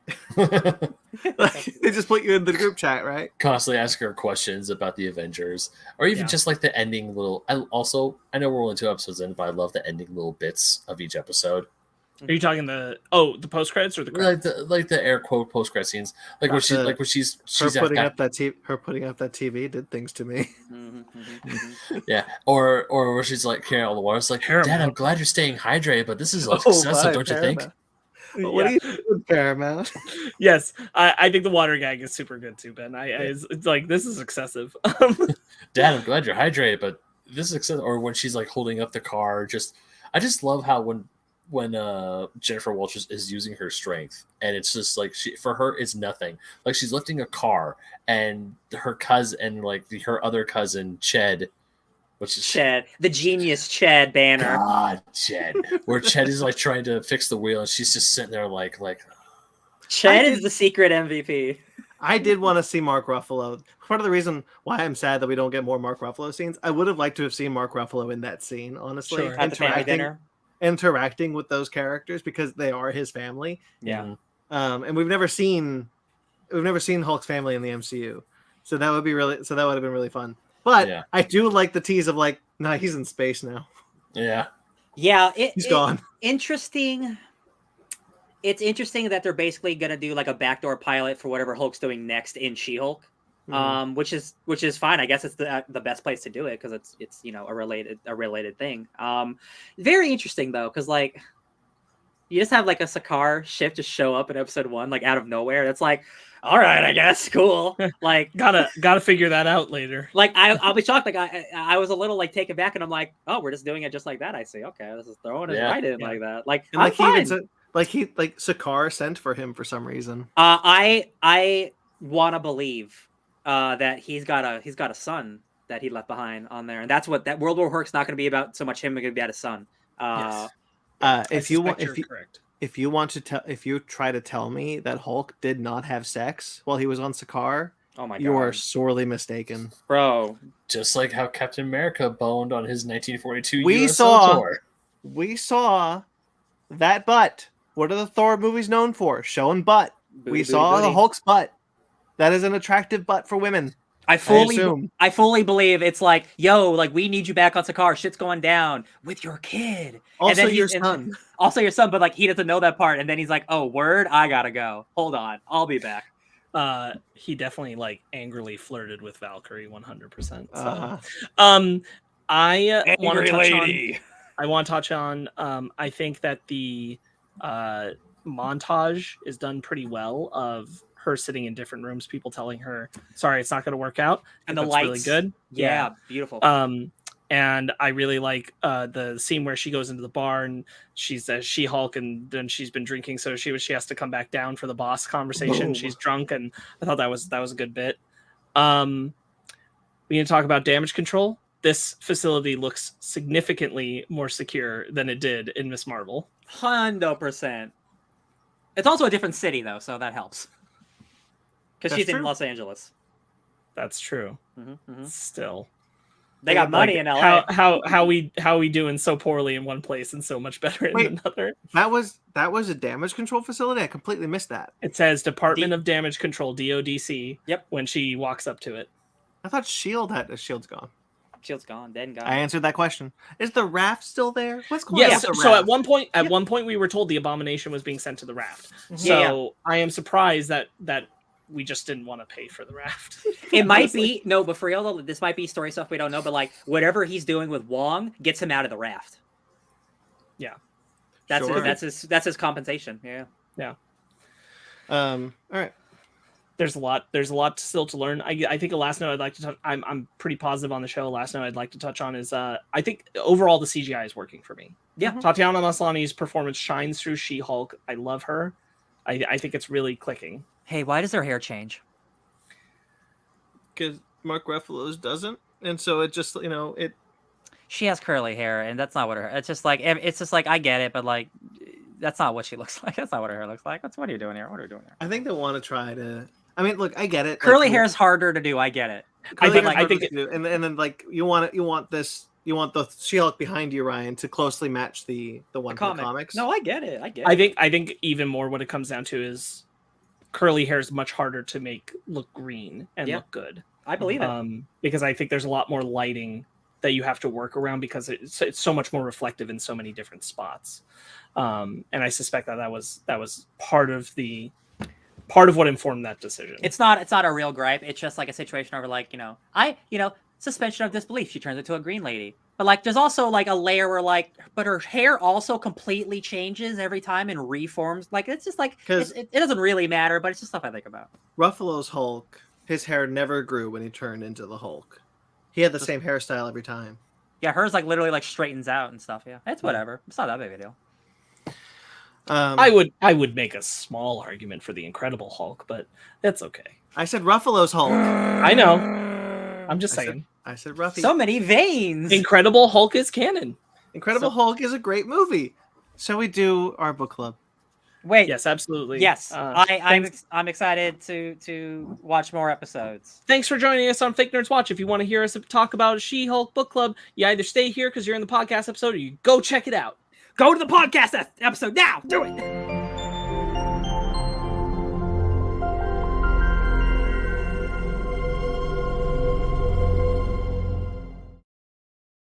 Well, that was new. Welcome everyone to the Fake Nerd Book Club. What did I play? The new Fake Nerd Book Club one. Oh yeah, I played the Fake Nerd Book Club episode because I'm doing a bit that I completely forgot that I was doing. Oh, I thought that was a brand new intro. No, that's our actual Fake Nerd Book Club episodes intros, not the one we use for the podcast. Oh. I was gonna do a whole thing where I'm like, welcome to the Fake Nerd Book Club, everyone. And I totally derailed you. My bad. No, I derailed me. I forgot that I did it halfway through. Anyway, we're back. Podcast time. Podcast time, baby. Ryan, it's your book club. Take it away. Hey guys, it's She-Hulk time. So I picked a She-Hulk comic book. I picked She-Hulk by Charles Soule, the writer, Javier Pulido, the artist. I got some colors by Mutensa Vincente, some VC Clayton Cowles, and the cover artist was Kevin Wada. If you read this on Marvel Unlimited, the cover art is insanely beautiful. Kevin Wada draws the most beautiful people. Holy shit. This is also referred to as She-Hulk Volume 1, Law and Disorder. It contains issues 1 through 6 of the Charles Soule run. I was scared that it was only going to be 4 issues when I was reading it. I'm like, oh, I hope it doesn't end. I want to read more. And then it's more Doom, baby. So I really like this book. If you guys take a guess, I like She-Hulk and I like Dr. Doom. So it's a lot of that, a lot of Tony Stark. Charles Soule is such an incredible person because not only is he a full-time comic book writer, he's also a full-time novelist. He's also in a band. He's also a full-time lawyer. He is a real-ass lawyer. So reading this book, yeah, Ben, you look perplexed. Like, yeah, how does he have that much time? Seriously? He's for real. He's in a band and he's a lawyer and he writes comics and books. I didn't hear about the band. He's in a band. Yeah, it's sick. So having a lawyer write a book about a lawyer is really beneficial because I've read other She-Hulk books and I really like them. Like Dan Slott, for being positive, has written really good She-Hulk. Soule's Daredevil, by the way. Soule's Daredevil is the only run that I've read. Really like that book. Yeah. It all makes sense now. I feel like sense. Piccolo, that episode of Super where he hears about It all makes sense now. So we got She-Hulk.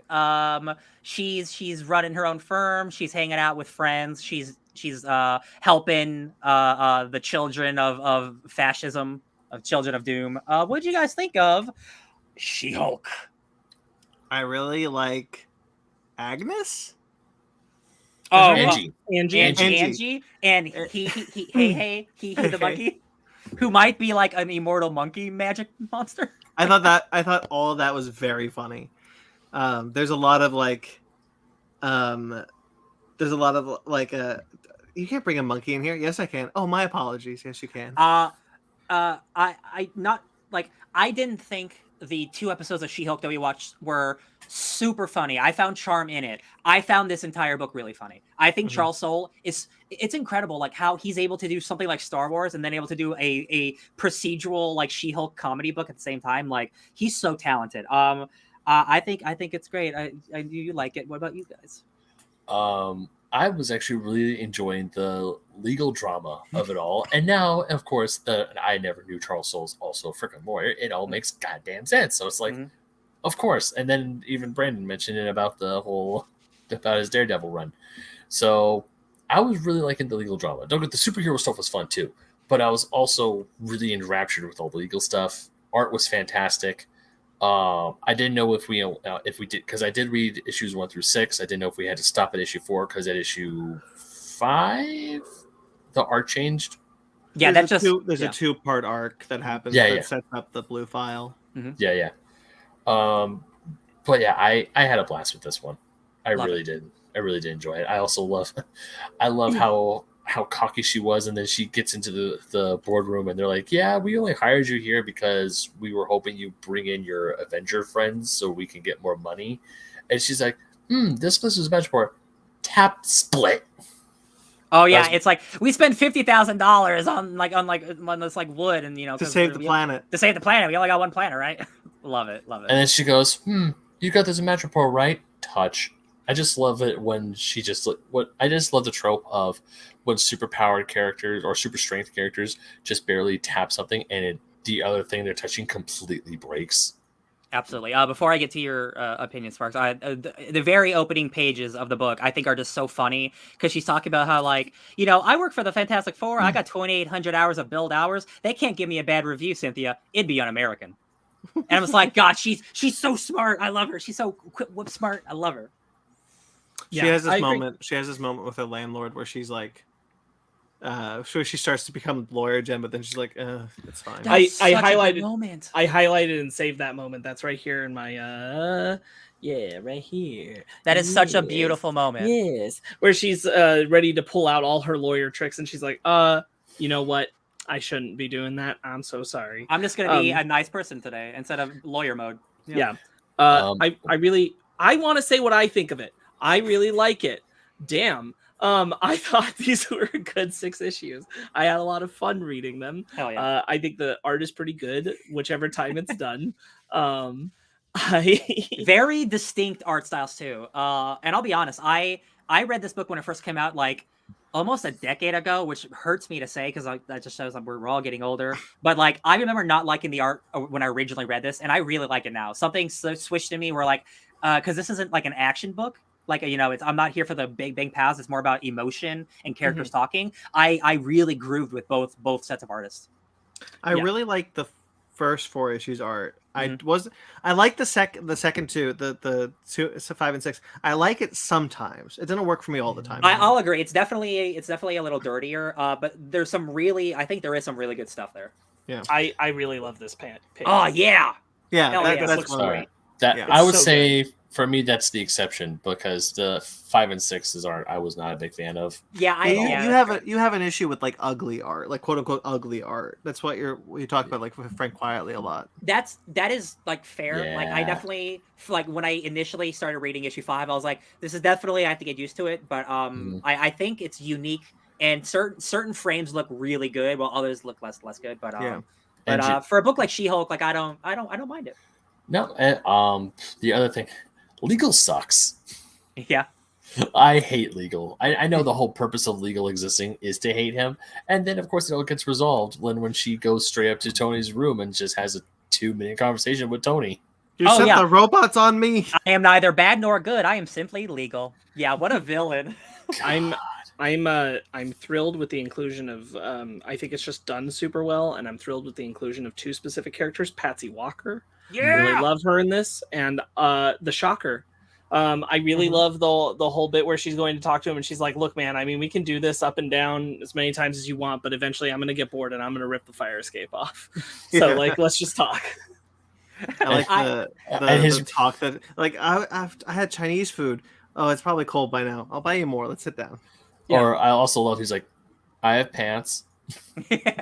I love it. It's like, yeah, I'll just like shock myself to remember shit. I do it all the time. I'm not gonna die. Yes. I think it's fine. God, it really like Herman Schultz is such a good character to put like just this pathetic, like very sad Bannister on. I really enjoy it. While we were touching on art, I really want to highlight the page where she goes to see Tony, because I saw this in it and I can't unsee it. You can't convince me that Tony doesn't look like the devil on purpose. Yeah, because he does. He looks like the devil. Hell yeah! I got that same page up right now. Which I think love that. Charles Soule writes a great Tony. I love when people lean into Tony being like either grimy or slimy or silly or like romantic. And her last lines to Tony are like, "And because you are Tony Stark, I know you're going to quietly write Harrow's widow an incredibly healthy check and think long and hard about if you're too automated on your life." And he's like, "God, you're magnificent." She's like, "I'm still not in the mood, Tony." But you're right. They dated a little bit. It's cute. I also, again, highlighting art, this section where Patsy goes in, I think is so good, where you've got all the pieces of how she gets in, and then just one She-Hulk running in to punch the door down. Super good. Really love it. I got it right here. I love Patsy Walker, but like in this and in Cantwell's Iron Man, she's kind of a loser. I love it. She's like, "No problem, Jen. You have way more interesting stuff going on in your life than I do." And I'm like, "Patsy, you're a hero. Be nice." But then we have to talk about like probably one of the best gags in the whole comic, which is the Doombot driver. Oh, I love turning. I lost my mind. Talk about terrifying! I thought it was some Exorcist shit going up. Oh I was like, God. "No, that's a Doombot." Okay, I'm so disappointed in you, Christoph. There is nothing better than Doctor Doom being like evil and like conniving. There's nothing even better than funny Doctor Doom. Because when you can make Doctor Doom funny, you've peaked at comics, baby. Oh God, what was that line he does when he's in the Doombot? Oh, anyways, another thing. How do not wreck the gigantic Doom. That one, yeah. But also, Christoph, when he's talking, he's like, "I don't take taxi," and she's yelling. I was like, "Hold on, I don't take taxi because of that. I have no things for lower class. I don't take a taxi because I don't need to." And he points to his limo, and she's like, "Oh." Or when she grabs him, he goes, "You dare? Excuse me? Sorry, it's a reflex." I like his little flirty moment with her. Sorry, Brandon. I like his little flirty moment with her where she's like, "What? Are you flirting with me?" He's like, "Probably, maybe." That's what I was gonna say. Oh, okay, got you. Please say more. No, I was gonna. There's another thing. I only took one picture, and I took it because it was the page that made me laugh the most. It's the he says, "And now that I have met you, I see that there's nothing average about you." And it's like, "You flirting with me?"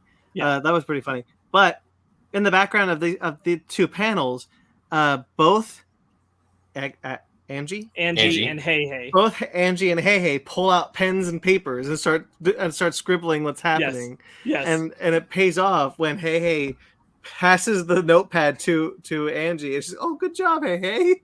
Very funny. The solid work, Hey. Yeah. The moment where that guy shoots Angie. Oh my God. That's like the first like actual drama that happens in the series, and I'm like, "Oh my God, Charles Soule, you son of a bitch!" And then the monkey vomits in her mouth. And she gets brought back, and then she gets back, and she's like, "This is the information," and she's like, "We're putting it away," and she's like, "You don't know what I went through. Don't even care. We're too busy. Don't even care about it. Sorry, Angie." I love Patsy Walker. After she gets her ass kicked by Tigra, she's like, "It's cool. Man, I've been through worse. You guys ever have Satan as your in-law?" "Yeah, I did. Yeah, it was the worst, man."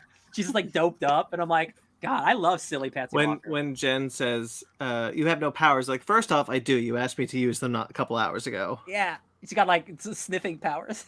Yeah, love it. Powers. I now that I've read this, I'm probably gonna continue reading this. I just think it's a treat.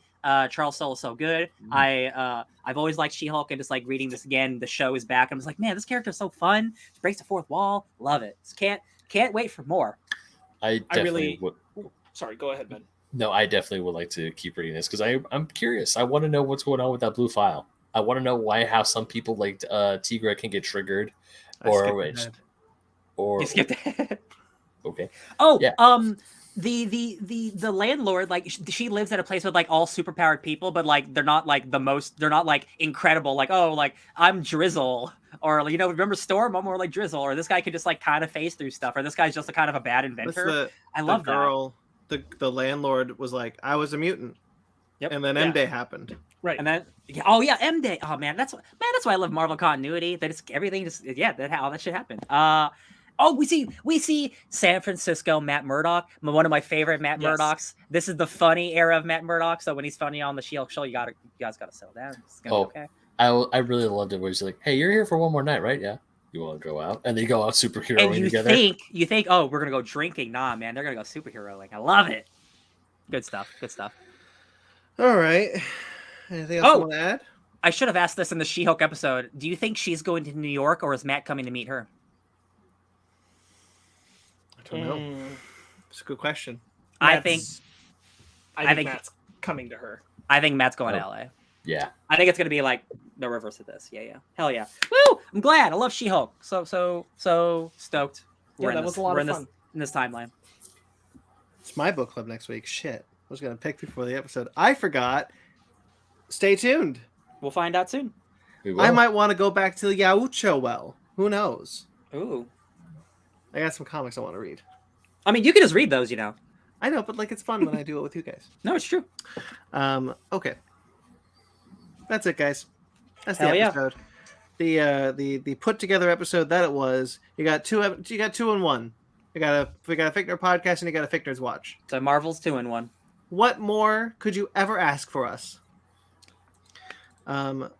Next week, 3,000 Years of Longing. We are going to do that movie, the latest George Miller film.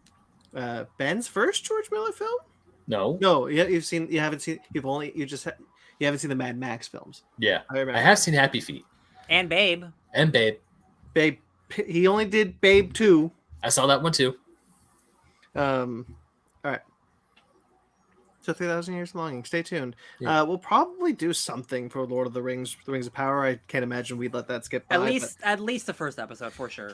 So we'll stay tuned for whatever that could be. There's a lot of stuff happening. However we can figure out to do it, we want to do it. Yeah, and that's this week. Yep. We got a lot going on. That's right Friday. now. We got an Andor happening soon too. Like we got a lot of things going on. Yeah, Hell yeah. But there will be a She-Hulk Fake Nerds watch going forward. We obviously have a wealth of time to be able to record things. That's why we squeezed a Fake Nerds watch episode into a Fake Nerd podcast episode. Yeah, so much time. Look at that. Right. So there you go. So we will continue She-Hulk as Fake Nerds watch. So the hijacking of Fake Nerds watch to Fake Nerd podcast will not happen again. Well, I can't say won't. And a Star Trek Lower Decks Fake Nerds watch will start up as soon as my co-host is either caught up or not, or doesn't have COVID. So stay tuned for that. Whenever that could happen. I wish for a speedy recovery for Cookie because having had COVID recently, no. COVID's not cool, not good. Yeah, it sucks. All right. You can also check out other shows. If you like this video and you subscribe to this channel, such as so many Fake Nerds watches, guys. So many Fake Nerds watches, and they just keep on coming. As long as they make TV shows, we will probably be making Fake Nerds watches. And you can check out Basement Arcade. We talked a little bit about Aliens Fireteam. There is some Aliens Fireteam happening, Fireteam Elite happening at Basement Arcade. Will come. It will come. Stay tuned. But there's also other Basement Arcades, such as Mortal Kombat X, lots and others. You can check out Basement Arcade. Yes. Real quick. The fact that we're gonna be converging soon, and the friendship is gonna be able to meet again, which means we'll get to play MK11 soon. The hype! I cannot wait to play that game again. I almost re-downloaded it again because I didn't play the PS5 version, and I was like, no, I gotta stop control. I'm so excited. Gotta wait. I have the PS5 version right here on my shelf. Excited. Basement Arcade Pause Menu, Ben's podcast that he does sometimes. Is it almost time for a quarterly? At the end of September. Yep. End of September. Got it. End of September. Stay tuned. And hopefully a new episode coming out this week. I just need to email Sparks the stuff. Do it. You can email him at. And Sparks has to have the time. So if Sparks has the time. Basement Arcade is coming, guys. So stay tuned. Fake Nerd Book Club and Animation Station, all shows we do. Once everything calms down, maybe those shows will come back. Who knows?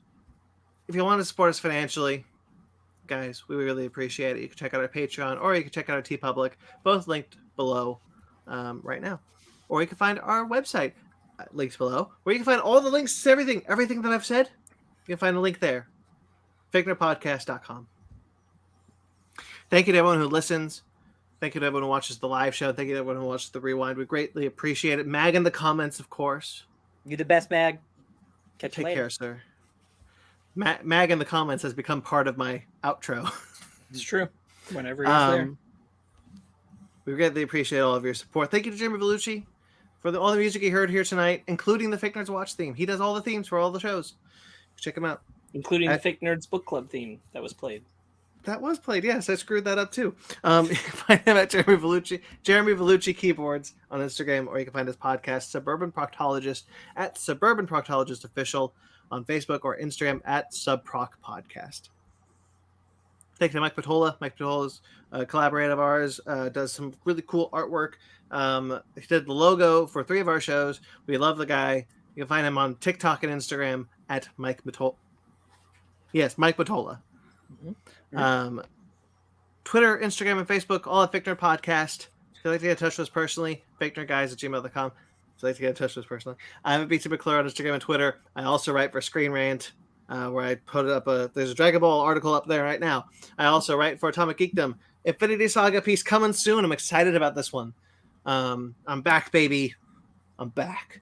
And Kaiju Ramen, where I have the link below the purchase link to issue 6, where you can read an article that I wrote, or you can check out the website, an article I wrote about the King Kong show. Ben. You can find me furiously finishing Cult of the Lamb and Star Trek Lower Decks at BenMagan27 on Instagram, Twitter, and TikTok. And you can also find me writing for Old School Gamer Magazine, Fusion Gaming Magazine, and GoNintendo.com. Ryan. Hey, y'all. You can find me at DJ Tony Snark 616 everywhere, all the time, at all the places. Sparks. You can find me engaging with a completely normal amount of rage at Sparks Witty on Instagram and Twitter, SPARKZ Witty. All right, guys, subscribe to us on iTunes, Stitcher, Google Play, TuneIn, Spotify, iHeartRadio, Amazon Music and Podcasts, and Pandora. Rate and review wherever you get us. We greatly appreciate it. Like this video, subscribe to our channel. Until next time you see us, guys, stay fake nerds. Stay fake nerds, not kitty. Stay fake nerds. Kitty.